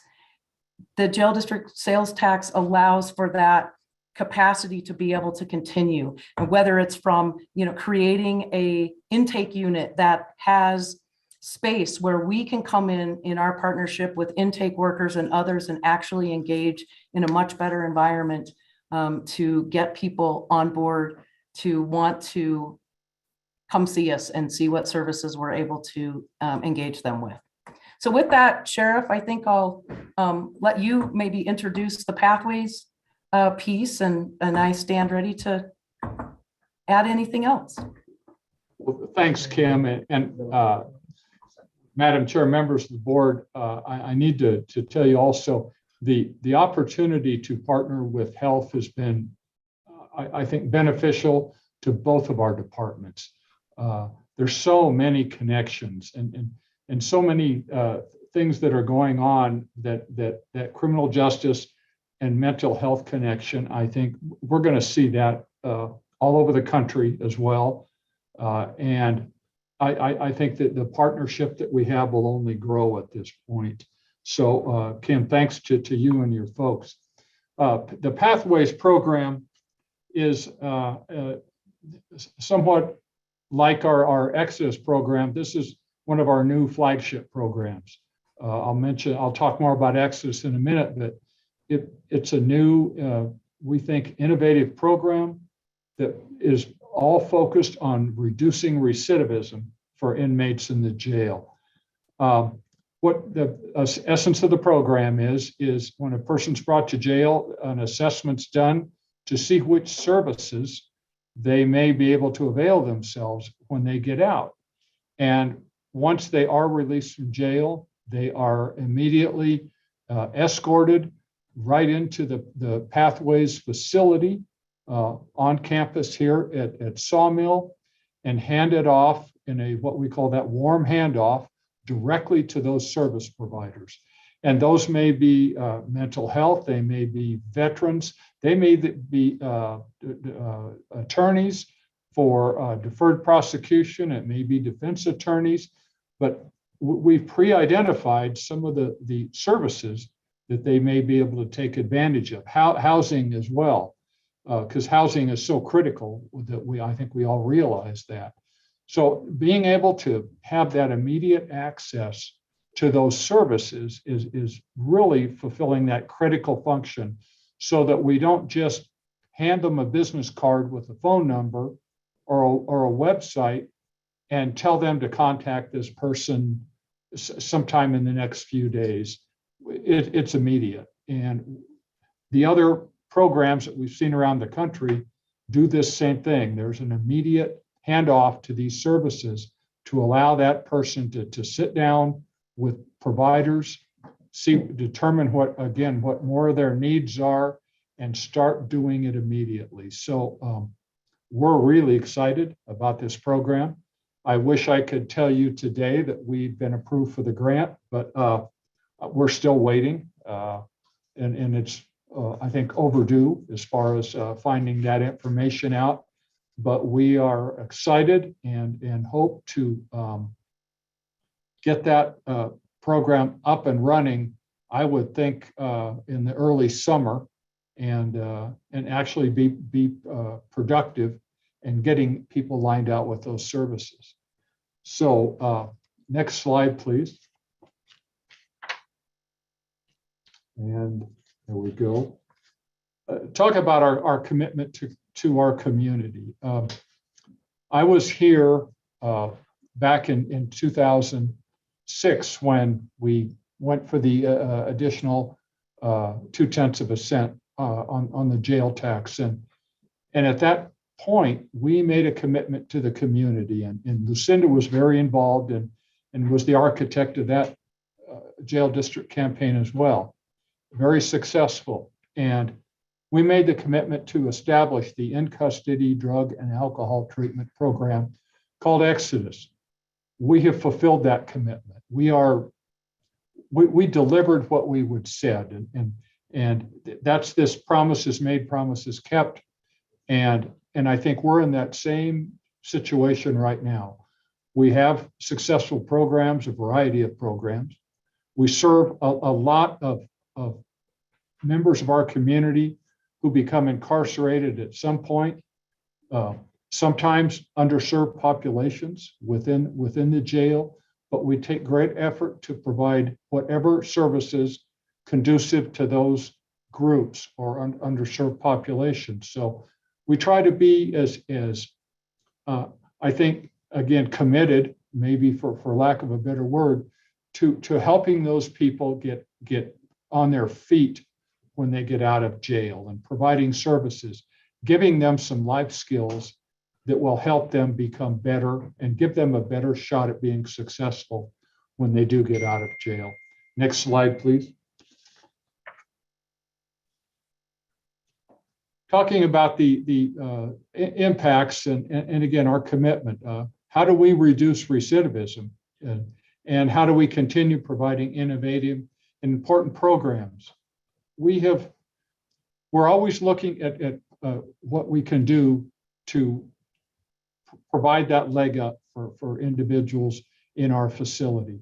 When we get into issues like bringing in literacy volunteers, when we bring in these programs that thinking for a change, or teaching people job skills, how to balance a checkbook, how to fill out a job application. These are all vital life skills that people need to have. And so as long as we're able to do that, we feel that we're sending a person out of our custody, out of our facility, better off than when they came in. As far as our fiscal responsibility, I think we have been very good stewards of that money, and realizing that jail district money is required to be used for inmates, to further inmates. So if we're able to do that programming internally, if we're able to do things within our facility that allow a more secure, safe environment for both the inmates as well as our staff, those are the things that we do. We talked several weeks ago about enhancing our facility up in Page, and the idea of creating a safer environment through a sally port and fencing and cameras and security issues. We're on the verge of needing to do that here, that I've shared with all of you at various times over the last several months. So we're in constant need of revamping things. This facility is now 22 years old, and we have, I think, done an excellent job of extending the life of various systems within our jail. Whether that be the roof, whether it be the boilers, whether it be our parking lots and things like that, we're trying to extend the life, and we've been successful, but there is coming a time when we're going to be needing to spend money that we have in our funds right now to be able to do this. So we focused again on being good stewards of that money that is taxpayer money that is brought in, designated for use within the jail. Next slide, please. Reducing recidivism, and again, Exodus is our primary flagship program in the Coconino County Jail. We have been very fortunate. We've had the right kind of staff.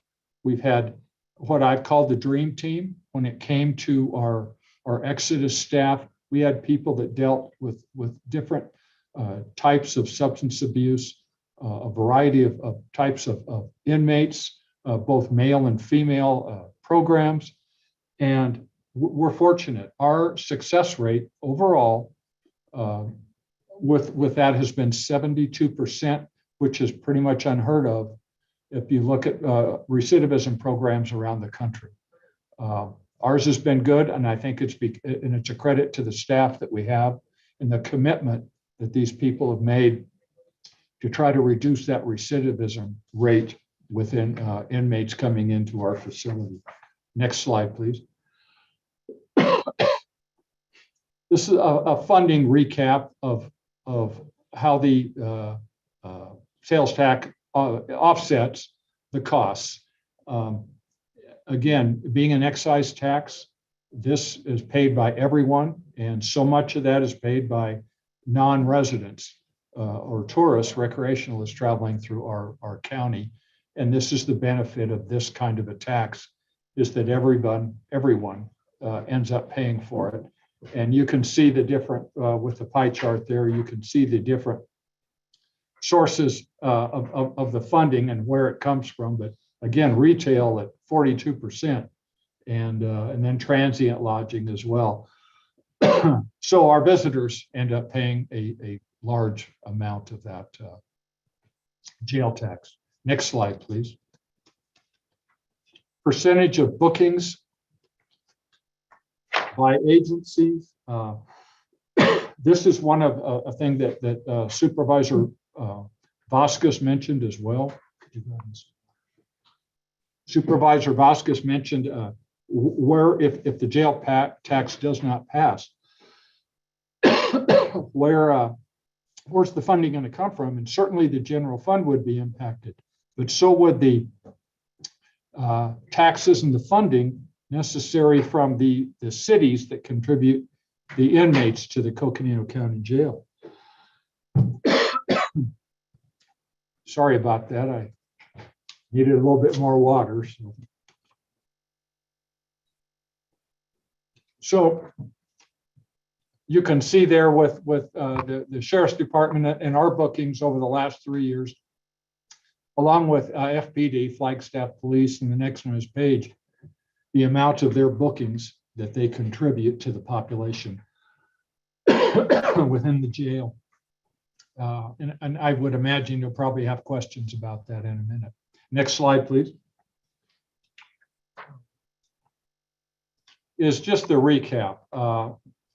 Right now, generated 19 million a year, and it's nice to be able to pay as you go for things that we need and not have to go into indebtedness when we do need projects completed or new construction done. And we've been fortunate in this. And with our annual operating budget for the jail around 21 million, this certainly allows us to do the things that are necessary to keep our programs functioning and viable, and still provide and take care of the facility needs of both the jail here in Flagstaff as well as the one in Page. And there's also what's called a maintenance of effort, which the general fund does contribute just over $2 million a year to that total of 21 million. Next slide, please.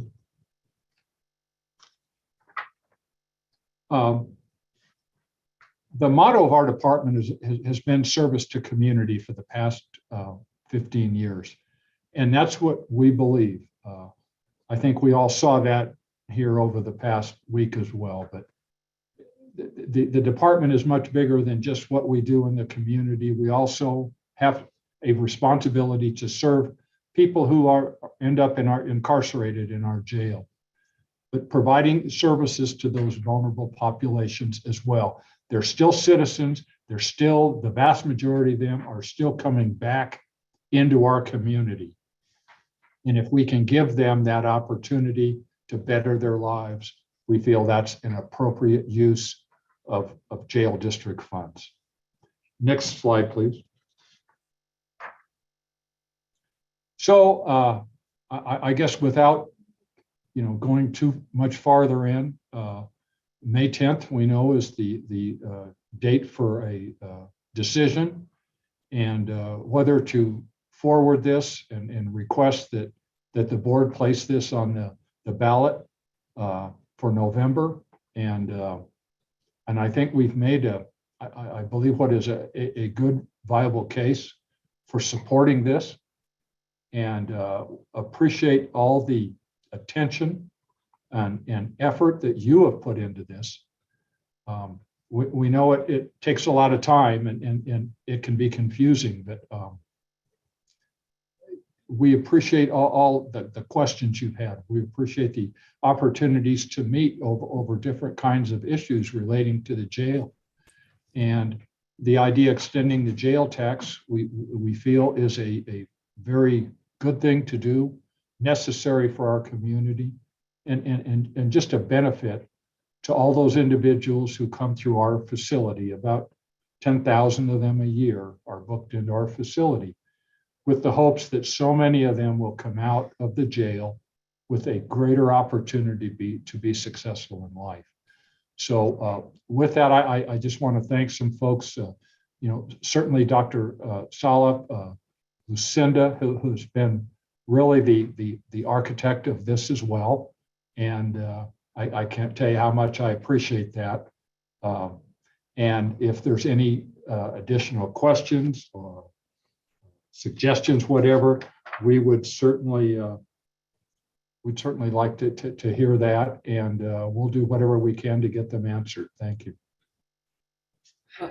Thank you, Sheriff Driscoll, and also our HHS Director, Kim Musselman, for your presentations. I think what you're at this time, and correct me if I'm wrong, Lucinda or Steve, but I think at this time what you're wanting is some kind of comments or directions from the board. I know this isn't the time for the decision, but you'd like some comments and direction from the board. Is that a correct statement? Yes, feedback on certainly Dr. Salop's survey information, comments with regard to what the sheriff said. And for me, and having been gone for a few years and back again, and here when we took the original ballot measure to the voters back in the mid-90s, I think we have, as an organization, evolved over time at the same time. And I kind of go back to our work a few years ago in the area of collective impact. And so collective impact, is coming together and solving a complex problem in a coordinated fashion. And that's what you see here with Coconino County. Over the years, we've evolved as an organization. In addition to the jail tax, certainly the tax provides resources to an important part of the population, but we also have the entire organization weighing in on it. From the work from HHS, from cradle to you name it. We have a deferral deflection programs that the county attorney has been working on diligently. Superintendent of schools has done great work. Juvenile court services. And we've got the entire spectrum really covered in one way, shape, or form. The investments that the board approved for our mental health area was huge. It was huge. It's a game changer. And then beyond that, we look at CJCC as the model of coordinating everyone together, and then looking at the partners, the work that the City of Flagstaff is doing with the alternate response model. Again, another dimension of the work that is truly a collective effort. And I think, certainly picking up on what Dr. Salop indicated, voters want to see coordinated fashion. They want to see a deep impact to the investments that they are providing. And so I say all these things because, providing the broader context that this is a true one county effort in addressing, the needs of our community in a number of different ways. And so again, with that, Madam Chair, I'll turn it back to you for board member.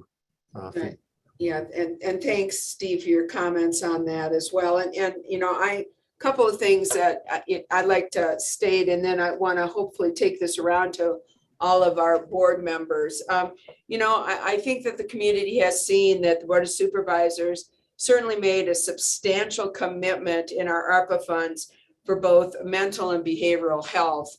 And obviously putting the money into HHS to do basically what amounts to another division for mental health services. We were hoping that we would see the kind of collaboration between the Sheriff's Department and HHS and expanding capacity for our residents, for all of our residents.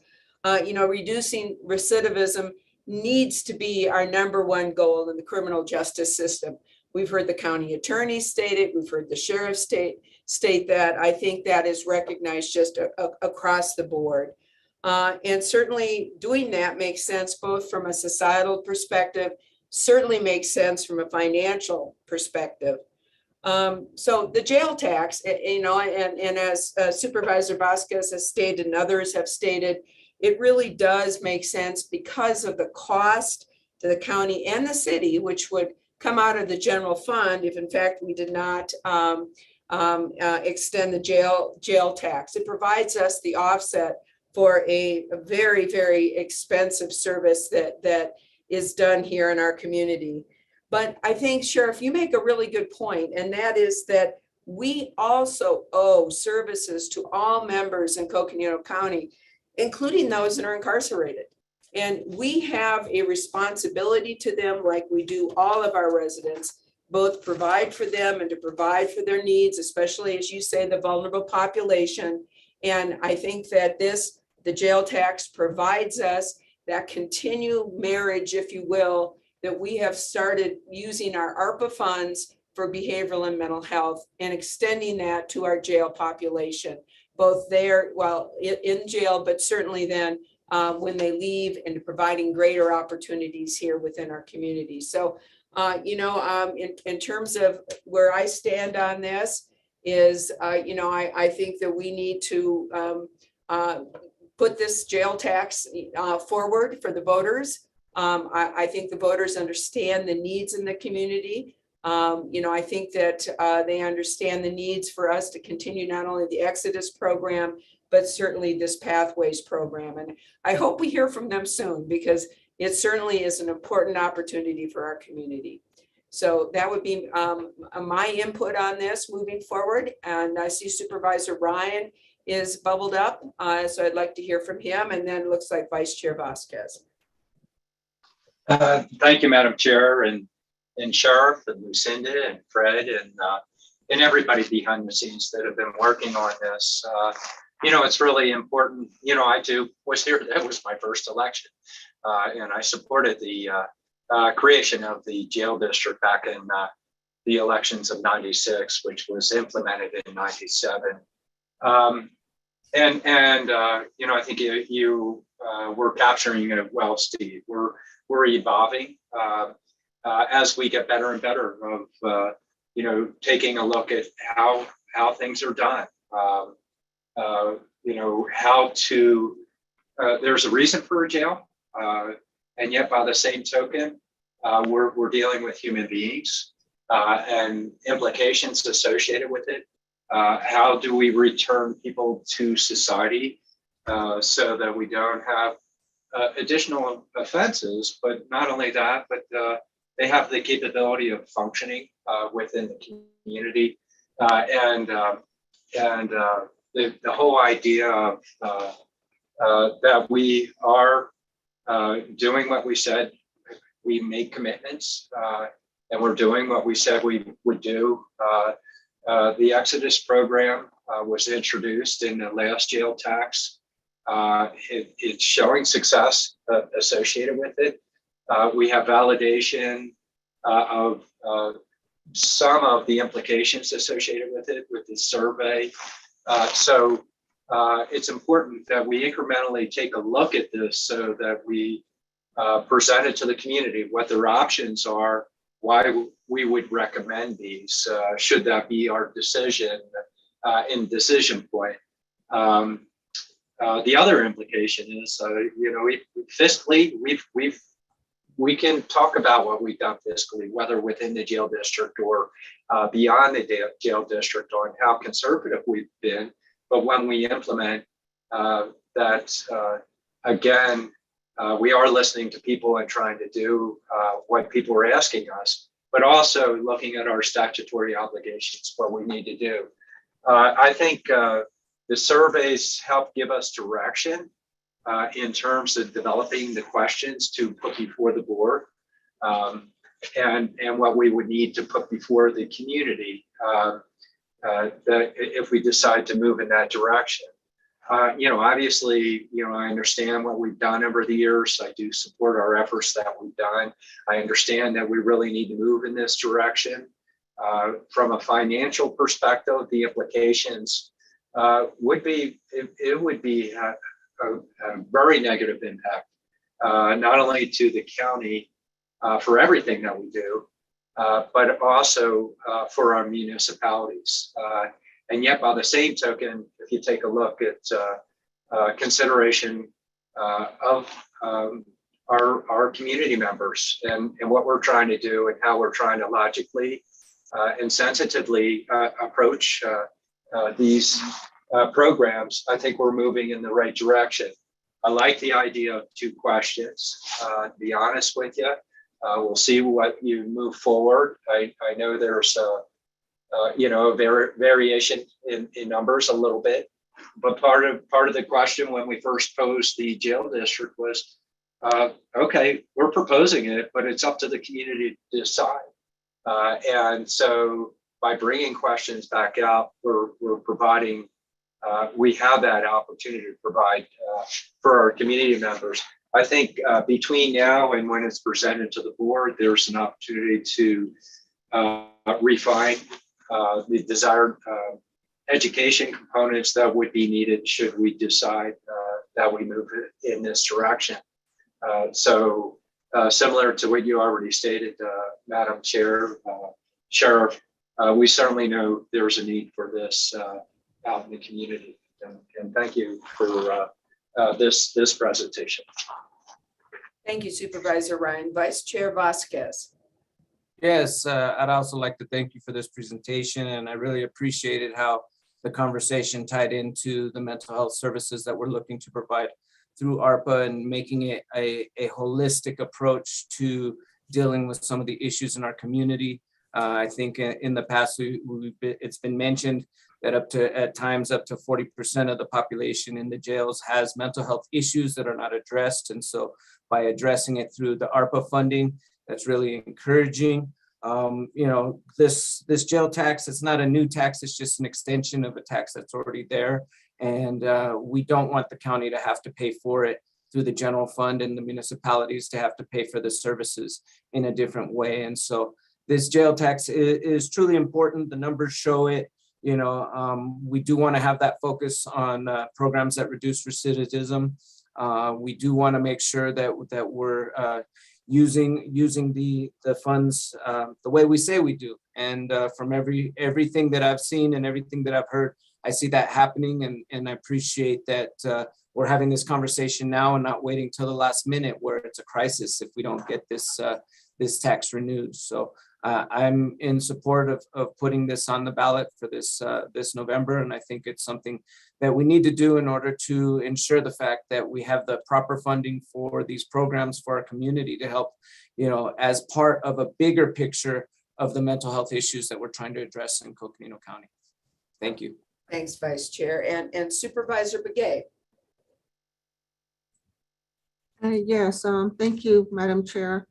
I'm sitting here thinking, that this is I support this plan, and I really would like to make sure that, we go and really concentrate on the educational aspects of doing the presentations at the various places to answer everyone's questions if they have anything, especially in the rural communities, and also the chapter houses and stuff like that. So, but I just want to say that for general funds to be used, I really cringe when when we say general funds, but I guess that would be the last resort. But do we have a plan B, if anything, if all else, doesn't go through, what are we going to do?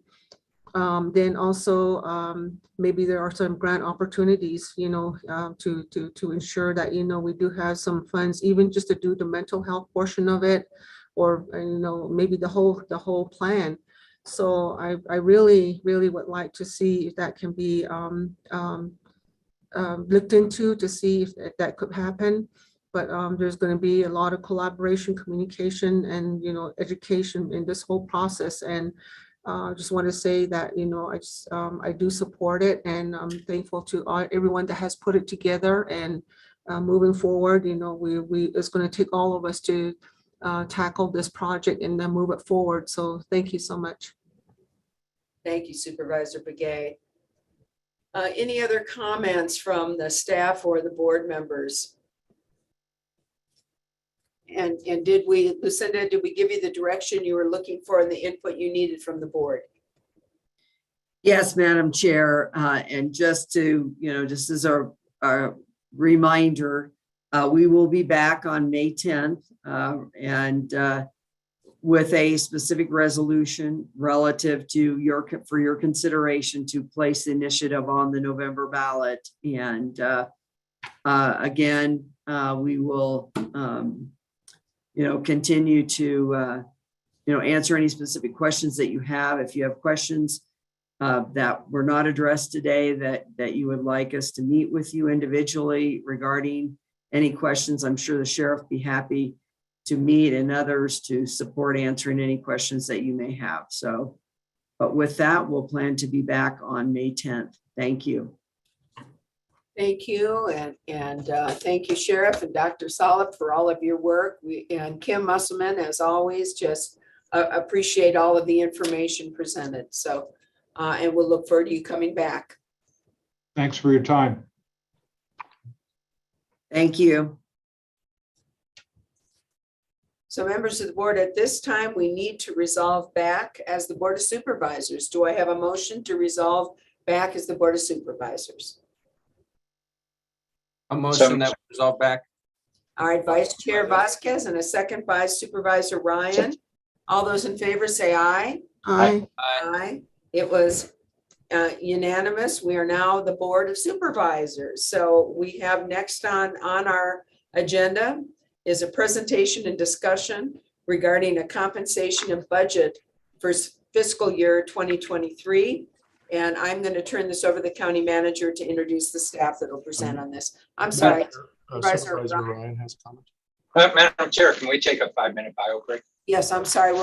Let's take a 5-minute bio break. Excellent. All right, thanks. And then Lindsay, if we can promote, Erica's here. Thanks. And then who else? That's it. Thanks. Hi, Erica. Good afternoon. How are you today? I'm well. How are you? Good, good. So give us a few minutes and we'll be right back. Sounds great.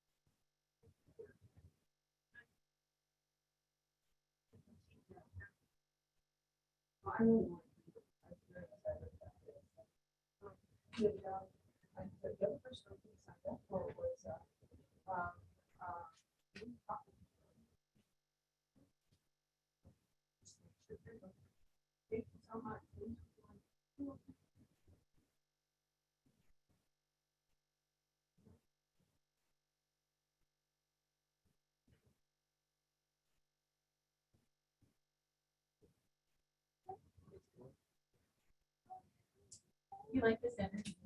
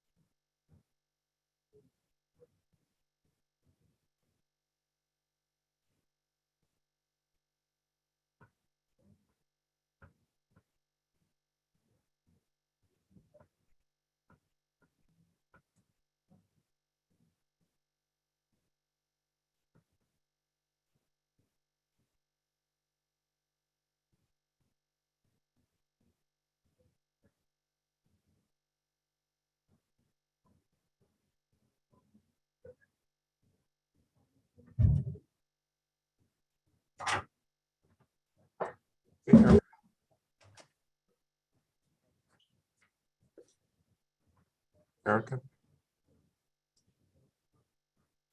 Yes, Steve. Will the slides be advanced by Lindsay? I think so. Lindsay, is Lindsay able to confirm that? Yeah, are you able to? Because I know you're in a different computer. I'm sorry, Erica, I can't. I'm working off of Nico's computer because mine's done. Okay, I can do it then if needed. Erica, I can do it for you if you want me to pull up the ones Sue emailed out today. Okay, that'd be great. Thank you, Siri. Thanks, Siri.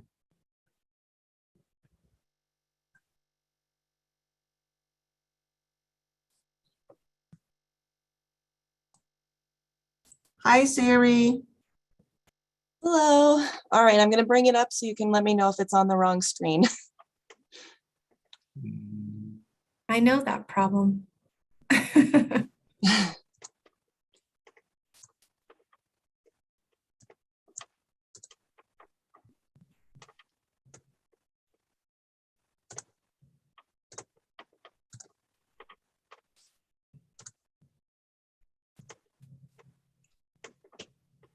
That's it. Perfect. Great. Thanks, Siri. Great job, Siri.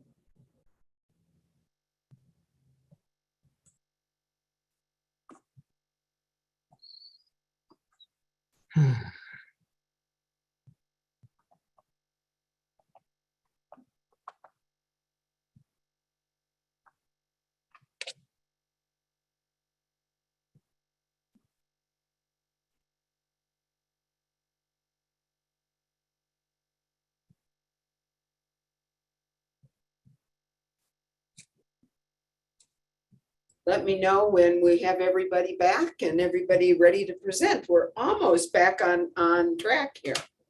Let me just double check. So we have Supervisor Ryan, Vice Chair Vasquez, Supervisor Begay, and yourself, Madam Chair. You do have. And we have those from the county we need. It looks like we have Erica with us. All right, so we are back in action here, and we have number 33 is presentation and discussion regarding a compensation and budget for fiscal year 2023.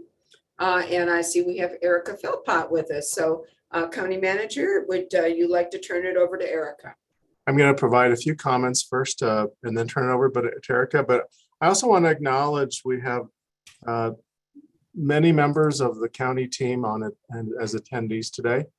And so just want to acknowledge our county team, that our family that's here today also. Also, of course, elected officials and appointed department heads. And thank you for your interest in the topic today. Madam Chair, members of the board, next week and for the next 2 weeks, next week and the following week, the board is going to be engaged in a very important activity. And the important activity is the development and consideration of the annual budget for Coconino County. Last year we did somewhat of an abbreviated, but actually it was an extended one because we had ARPA to factor into the budget. And so again, as you look at next week and the next couple of weeks, a couple of things that I want to kind of lay the groundwork for. And one of them was just laid. When we looked at the discussion we just had on the jail tax extension, and in the next couple of weeks, as you hear presentations from various departments, and going to the point I made earlier, when we have a lot of different departments that all come together to make it happen. And so with regard to the specific work of detention services and the work that all of our departments do, not only in that area, but throughout the entire spectrum of our ages here. As an organization, we care for individuals truly from cradle to the other end. And that's an important consideration because our citizens are our most important focus of this organization in its mission as a public service organization. And also, I also want to draw the comparisons that we always make the comment that our employees, our team, are our most important assets. And every organization says that. And then to the extent that we're able to do what we can do to honor our employees and the work that they do, there's a couple of different dimensions that takes place. Of course, one is compensation. Individuals that work for Coconino County are compensated for the value, and I repeat, the value that they deliver. And each and every member of this organization delivers value each and every day. The other dimension is engagement. Employees want to be here because the culture is good. It provides a career progression. It provides engagement and fulfillment and excitement and all those things that really make us want to come to work every day. And that's such an important aspect because we want, and we do have, not that we don't want, we do have a very committed workforce here at Coconino County. You saw just this last week and continuing into this week, everyone coming around together to address the impact of the tunnel fire. And the reality of everyone just came together in terms of employees coming to the call center, employees volunteering to do a lot of different things. And that really is just an example of what a vibrant and great workforce we have here. So as I said, one of the dimensions of compensation. And what we're going to be today, providing a series of slides that relates to our compensation strategy that is going to be part of the budget discussion for this coming fiscal year, but for your discussions next week. So this is a building block with regard to the budget discussions for next week. And so myself and Erica are going to be providing information related to what we see in terms of the landscape. Many organizations, ourselves included, have been very challenged with our ability to retain and to recruit individuals to the county. Every organization, every business in the nation and beyond that probably are experiencing the same challenge. It's challenging. We've never had a vacancy rate as high as we do, and Erica's going to cover the numbers. At the same time, we have the citizens' work that we have to accomplish, and so not having the vacancies filled does provide a challenge in our delivering services to the public, which is, of course, is something we want to rectify. The other reality of our communities and communities within Coconino County is our cost of living. And the cost of living continues to be one of the largest challenges, biggest challenges that employees have in making it, making ends meet. And while, many compensation strategies involve a market study, we feel that our plan does deserve and does need some focus.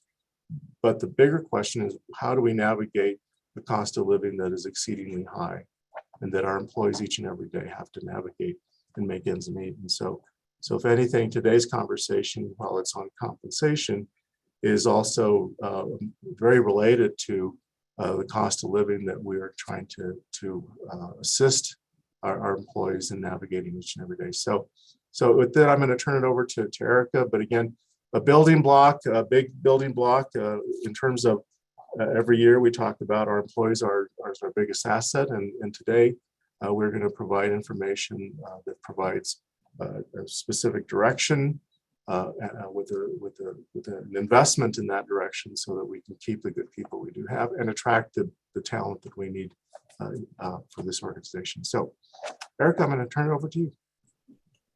Thank you, Steve. Good afternoon, Chair Horstman, Supervisors. Excited to discuss compensation with you here today.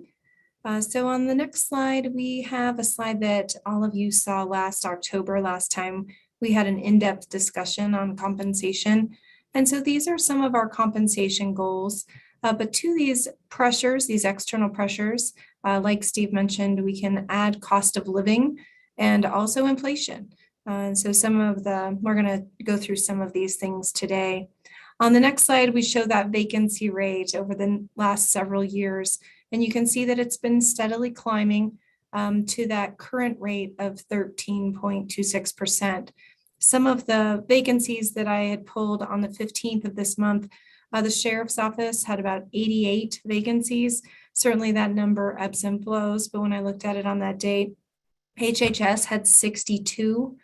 Public Works had 32 and Juvenile had 19. So when we look at some of those departments, those are really large numbers. And part of this is due in part to what has been coined the Great Resignation. And that term was created by a Texas A&M professor, Professor Anthony Klotz, who researches the way that employees leave employers.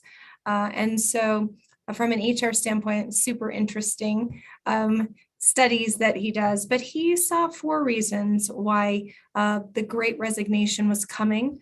And the first one was that there was a backlog of people who were hesitant, cautious to resign during the pandemic and waited to wait out some of that uncertainty and then had that pent-up demand.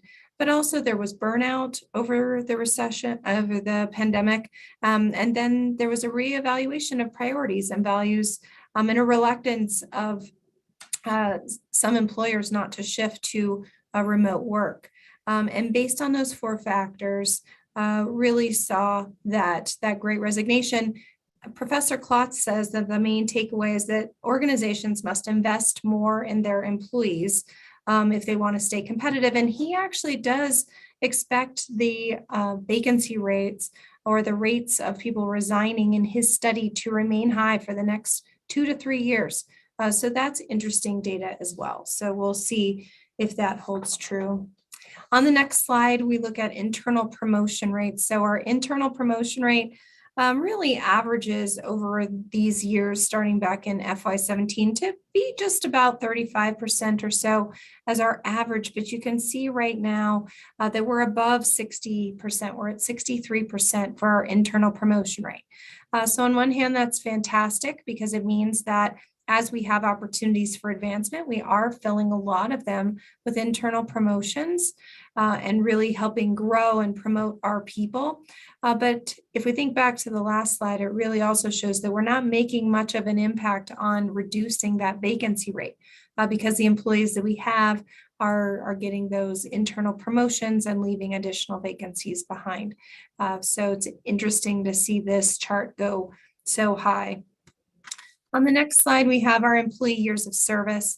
And you can see in these groupings where we are by each fiscal year. So the column on the right of each grouping, the yellow column is FY21. And so you can see in FY21 that a majority of our employees were in that 1 to 3 year range. And that 1 to 3 years was 22.3%. Less than 1 year was 17%. 5 to 10 years was 16.9%. So about even as well. And then that 10 to 15 was 15.4%. So you can see kind of where our employees are falling based on years of service in the organization and by fiscal year. On the next slide, you can see that the age of our labor force. So again, our in fiscal year with the most recent fiscal year on the right, most of our employees in FY21 were between the ages of 35 and 49, and then followed by 50 to 64. So then we get into turnover, and this is a chart that we've seen this format before, our turnover compared to the other counties. This is as shared in the ACO data. And our top 3 positions with the highest turnover rate in FY21 were Admin Spec 1, Admin Spec 3, and Detention Officer 2. And previous to that in FY20, it was DSS, Deputy Sheriff, and Detention Officer 1. And so our difficult to fill positions, when we look at those positions, we have a lot of difficulty right now filling attorneys as well as the detention officers, the deputies, but IT professionals, operators, and youth care workers all have exceedingly high time to fill right now. So that turnover, again, complicated by our cost of living. Also, when I look at the top reasons for leaving employment in FY22, not including retirement as a reason, the number 1 reason is other employment, better salary. And then the second reason is other employment, career advancement, which career advancement often results in an increase in that income as well. So slightly different reason, but also tied to money. And then the third one is moved or left the area, which could also be for financial and salary reasons. In FY21, in comparison, the top 3 reasons were personal, career advancement, and moved or left the area. So when we look at our data compared to other data and then kind of the reasons behind that data, that's really our takeaway from this slide. On the next slide, using the Spark Bay cost of turnover calculator, we see this number is slightly higher than when we spoke in October. So if we're looking at an average salary in the county of $59,000, the average time to fill of about 13 weeks, and then the cost of turnover factors behind that, we're looking at $6.2 million is what the estimate is on the calculator for FY22. So that's, kind of a high level estimate, but interesting to look at nonetheless. On the next slide is our compensation structure. So this is our current structure. We have from grade 7 to grade 22. And our 2 lowest paid grades are 7 and 8, grade 7 and 8. There are 101 employees in grade 7. There are 84 employees in grade 8. There's also 86 employees in grade 9. And so we have quite a few employees at those lower end of our grade table. And this grade table was effective on January 8th after that $1 an hour increase that all regular employees received. When we look at the next slide, this is a slide that we spoke about in October that we also speak about annually. It's an annual contributor to this slide deck as we're talking about the budget process. And this is our compensation history. And it's by fiscal year, and you can see what we have done in each fiscal year as far as compensation. You can see in FY10 and FY11, there were no adjustments to compensation. So those are the 2-year recessionary years. You can also see in FY08 that is a year that there was an XYZ formula. And in FY08, XYZ, X was a new grade, Y was a 10-year value, and Z was a 3% market that also applied to the ranges. And as we look at FY13, there was an XYZ in that year as well. And the average increase with that XYZ formula ended up to be 2.2%. When we look at this slide, I think it's important to just talk about a couple of terms that we may use slightly differently in our county compared to other entities. So you'll see on this slide that we talk about 2.5% merits. So merits historically have been raises that people get after a performance evaluation on their anniversary date, based on their work performance that is really reviewed through that performance management or evaluation process. We use the term market to reflect not a market study, which is how some other people use that term, but when we move the ranges a certain percentage and the people within those ranges. And in that instance, if someone is at entry to a grade and we move it a 3% market, they get 3% on top of their salary, and the grades move with them. So they would still be at the entry to that grade. If they were at the entry, they would still be at the entry, but they've gotten a 3% bump and the range has moved 3%. So there's the maximum is 3% higher as well as the minimum. And we've done that quite a bit as we use different tools to address different compensation issues and had different strategies. And so you'll see the word market adjustment on this slide quite a bit, and that's what that means.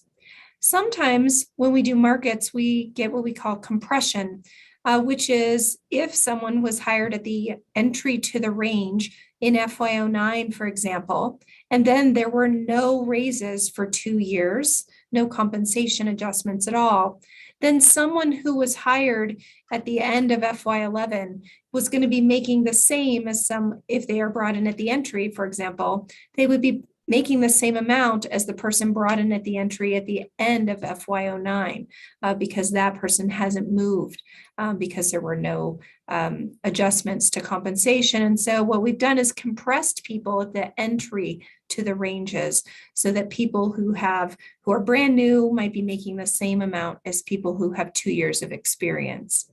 And so that's just another term that I wanted to share as well. And you can see on this that we kind of have a placeholder for the current fiscal year, but haven't filled it in yet. On the next slide, I have some examples of how, and this is a busy slide, so my apologies, but I'll be sure to walk you through each box. This is how that last slide might have impacted some unique employees. So here's 6 different employees, and you can just see how they've moved through the ranges or gotten different increases throughout their time at the county. So employee A is in the upper left-hand corner, and employee A was hired in 1996. Their time when they were hired, their pay rate at time of hire in 96 was $16,029 annually, or $7.71 an hour. They were promoted 4 times within the county, and their current salary is now $87,518 annually, which is $42.08 an hour. When we look at their salary compared to the midpoint of the grade of their current grade, we take their salary and we divide it. If it's more than if they were at the midpoint, it'd be 100%. This person is just above the midpoint. So they're at 102% of midpoint. And I listed the midpoint there so that you could compare it. So they're just slightly ahead of the midpoint. They make $87,518. The midpoint of their grade is $85,195. And so this employee is a grade 16 employee. Employee B was hired in 2012. They were also promoted 4 times, similarly to employee A. When they were hired, they were at $34,589. Their current salary is $82,071, and they are a grade 17, and they are at 88% of their midpoint. On the next box, excuse me, employee C was hired in 2008, and we did pull in 2008 and 2009 employee because that's just before that 2-year floating recession of their time of hire and how they compare to the midpoint. The employee C is in grade 13, and they are just below the midpoint of their grade. Employee D, like employee A, was hired in the mid-90s, and there were some large increases in the 90s. They were hired in 98, and they are a grade 9 employee to this day. They started at 17,160. They were promoted one time. Their current salary is 54,912, and they are above midpoint, which is something that I did hope and expect to see by an employee that was hired in the 90s to be above midpoint. So both employee A and D were hired in the mid 90s, and both of them are above the midpoint of their grade. Employee E was hired in 2017. They're a grade 13 employee, which is the same grade that employee C is. So both of those employees are the same grade. You can see that they started at 50,715. Their current salary is 60,102, and they're at 88% of their midpoint. So the difference between being hired in 2008 and 2017 in grade 13 is kind of the picture between employee C and employee E. An employee F is a grade 7 employee. So again, that lowest grade in our structure, that person was hired in 2009 and has been a grade 7 employee that entire time. They were hired at 26,933, and they are currently at 93% of the midpoint of that grade. So just some individual looks at how people move through the grades and what that looks like for individual people. On the next slide, I show the county turnover by fiscal year with retirements. And this slide is another slide that we see each year in the budget process. And I did share last October as well, where we see how different compensation strategies impact our turnover line. And you can see there that when we've done some packages or some compression adjustments, a market adjustment, it does help push that line down. And so for FY21, our turnover is 18.47%, second only to what we see on this chart in FY08. When we look at that ACO data from that previous slide, it's done on a different reporting period from October to September, and that makes it actually higher at 20.71%. So, but across fiscal years, 18.47. On the next slide, we have just some recruitment data, which again, I did share last October, but on Wednesday, April 6th, excuse me, this is just a snapshot of what I saw. So at that time, there were 74 individual job titles open for recruitment. Some of those job titles, like deputy or detention officer, have more than one job open behind that title. And so there were 173 vacant positions open for recruitment represented in those 74 titles. On that day, 14 of those jobs had been posted prior to January 1st and had been open for that whole first quarter. 48 of the jobs were posted continuously and had no end date, including those 14. And so I also looked at just a snapshot for Marches across 4 different years of March. And you can see in that table that the number of postings is going up across those 4 years, while the number of applications is going down. So for each posting, we are receiving fewer and fewer applications.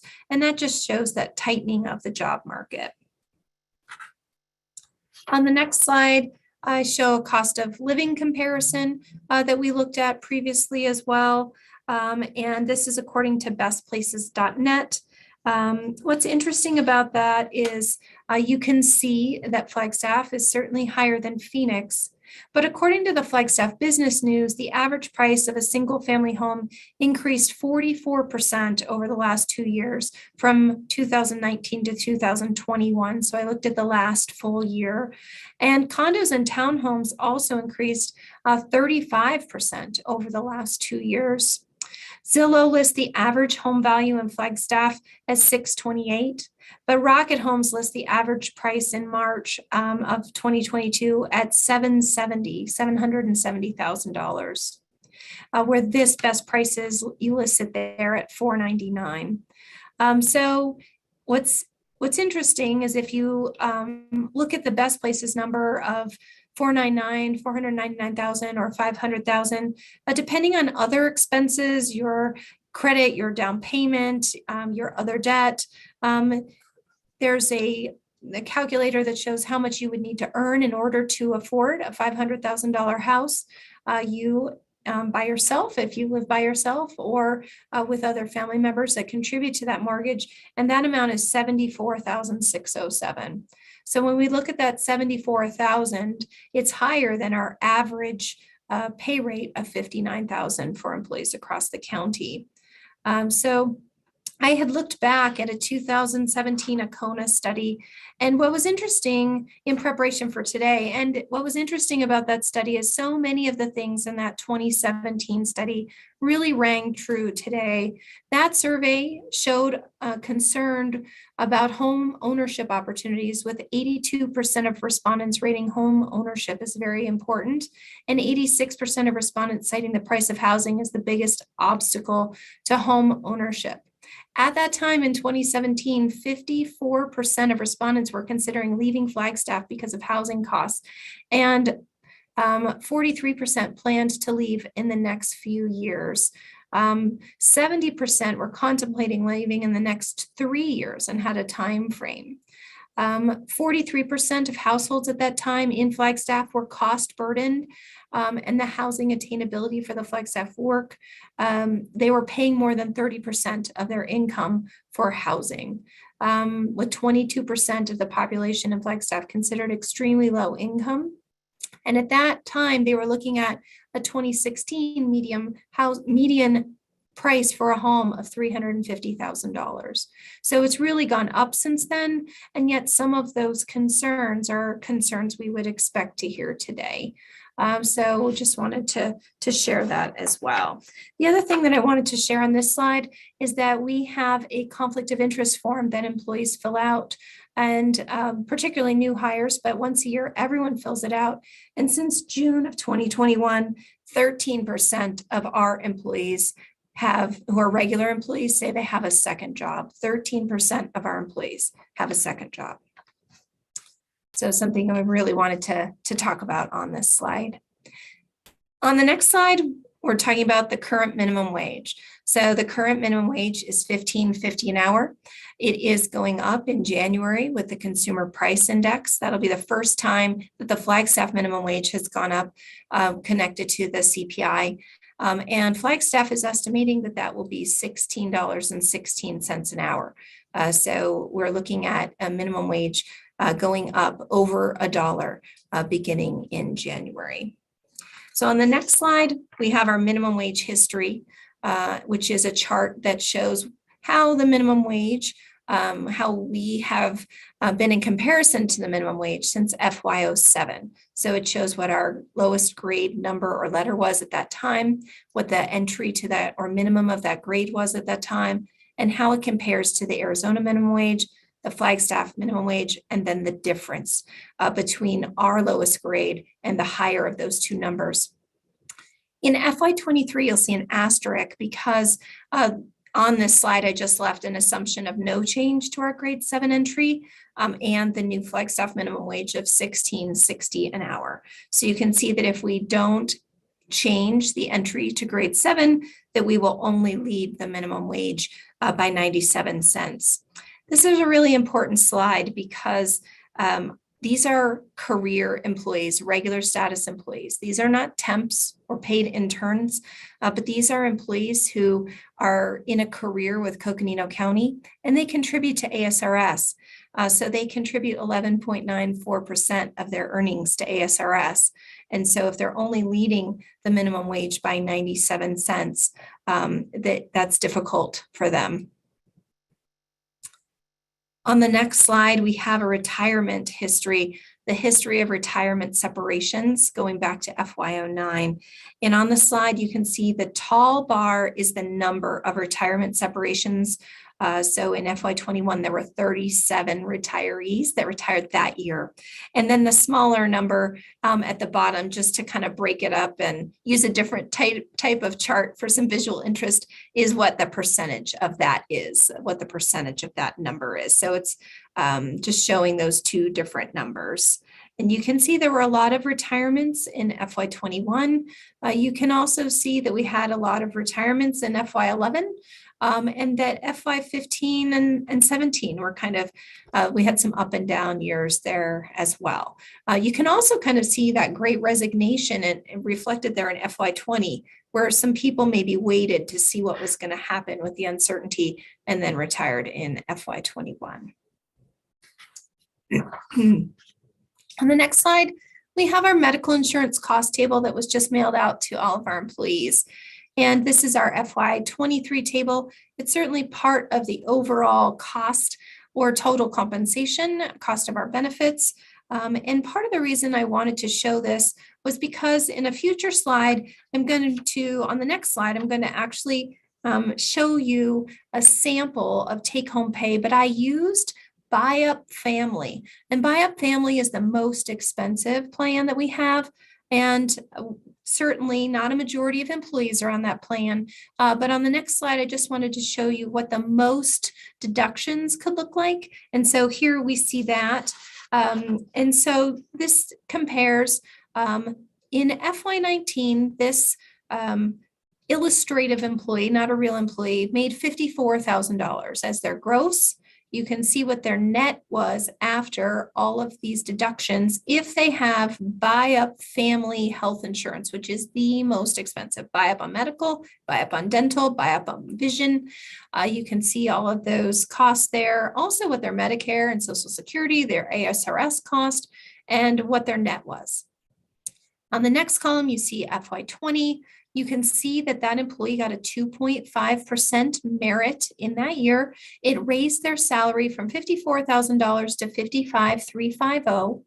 The medical, dental, and vision increases are reflected in this table.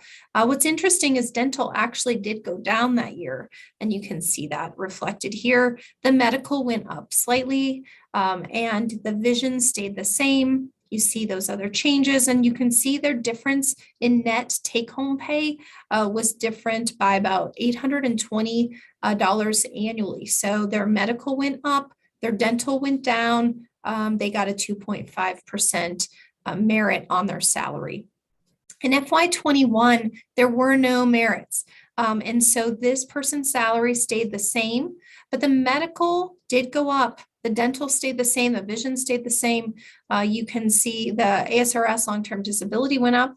You can see their take-home pay actually went down. So in years where we don't receive any type of compensation bump, people's take-home pay is a negative.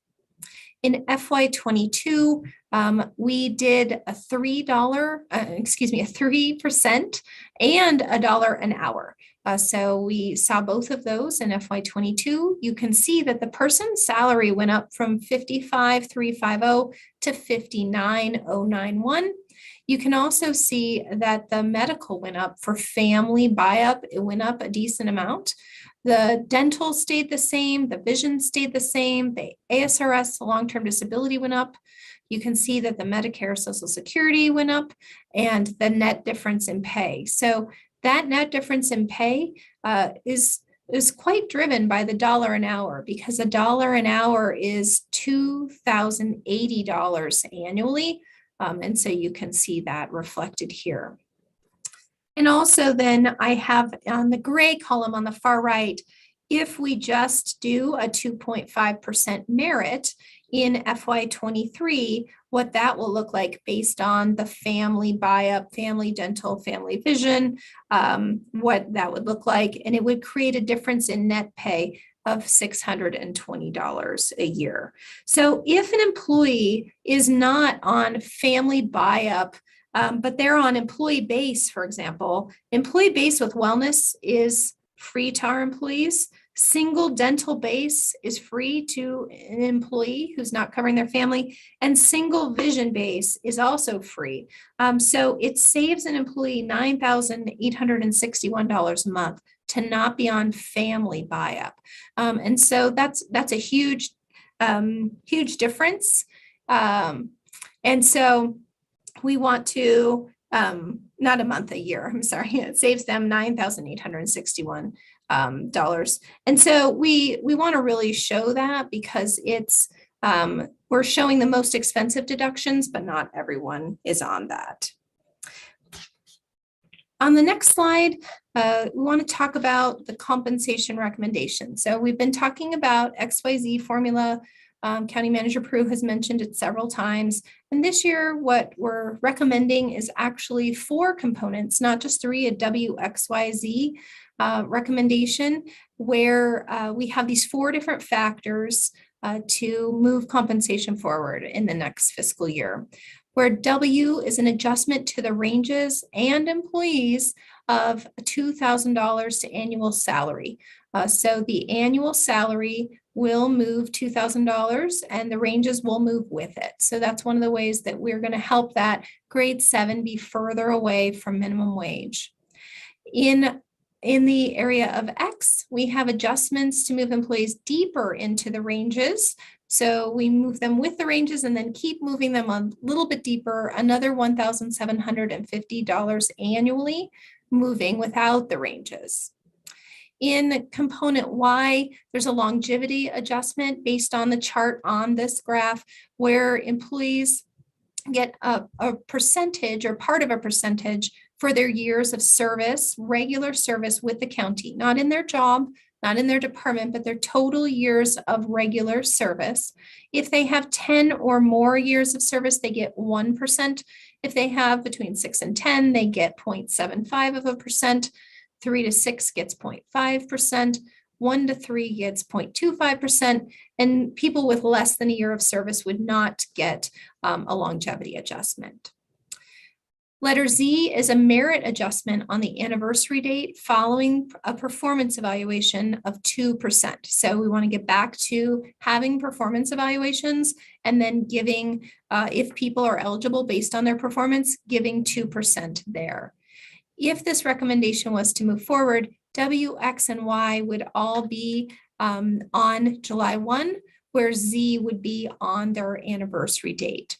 On this slide, just 3 more things I want to point out below the chart. The average percentage increase of the WXYZ across all employees is 9.1%. The average annual increase is $5,400 to their annual to move it up. And grade 7, if we did this adjustment, moving the ranges $2,000 annually, grade 7 would move from $17.56 an hour to $18.53 an hour. So this is a sample impact on employees. This is a busy slide. It's in your packet, so maybe you can look at it later. I'll go over a couple of numbers. So sorry to give you so much data, but that way you have some different things to look at. On the top chart is employees with less than a year of service who would not get any longevity payment. The bottom chart is employees with over 10 years of service who would get 1% for their longevity payment. So on the top chart, you can see $17.57 there. That's entry level in grade 7. The annual pay at that amount is $36,542. If we have the proposed hourly rate as recommended in July, would go up to $19.37 an hour or $40,292. Then after their 2% merit, depending on when their anniversary is, maybe they've only been with us 6 months, and 6 months later, they finally get that evaluation, they'll move up to $19.76 per hour. The percentage increase after the merit for a person in grade, this person at entry of grade 7 would be 12.47%. If we look a little further into the chart, we can look at someone who makes $25 an hour. They're at $52,000. They would move, if we move forward with this proposed recommendation, they would move to $26.80. And then after their annual evaluation, they would get $27.34. On the bottom of the chart, someone with 10 years of service, if they are at $25 an hour now, they would go to $27.07 because of that extra percent for longevity. And then after their merit, go to $27.61. And so you can see how people would move on July 1 and then after their merit and what the total percentage increase is for them. Erica, on this slide, before you leave it, Sure, can you speak to the percentage increases based on the lower to higher ranges? Certainly. Thank you. So you can see on the top chart, someone who's making $17.57 an hour, as I mentioned, was a 12.47% increase. Someone also in that top chart who makes $32.10, which I put as the top example, top paying example, you can see how they move through that increase, but you can see that it's a 7.73% increase. And so the employees in the lower parts of our compensation structure who make less receive a larger percentage increase. That's helped out by the fact that we are proposing 2 flat amount adjustments. Both W and X are both flat amounts to their salary, and that is a larger percentage for those employees. And that was something that was really important as we looked at creating this WXYZ, was how to really give the most to those employees who make less in our structure.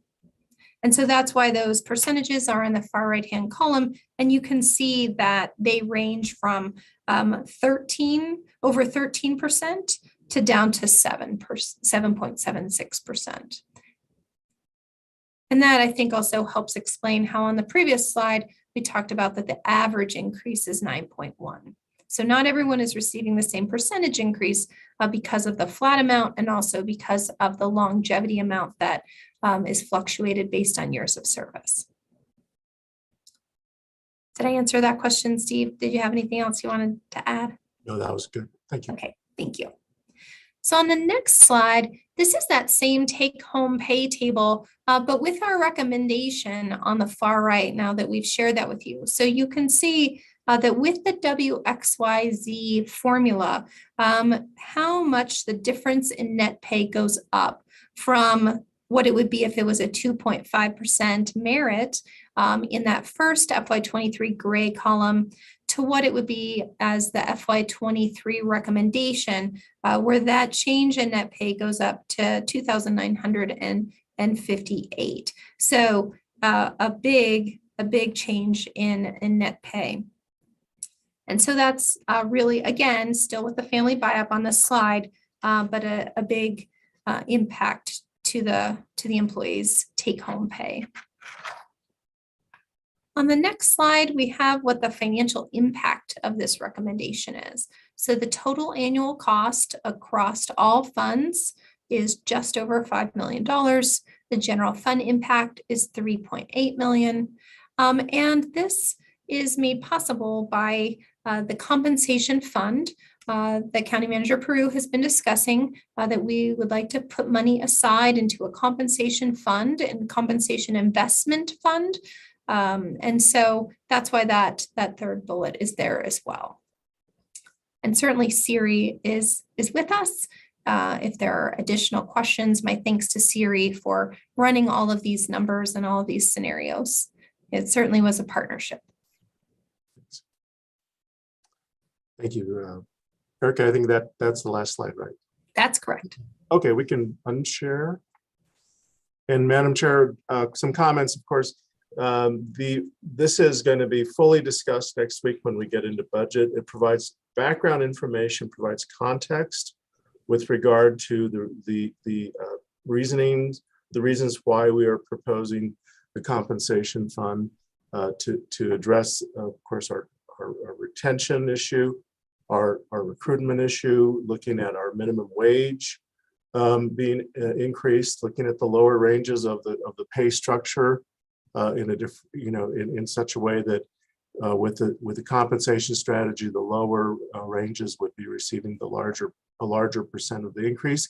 It also builds into longevity, which has always been an important component of any organization, because with longevity is institutional knowledge, and we need to have individuals that have been with the county remain with the county, because again, they possess a huge amount of information and history that we need each and every day.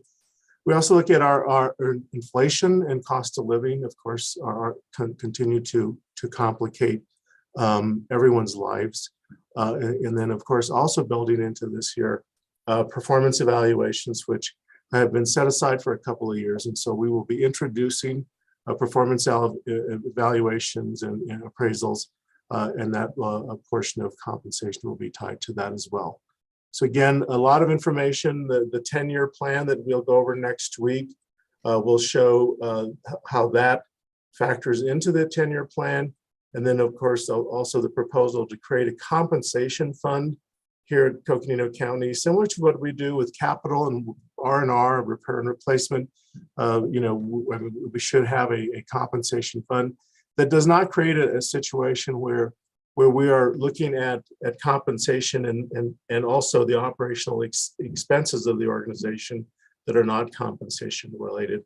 The organization has a lot of other financial needs in other areas. And so creating an investment fund, the compensation investment fund, minimizes or mitigates to some extent this competition of between resources, between what's the most important investment to make. So a lot of information to consider. There will be a lot more conversations that will take place next week, but again, wanted to put this on the books as the first item, because going back to walking the talk, our employees, our associates, our team members, our family members are the most important part of what we do here. And so with that, I want to thank Erica and Siri for a lot of work that they put into this. And I know that in addition to Lucinda and Sue Brown and others have helped us create a strategy that we hope will create a big impact here at the county. So with that, Madam Chair, I'll turn it back to you, ma'am. Thank you. Yes, and it is a lot of information and probably more numbers that can be digested in one board meeting. But having said that, thank you, Erica, for your review on this and your thoughtfulness and recommendations. And I know we'll be talking about this more as we go forward with the budget. Any questions from members of the board at this point?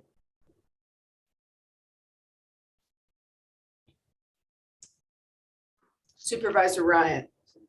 Not so much a questions, because it's a nice lead into the budget, and that's what we need. Let's get additional background. These are some of the discussion points that we've had over the years as well as this year, and so very helpful pieces. Although, just as you said, each one, how does it process while you have this moving and that moving? Where do they come together? Ultimately, we will be, obviously, this is important. Cost of living is extraordinary here, definitely causing an impact. What can we do so that we have quality people here that are, they're with us, they stay with us, we keep that skill set, and most importantly, they provide a high level of service for our community members in each area that we have. The piece that, this is always budget and shaping where we're going and associated with budgets. I look forward to the presentation, particularly on the financial impact component, Steve. What does it mean? How does it play out in the long term? Because no matter what, that's our a big part of our job is, we make sure that we have the budget. It's an appropriate budget. And we know there are a lot of people behind the scenes that are working on this. So really appreciate it. Definitely curious to see what do you call it? The compensation investment fund, how that plays in, and understand it sounds like an interesting strategy, and how we might be able to kind of stop the hemorrhaging for the cost of living, and what we're trying to do, and the impacts that it causes our employees. The other piece of it is, you can see, if you're an employee out there, you can see we're trying to look at your take-home pay, but you can also see there's a strong investment that we've made in benefits to help people, which doesn't come out associated with the salary. Even so, there's a drawdown with cost of living, and it's important that we keep track of these numbers and see the implications associated with it. So nice prep for budget, a lot of work behind it, really appreciate it. I like the compensation history that we're continuing to do that. That's important as well. You can see there are gaps that we just get caught in these downturns that try as we may, it's just trying to keep our budgets and keep going with what we have. Thank you. I've said enough for now. I'm looking forward to the conversations as we get into budget. Madam Chair, if I could make a comment real quick to Supervisor Ryan's comment. So in terms of capacity and the organizational 10-year plan and the budget, this is a major investment, and that is not to say we don't have limitations of resources. We have certain revenues that are coming in better than expected, especially in the sales tax area. But the question is, how can we sustain that? With regard to inflation, with regard to an eventual recession that's probably going to be more reality than thought, and factoring all this into the organization only has so much capacity. And with that, though, and that was why working with elected officials and department heads, I do want to know, we all want to know what the needs are. And I don't subscribe to the position that if we don't have the resources, we don't necessarily need you to provide what the needs are, because that way we don't know. We don't know. I want to know. I think you all want to know. We all want to know, even if we don't have the resources to address everything, and we do not. This was the priority. My recommendation was based on compensation first before other operational requests. But at the same time, I did not say don't submit anything else. I wanted to know what is going on. I want to know what the needs of constitutional offices and the departments are, so that we'll have what that is. I've been referring to build out. I want to know what the department build out looks like. And if we have departments that have FTE needs and that we're not able to address this year, at least we know what that build out looks like. And in the future, when we do have a request for an FTE, looking at what that organizational build out looks like is really helpful, because we can support the department and the constitutional officer in getting there. But it's going to be time. It's going to take time. This year was a major investment in compensation to address the lives of our employees first, but also to address being able to recruit talent in the future. So again, that priority was set forth in my discussions with departments. But again, it's not to say that we're not interested in what the needs are, because we are. Thank you.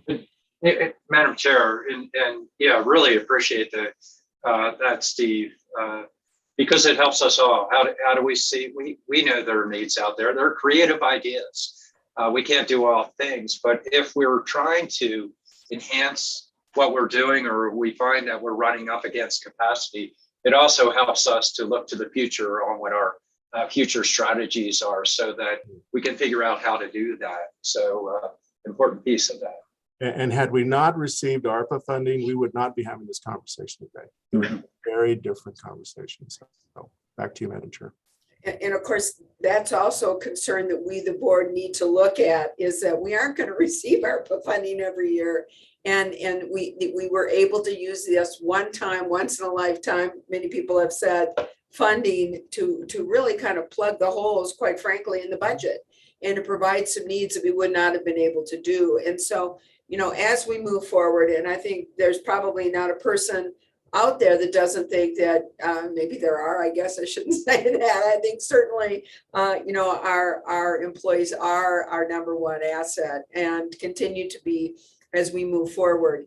But we also have so many other needs that we hear from so many other folks. And so, Steve, I'm so glad that you're saying we want to know what those needs are, because we got to factor those in as we move forward. And when we move forward, knowing that this ARPA funding is not going to be around. So finding that balance of appropriately recognizing, encouraging, keeping, supporting, and recruiting our wonderful county staff, and fulfilling these other needs are all part of that juggling act. And it's a juggling act.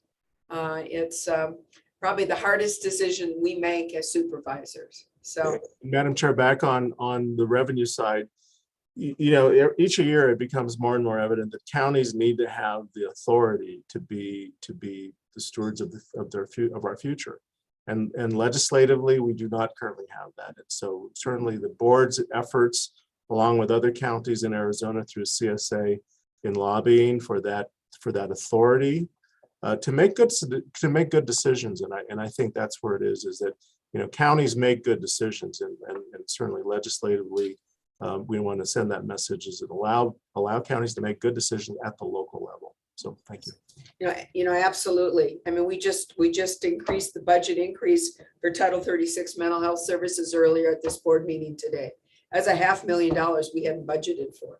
And we've got to do it. I mean, the fact of the matter is it's a constitutional requirement, and it certainly is a big need for our community. So anyway, it's definitely a juggling act, and trying to do the very best we can for our employees, for our community with limited resources. It's a hard one, but thank you so much. So, and Vice Chair Vasquez.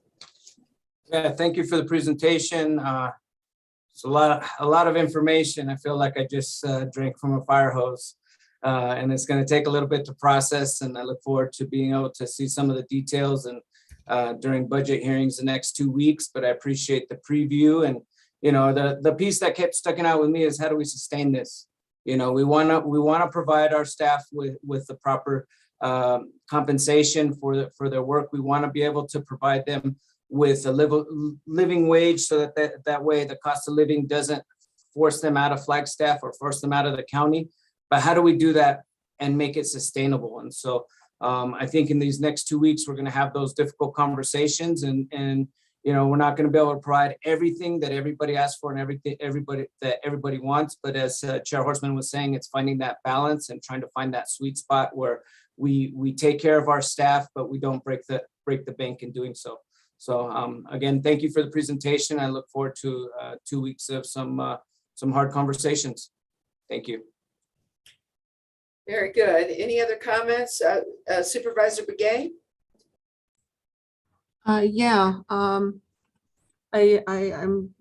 I'm just in here thinking that all the comments that my colleagues make is very true, and that I just want to be able to do what's right for our staff, and that there's a lot of other needs that we have, and and I'm going to take it and review these whole slides again, and we really have to. During our budget sessions, we really need to be awake and, really just identify where our real needs are. And certainly the staff isn't, or the personnel salaries is a need, but there's so many needs, and that, we have limited dollars. And again, sustainability is something that we really need to look at.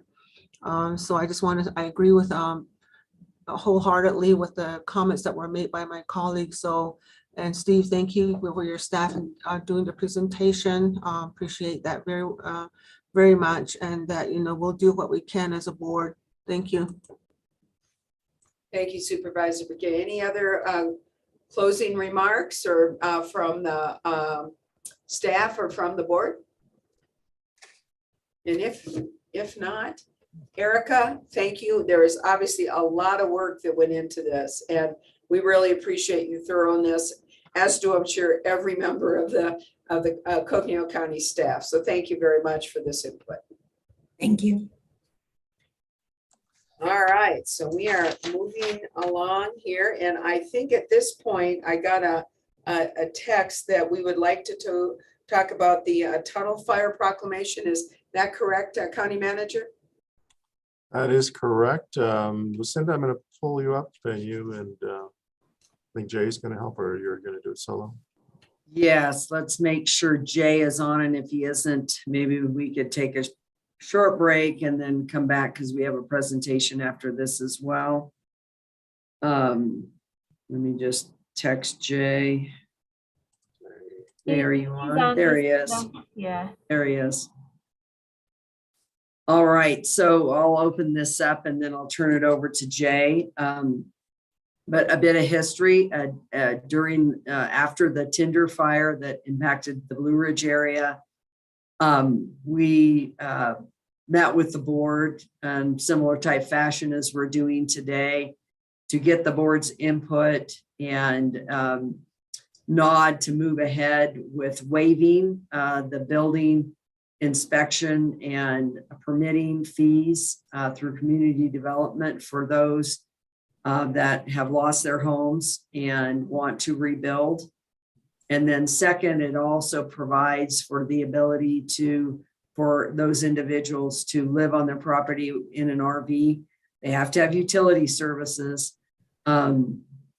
It also allows for that so that they can reduce the cost, of course, while they're as their home is being reconstructed. So I'll go ahead and turn it over to Jay, who'll give the details. I'll kind of share a proclamation with you. This is actually a process that we do largely administratively, but he put this into the format, and the chair would sign this, I think is the intention. So Jay, I'll turn it over to you. Thank you, Jay. Yes, thank you, Lucinda. Madam Chair, Supervisors of the Board, good afternoon. Jay Crystalman, Community Development. Thank you, Lucinda, for that context. You summed it up pretty much completely for me. But in addition to that, there is a little bit more. So with the tinder fire, the board, we never did a proclamation. So Lindsay and Lucinda both brought up that we really should have a more formal way of allowing for the waiving of these building fees. It also includes the expedition of permit applications, so they would become priority as we do get them in. With the tinder fire, we had about 14 residents rebuild their homes, and we started to see some of those insurance claims coming through within a couple of months. So it's possible that by mid to late summer, if not even sooner, we'll be ready to issue permits for these. It also includes, as Lucinda mentioned, waiving the fees for utility connections for the recreational vehicles. Our assessment the team out there assessed the electric connections and the junction boxes are destroyed. So there's going to need to be some work that needs to be done, but it is proposing to waive those fees. And in addition, allow for the residents that were affected to live in an RV if they do have one, or even rent one, for the duration of that project. So with that, we did put this proclamation together. I'm not sure how this moves forward, if the chair reads the proclamation and then the board votes on it. And I think that's how proclamations work. And with that, I'll be happy to answer any questions. Thank you very much, Jan. I think we all have gotten the proclamation email and now up here. And I guess at this point, it's very similar to what we discussed at the very beginning of this meeting. We were talking about updates on the tunnel fire, but are there any questions for members of the board on this? Yes, Supervisor Ryan. Thanks, Madam Chair. Oh, there you go. I'm trying to find this in my my piece here. I got lost on where we were. So I apologize. I'm getting a little confused though, in terms of, I thought the direction was to move towards a resolution versus a proclamation. And I'm just checking in on that. We discussed it, I know, this morning. I guess maybe that's the question. What is the best way to proceed on this? Is by a resolution or a proclamation? And, Lucinda or Jay, I'm going to leave this up to you to answer. Actually, Clerk Daly will address that. All right. I love it, Clerk Daly. She has the answers to everything. Not all the time, but sometimes. The Chair Horseman and County Manager Peru, the resolution for the tunnel fire declaration of a local emergency serves as the umbrella for then proclamations to be made under that emergency resolution, and the chair has authority to sign such proclamations. So for example, when the declaration of local emergency was declared for the COVID pandemic, that was done via resolution, And then the chair went ahead and did a proclamation under that umbrella resolution for such things as a mask mandate. So this is the same type of scenario where the resolution has been done already for the local declared emergency of the tunnel fire. And this proclamation that would fit under that resolution as part of the emergency. And so one more process piece associated with it. So, the chair already has signature authority under the emergency.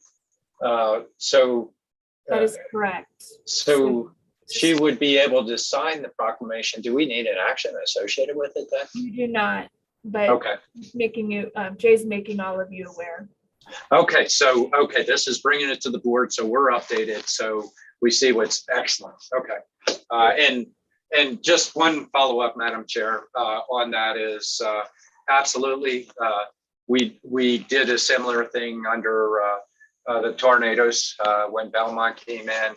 Makes absolute sense anyway that we can help out and help the community rebuild where we have the capability of doing it. It definitely makes sense to do this, and appreciate the work that staff and everybody else put in for this. Thank you, Madam Chair. Yeah, thank you, Supervisor Ryan. Thank you for asking the question, because I was lost too. So I appreciate it. And Lindsay, as always, appreciate your learned response. So any other questions from members of the board on this? Otherwise, it basically provides that building permit fees will be waived for the rebuilding of all structures damaged or destroyed by the tunnel fire, given the footprint remains roughly the same. Number 2, plan review for reconstruction will be expedited and permits will be priority issued. And number 3, during reconstruction, recreational vehicles can be occupied by the property owner during the entirety of the reconstruction process with no other approvals. And number 4, permit fees for utility connections to recreational vehicles will be waived. So again, the county is doing what we can to assist on the recovery here of the tunnel fire. Thank you, Madam Chair and Supervisors, and thank you, Lindsay, for the thorough explanation. Thank you, All Madam right, Chair. any other questions, concerns, comments? If not, then we are moving on to our last item here on our agenda, presentation, discussion, and possible direction regarding a proposal to develop a Coconino County Community Wildfire Defense Grant Program to leverage significant infrastructure investment and Job Acts funding to reduce the wildfire risks on private lands within Coconino County. And we probably could not have a better time for a discussion and review of this particular item. So with that, I'm going to turn this over to the county manager to do the introduction on this. Again, Madam Chair, this item was placed on the agenda last week before the fire. And so showing certainly our attempt to be proactive in the face of what is becoming more and more of a pretty volatile fire season. And so I'm going to turn it over to Lucinda and Jay Smith, who will walk us through the item. So with your permission, thank you. Thank you. All right, thank you, Steve. Good afternoon again. Sean will bring up the presentation. Sean.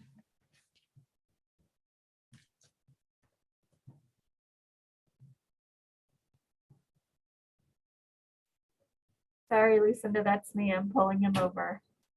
Great, thank you.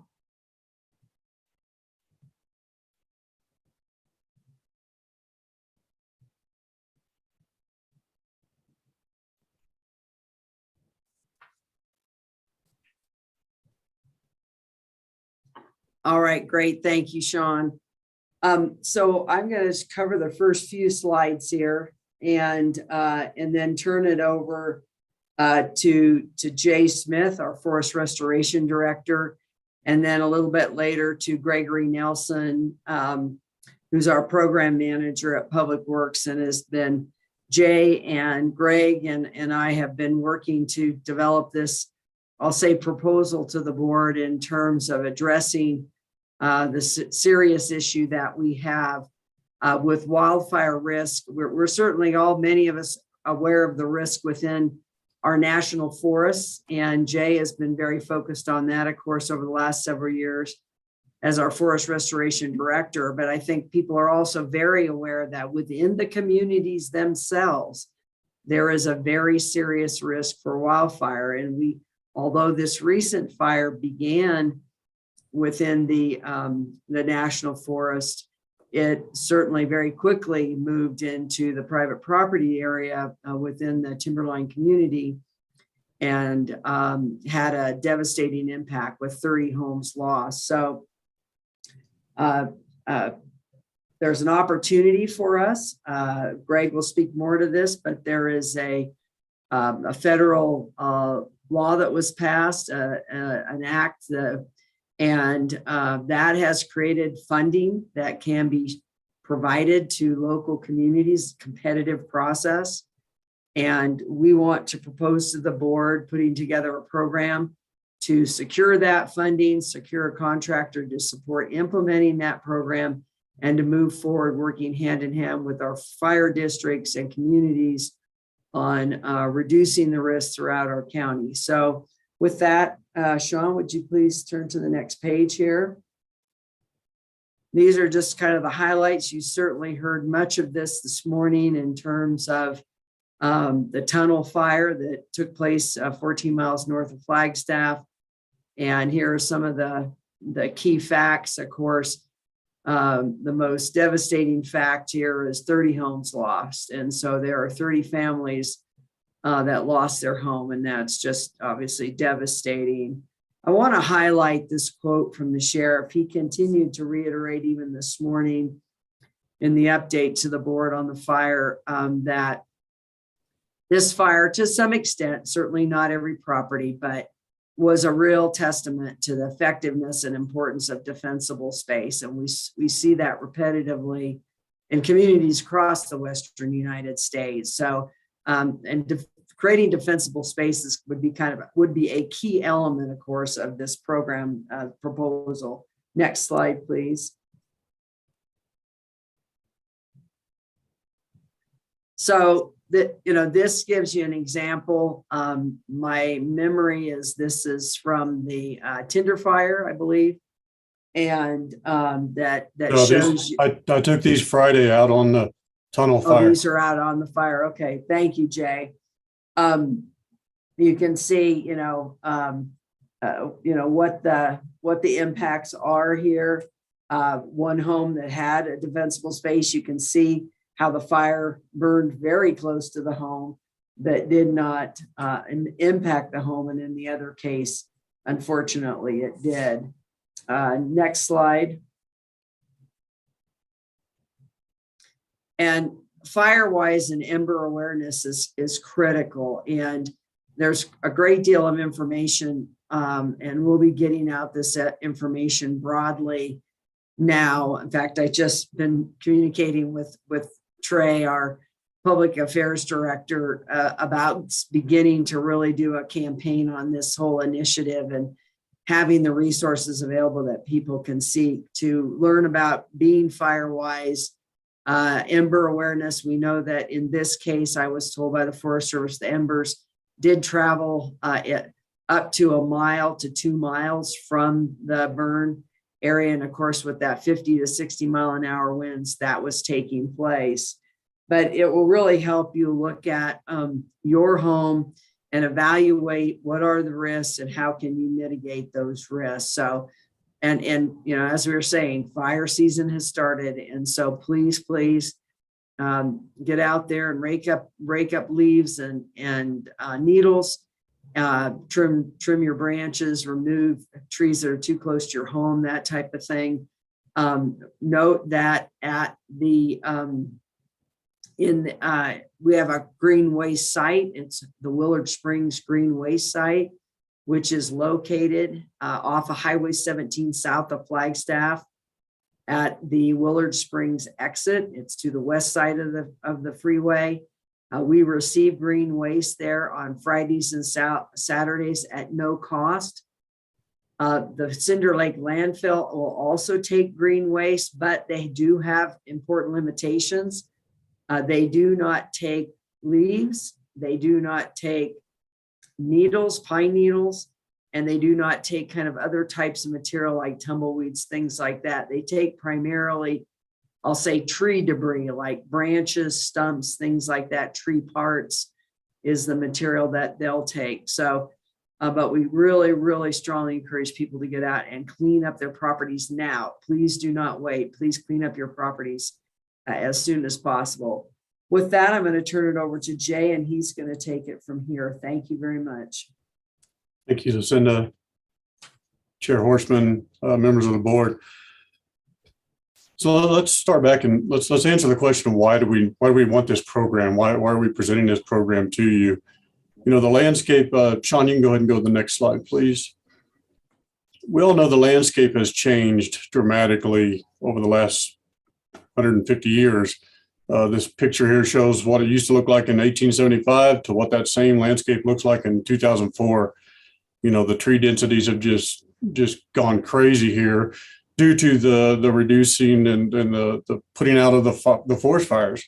And then we've had the increase of building within the wildland urban interface, the WUI. So all of that put together, we're starting to see more and more of this interaction between fires from national forest land or surrounding forests coming into the communities. But that's not all. And we're going to talk about other things that are happening that are causing us to want to look at this program and see how it can make a positive impact on our communities. Next slide, please. This is just a real quick picture visual of showing what we did in 2017 at Fort Tuthill. You see the picture on the left of an unhealthy, over dense forest. And then after we came in and did the treatment on it, what it looks like to be more of a healthier, patchy, open space within that would not carry that crown fire. But as we saw with tunnel, it doesn't have to be a crown fire to cause damage. Next slide, please. So here I've superimposed the tunnel fire on top of, this is the fire history of Coconino County and the surrounding areas. So the dark red is the recent fires from 2016 to 21. And then you have some of the historic fires. And this really is just to show fire is part of this ecosystem. We are going to live with this fire adapted ecosystem. And we just know that each time that it just keeps getting closer. We're waiting on that ticking time bomb for the fire to be in the right place at the right time with the right conditions. And we need to be prepared and have resilient communities that can withstand those types of fires. Next slide, please. So another thing that we've talked about it a little bit, but I don't know if I've spoken to much of this, the new members of this board. These companies here, I have found, have all developed wildfire risk models that they're using to determine whether they can even insure a home or not. So they're looking now, I mean, with what's going on across the West and Southwest, they're looking, are we going to even insure a home if it's in such of a high risk of wildfire? So they look at the vegetation, the terrain, the slopes, all these things, access for firefighters. You know, how are they building the homes? What structure, roof materials? And Verisk, one of the largest ones, they have identified 18,200 homes in higher extreme wildfire risk in Coconino County alone. Myself, I have a personal story. When I went to get homeowners insurance at one company in Flagstaff, I was denied insurance for my home because I was in a high wildfire risk. They said, well, we might think about it if you cut every tree on your property.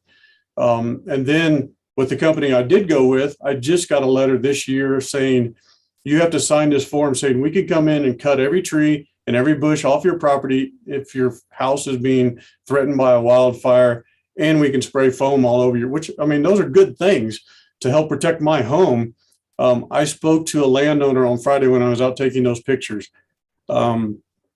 He stayed and protected his home and kept his home. And he said that his insurance company showed up the next morning, that Wednesday morning, ready to spray foam and do things for his property, which obviously was too late at that point. If the fire would have burned his house, it was going to happen on Tuesday, not Wednesday. So those things are happening. Insurance companies are really looking closely at homeowners and where they're located. Next slide, please. So what are we doing? We're looking at what's happening around the West. We were at a conference with New Mexico and Arizona, looking at what the states are doing to prepare their communities. We saw New Mexico Forest Action Plan has really put some effort into identifying risk areas and putting programs in place. Our Forest Action Plan for Arizona that was updated in 2020 has put some of that into place, but we're a little bit behind. We need to step up from the state level, from the Arizona Department of Forestry and Fire Management, to get ourselves into identifying those riskiest communities so that we can now focus some dollars, focus some manpower on those areas to do that. And we're seeing, this slide was obviously before the tunnel fire. We now have a living example right in our backyard of what can happen, how fast it can happen. The Boulder County fire, the Marshall fire, 1,000 homes burned the first day. That's how fast things can happen with the right conditions. And then earlier this year, we had the McBride fire in New Mexico that 207 homes destroyed in the first 2 days. So we know it happens quick, and we need to get ahead of this. These pictures show Paradise, California before, and then some of the Boulder community afterwards of their fire. Next slide. So this is the wildfire structure loss statistics from the nation over the last few years. You can see that the numbers are growing. They're staying high. We had 1 year in 2019 that was kind of a wet year where we had very little damage to wildfires, but these numbers are just going to continue to rise as fire and the threat of fire, and especially in the wildland urban interface, continues to ramp up with warming temperatures, with winds and things like we're seeing this year that we haven't seen as often in the last several years. Next slide, please. So as we look at the risk to our communities here in Coconino County, there's several tools. One of those, the Arizona Wildfire Risk Assessment Portal, is through the Arizona Department of Forestry and Fire Management. We've looked at that. We're not using one tool specifically. There's so many variables used, and each one used a little bit different. We're trying to look at all of these risk tools together so that we can decide where is our riskiest areas, what areas should we prioritize. The Forest Service has a wildfire risk tool, and then FEMA has one. This is the FEMA map for Arizona, and you can see Coconino County, we're in the high range, relatively high, but our wildfire score is very high. So they look at different, tornadoes and wildfires, flooding, all the different things, but our wildfire score is very high. And as we've discussed, Lucinda's going to talk later about our meetings with the local fire districts. They're telling us their fear 5-10 years ago was fire coming off national forest into our communities, which that fear is still there. But now they're starting to see, as some of those areas get treated, the fear is fire starting within a community and burning outward. And so the fire risk within the community itself is high. Next slide. So this is from the U.S. Forest Service. This is a wildfire risk to communities. So you have a hazard potential, and then you have a burn probability. So they look at these two things together to look and see where are these high risks at. We're going to go through several maps from several communities to look at what we're seeing from the data, the risk models.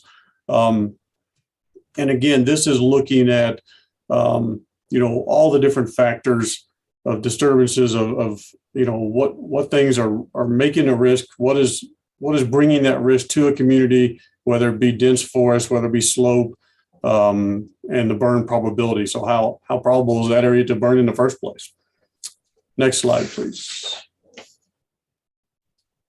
These following maps that we're going to look at, several of them. This is from the AZ-RAP, the DFFM risk assessment portal. So this is looking at the number, the relative extremeness and high levels are looking at the likelihood of an acre to burn first, the historical fire occurrence, landscape characteristics, how much fuel is available, the slope, all of that. And then it also even looks at the weather patterns for areas. So this is the map for the Flagstaff area.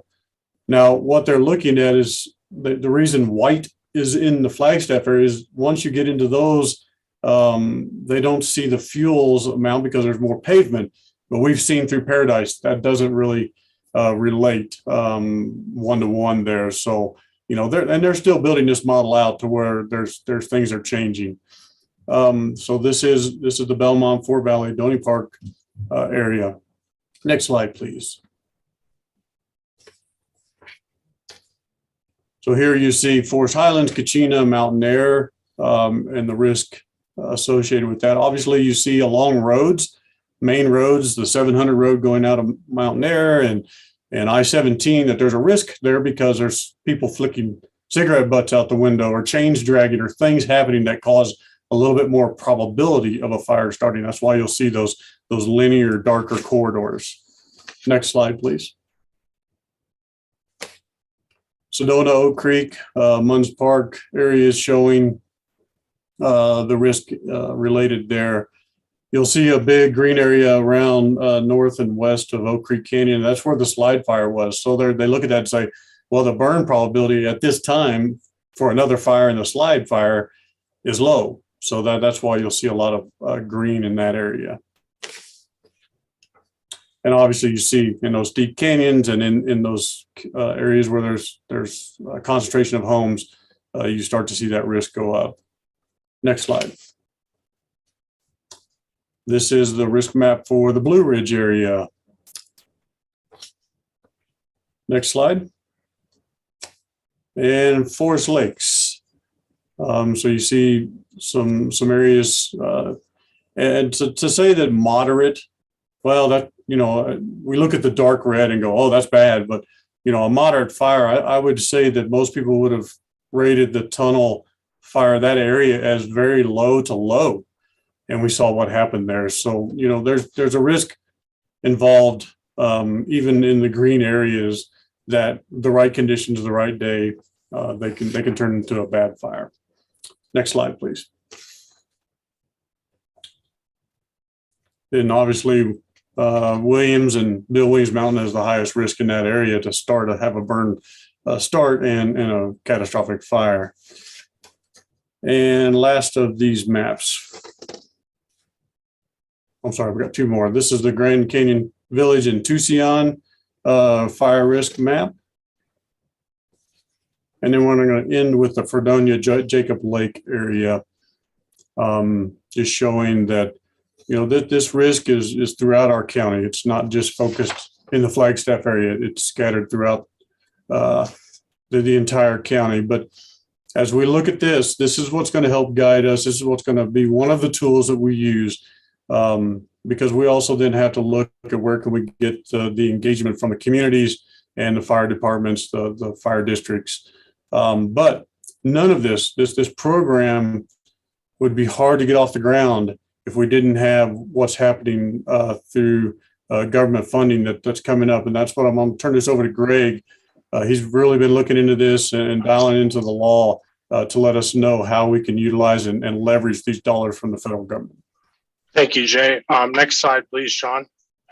So last August, the Senate passed the Infrastructure Investment and Jobs Act. We're really grateful for Senator Sinema's efforts on that, as well as Senator Kelly's efforts. Just tremendously transformational legislation. And so next slide, Sean. To respond to the threat of wildfire on private lands, Congress included a provision within this program called the Community Wildfire Defense Grant Program. Next slide, Sean. This is really tremendous historic legislation to address resiliency within our communities. They authorized and funded this program, $500 million in new program funding over 5 years for treatments on private land within communities with current community wildfire protection plans. And we'll talk about that here in a minute.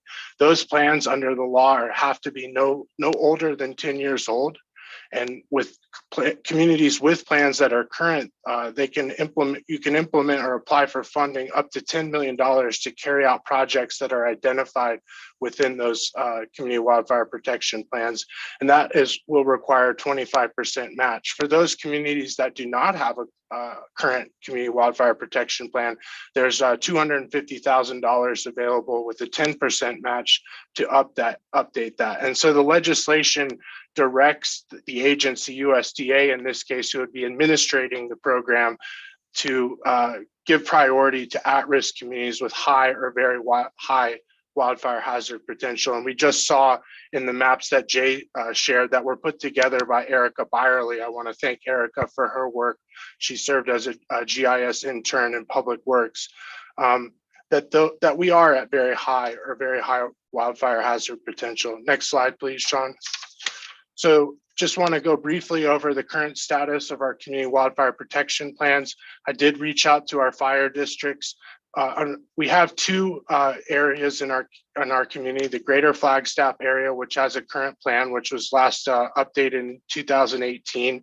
So we have, through the duration of the funding of the program, to look for projects within that. And then Tucson, their community wildfire protection plan will be out of date though next year. So critical timing for that community in terms of the ability to leverage these funds. We have two communities with plans that are older than 10 years. That's Blue Ridge, last updated in 2010, and then the Greater Williams area, which was last updated in 2005. And then communities without a plan is Forest Lakes. Did reach out to them. They do not have a plan. So with that, I'll go to the next slide, please, Sean. Just we're in terms of the program timeline, what we've heard from the Forest Service is that they'll be releasing the regulations and then notice of funding opportunity in May, so next month. It's a robust schedule with applications being solicited in June of 2022, and then the first projects being awarded in September. We'll see if we stay on track with this funding timeline, but that's what we're hearing from the Forest Service at this time. So I'd like to turn it back over to Jay to discuss some of our program recommendations as we've engaged with the agency to influence the program. Thank you. Greg, before you leave, can I ask a real quick question? So have you contacted, or can we get a letter together to let Tucson know that this is also an opportunity for them and anybody else that might fit the bill here within Coconino County? Get a letter out just to let them know.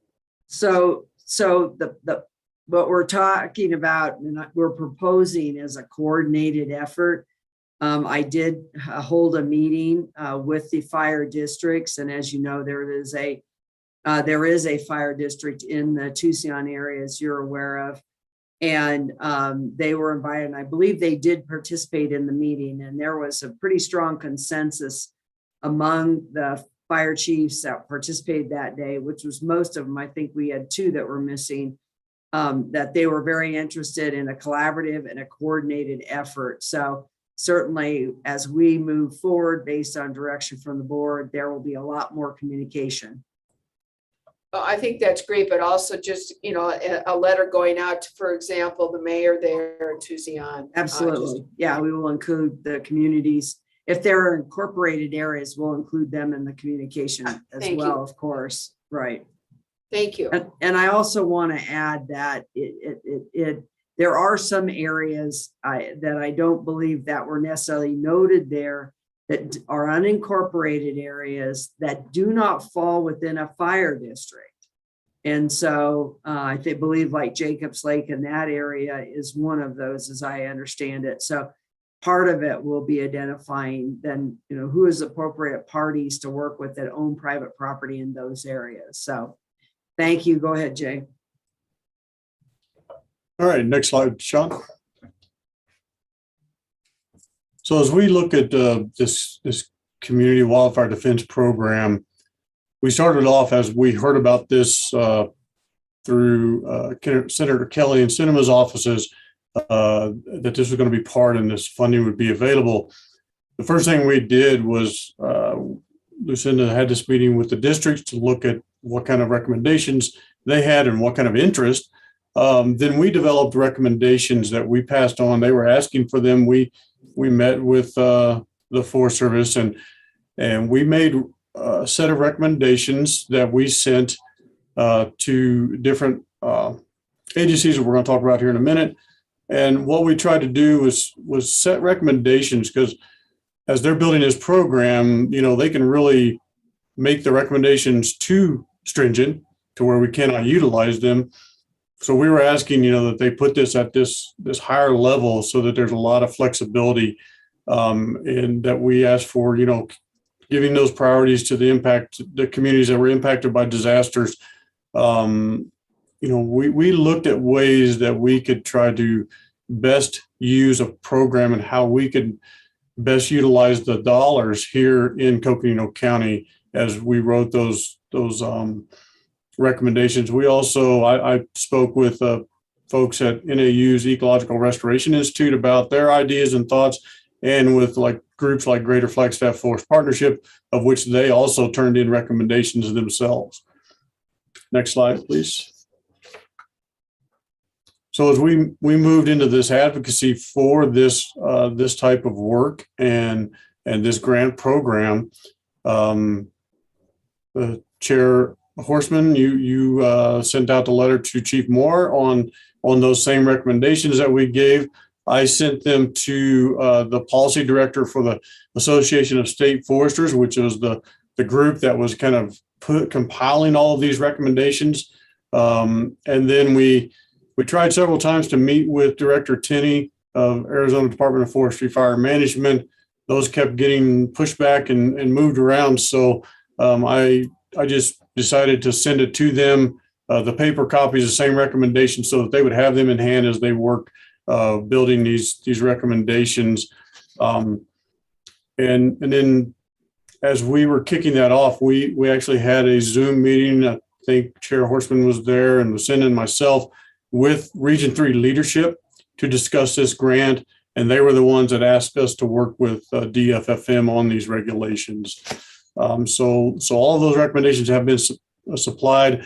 I reached out to Robin Whitney today, this morning, and he has passed on my questions of an update as to where they're at to the Forest Service, because it's kind of now into the Forest Service working group's hands, it sounds like, those recommendations. So we are now waiting to hear back from the Forest Service so that we can see where those recommendations landed and what kind of work is going to be available through these grants. And I'm going to turn it back over to Lucinda as she then gives you more of the proposal of the program for your digestion today. Great, thank you, Jay. Next slide, Sean.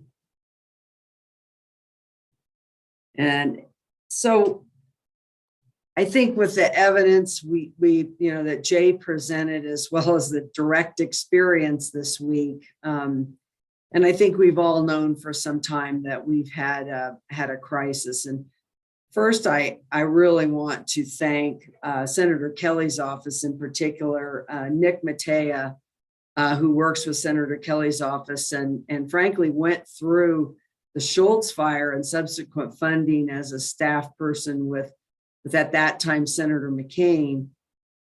He's the one that wrote this legislation, and so they are very, very supportive and interested in communities in Arizona, of course, but particularly northern Arizona, taking advantage of the federal funding that's now available. So he's checking in with me regularly, like, what do where are we going, et cetera. So we've got a lot of support across the board with our congressional members.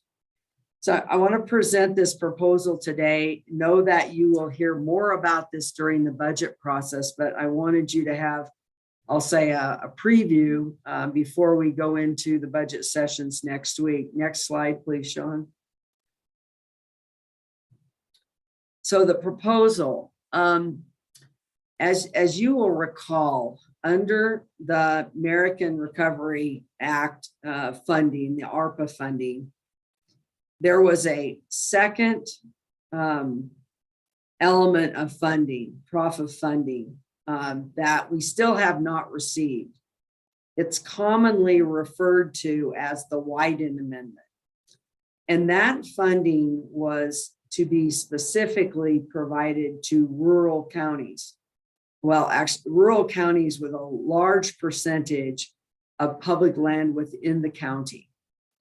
And so, in effect, we all talk about payment in lieu of taxes, and there are counties that receive, which the acronym for is PILT. You've heard it as PILT, payment in lieu of taxes counties, of which we are one of those counties. We receive those payments, of course, when authorized by Congress on an annual basis. So in effect, he wanted to, I'll say, piggyback on that PILT designation for counties across primarily the Western US and provide some additional funding to those counties.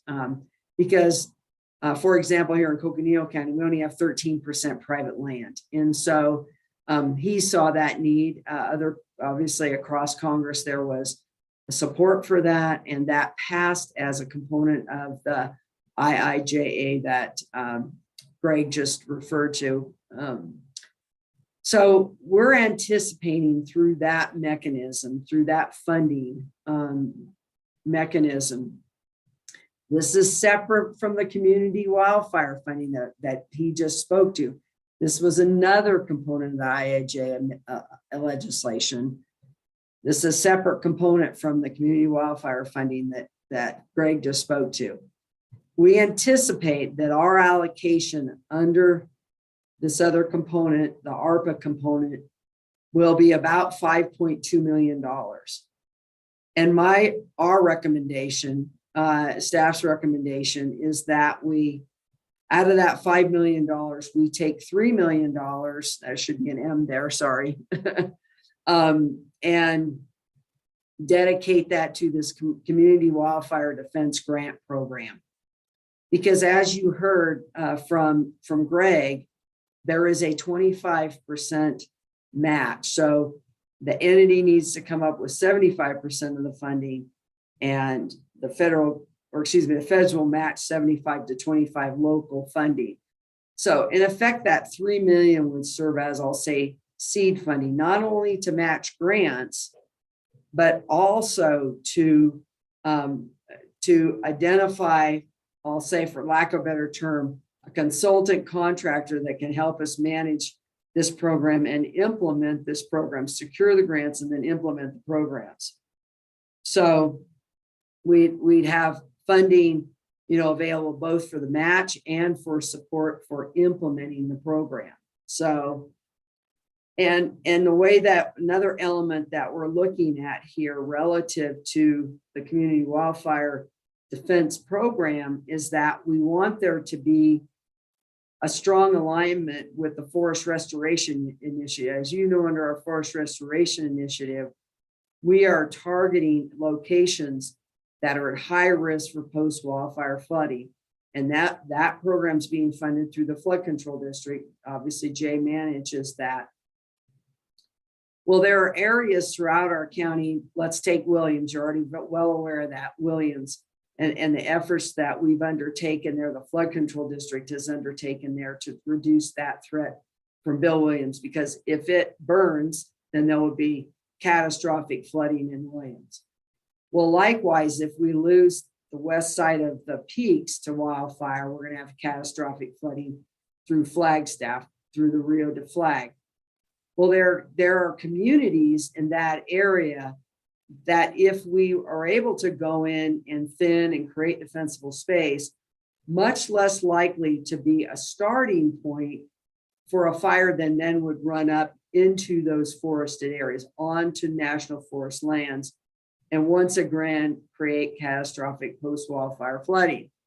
So there will be our proposal is that we would do some level of alignment, looking at where do we have these mutual risks that we've identified as our #1 public safety threats in this county. So again, aligning some of the funding that probably is coming, through Forefry that we're aware of and so forth, to try to get as much treated across the county, both within and outside of communities. Next slide, please, Sean. So the way that we're proposing to manage the program, very similar to ARPA, where we would, with that $3 million, we would not necessarily absorb all the $3 million. Again, we'd set aside a portion of that for the match. And then we would solicit proposals, requests for proposals, or requests for qualifications, probably more likely, for organizations that have experience in implementing these types of programs. One example of that, there are others throughout the Western US and I believe so in Arizona as well. But a local example is the Greater Flagstaff Forest Partnership. People are aware they have been conducting these types of projects in communities and around communities for about the last 25 years. So they have a great deal of experience. Primarily their fundings come through the Department of Fire and Forestry Management and some other state funding and foundation funding that they've secured over the years. And so they have a lot of experience and a lot of technical knowledge and capacity to be able to secure these grants and mobilize that type of effort, working hand in hand with a small team at the county. So rather than staffing up an entire service program, we would look for a consultant. And again, I'm not saying that GFPP would be the entity, but that's an example of the type of entity we would be looking for that has boots on the ground experience implementing these types of projects. So we'd identify what those service deliverables are and work with them. They would develop the application for the funding, manage that grant, provide the grant funding. Obviously, the county would still have to oversee that. If we were to be the matching entity, we would have to be integral to that process, but we wouldn't be doing the day-to-day management. Again, very similar to what's been discussed with the external, with the community funding under ARPA, same model, okay? And we will see once the regulations, to date, the regulations have not been provided by the U.S. Forest Service. We're still waiting for those, expecting those sometime in May, June timeframe. And as was noted, and obviously we may need to tinker with this, but we think this is a model that could be successful in delivering across a broad area of our county, a very collaborative, cooperative effort with our fire districts and other entities that have an interest. And with our communities, this is going to take individual community member support, because obviously we can't go onto anybody's property without their consent and their support. And it's probably going to require some level of match funding, excuse me, from individuals as well. So next slide, Sean. So we held a meeting with the fire districts. I've been continuing to communicate. And, there was this desire for a countywide approach, strong desire to collaborate. Some have bear jaw crews, some do not. Some have capacity to manage grant programs. Frankly, most don't. They're small organizations. Their resources go for day-to-day operations, to respond to fires within their communities. They don't have a lot of capacity to build up a grant management program and process within their organization. So, and then, build these treatments again in collaboration with and coordination with the Forest Restoration Initiative. Next slide, please. So the conclusions here, wrap up, and we'll take some questions, but I think you've seen that most of the communities, many of our communities within the county, are at very high or high risk for wildfire starts from within the communities themselves, not just the adjoining forest. we believe that we will continue to see this issue with homeowners being unable to secure homeowners insurance or fire insurance, and or the cost of those policies will begin to go up dramatically. Obviously, we know also that climate change is exacerbating the issue that we have already. The risk that we've had because of fire suppression for over the last 100+ years. Now we're combining that, and we certainly built a lot of communities in areas that were forested before we had the level of risk that we had today. Again, the opportunity to leverage this $500 million worth of funding that's going to be made available. This is, again, as we've said, with some of the other, both the ARPA funding as well as this funding, is probably a once in a lifetime opportunity. And, we have a lot of stakeholders in this community that are experienced. They're experienced with working with these programs. And we have a strong desire to build this collaborative effort. And again, align it with the flood control district. And lastly, the cost to do nothing is high. And it will begin to really influence our regional economy over time if we don't address this issue, both within our national forest and within our communities. So with that, I think that's the last slide, as I recall. So Sean, well, on to the next slide here. And Chair, we're happy to answer any questions and hear input from the board. Thank you. Well, thank you all for this information. And, I think it's absolutely exciting. And it's, in light of the experiences that we've had here, especially most recently, but the experiences going back to Schultz, to Museum, Slate, and now, of course, Tunnel. This is an incredible opportunity for our community. So it's very exciting and exciting project to get involved on. And I like the countywide approach. I think that's going to be very important.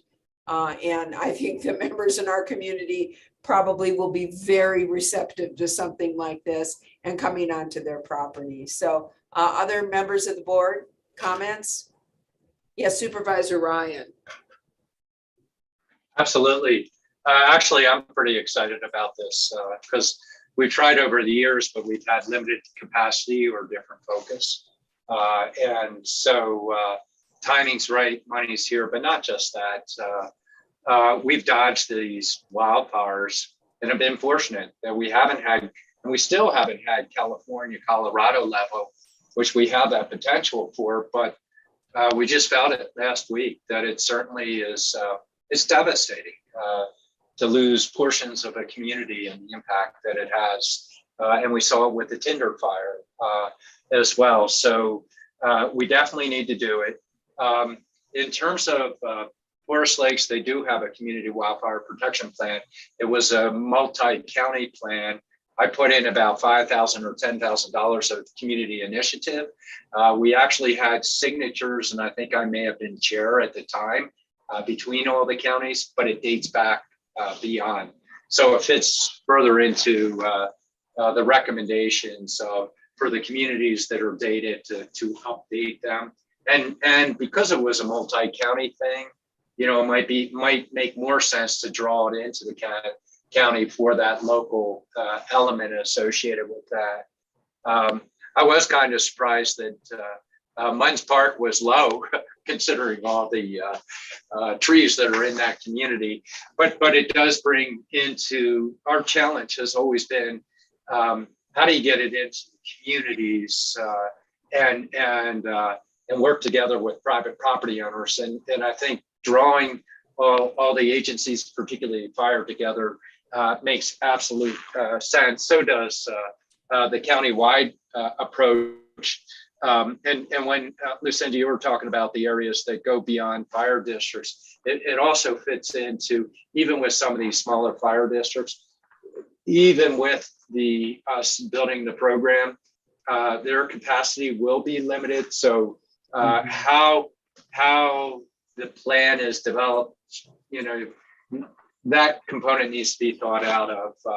Usually state's the primary fire agency out in those areas, but even so, is there, what is the tool? I like that we're doing it incremental where we can do it, focus on the most appropriate areas, and having those updated plans. Absolutely, those communities have needs, but if we can go beyond, love to see it happen.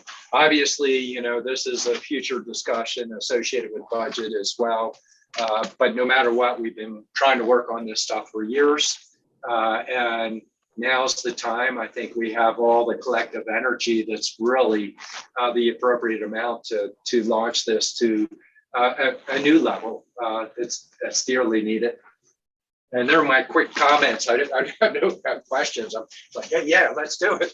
And to Thank respond, you. Supervisor Ryan, we're not starting from scratch. There are programs like FireWise and fire adapted communities, and so we're not starting from scratch. But and it's going to be great to FireWise is one of those that we have. Kachina Village is a FireWise community, but what we aren't is we've written a plan. We just haven't implemented a lot of it. We need to get to the implementation stage, and that's where the dollars come in.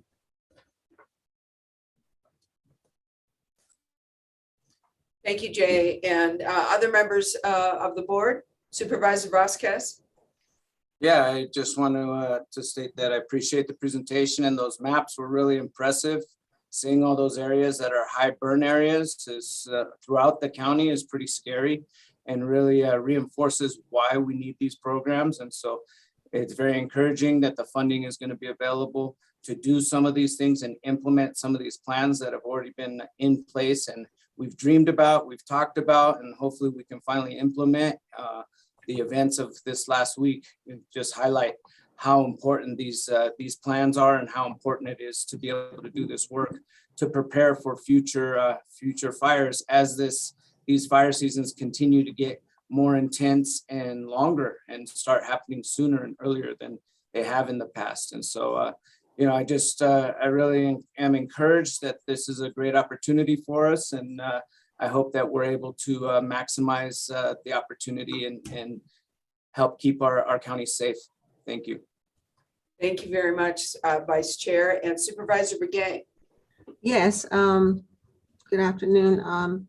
Again, Madam Chair, are we glad that President Biden signed that Investment in Jobs Act to allow funding to come and help us, for people that are having at-risk communities with high or very high wildfire hazard places and stuff like that? I'm just kind of thinking about that. Wow, it's over. I think it was over a span of 5 years that this is going to be happening, and there may be some planning fees involved too. So that's what I wanted to bring up, and I feel that we are competent enough as a county to pursue this, and that so I just want to say let's move forward with it, and the board is here for you, and in any way, shape, or form that we can help you. So I just want to thank the staff for putting this together, and let's make it happen. Thank you. Thank you very much, Supervisor Begay. Yeah, and I think you got the marching orders. Let's make this happen. I like that. Fantastic. Well, thank you so much for your input. I know we also have Chief Josh Tope from the Pinewood Fire District, and I know he would like to make us a couple of brief comments. Lindsay, could you please promote Chief Tope?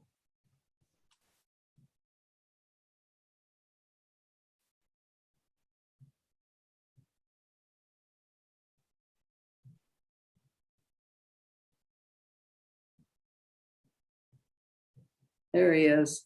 Yes. Hi, Josh. Hey, how you guys doing? Great. Thank you for joining us. Would you like to share any brief comments? Yeah, I just want to throw out my support as well. As Lucinda knows, we've been talking about this for years and years.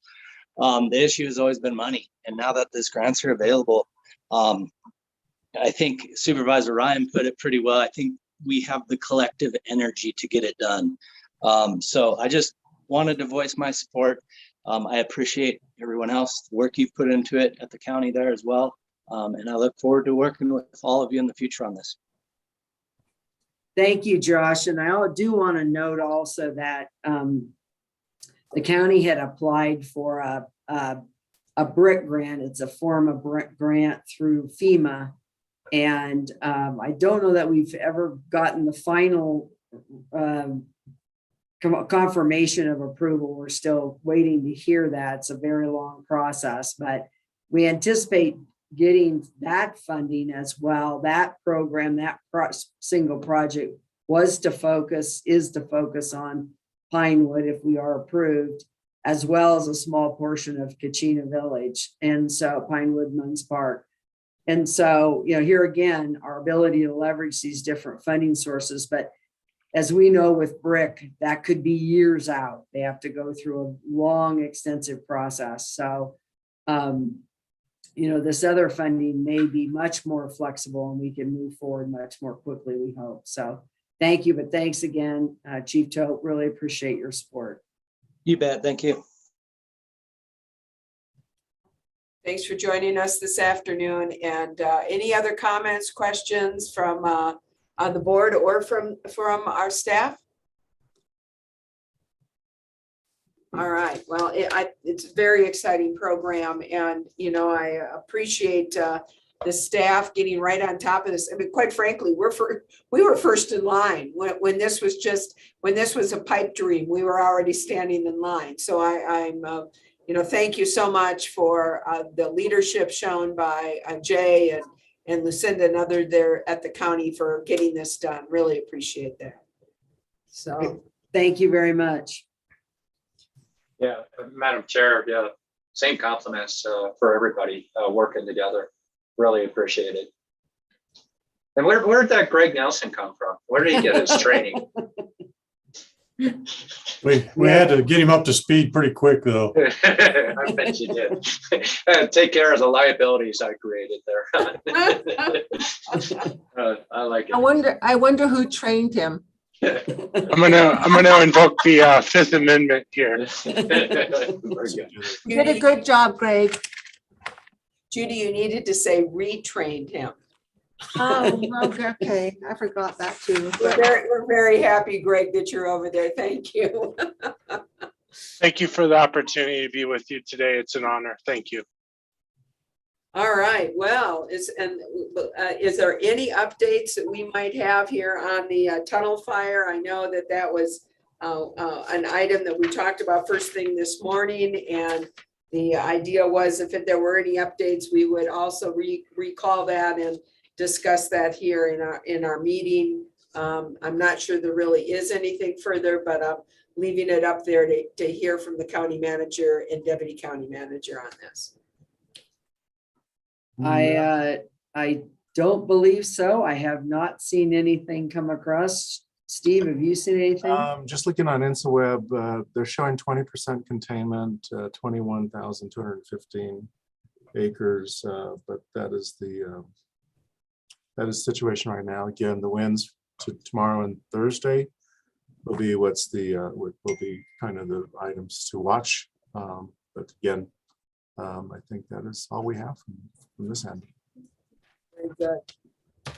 Well, unless then it's a wrap, and we got done even before 5, and it's been a long day, and we have covered a lot.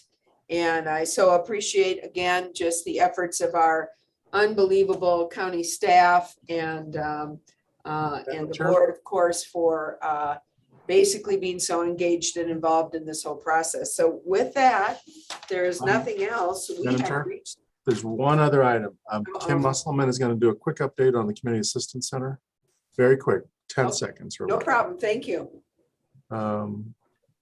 This was the recalling of the tunnel fire update information. So thank you.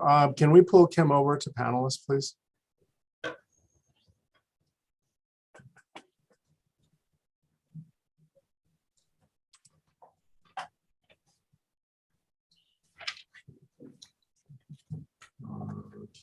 There she is.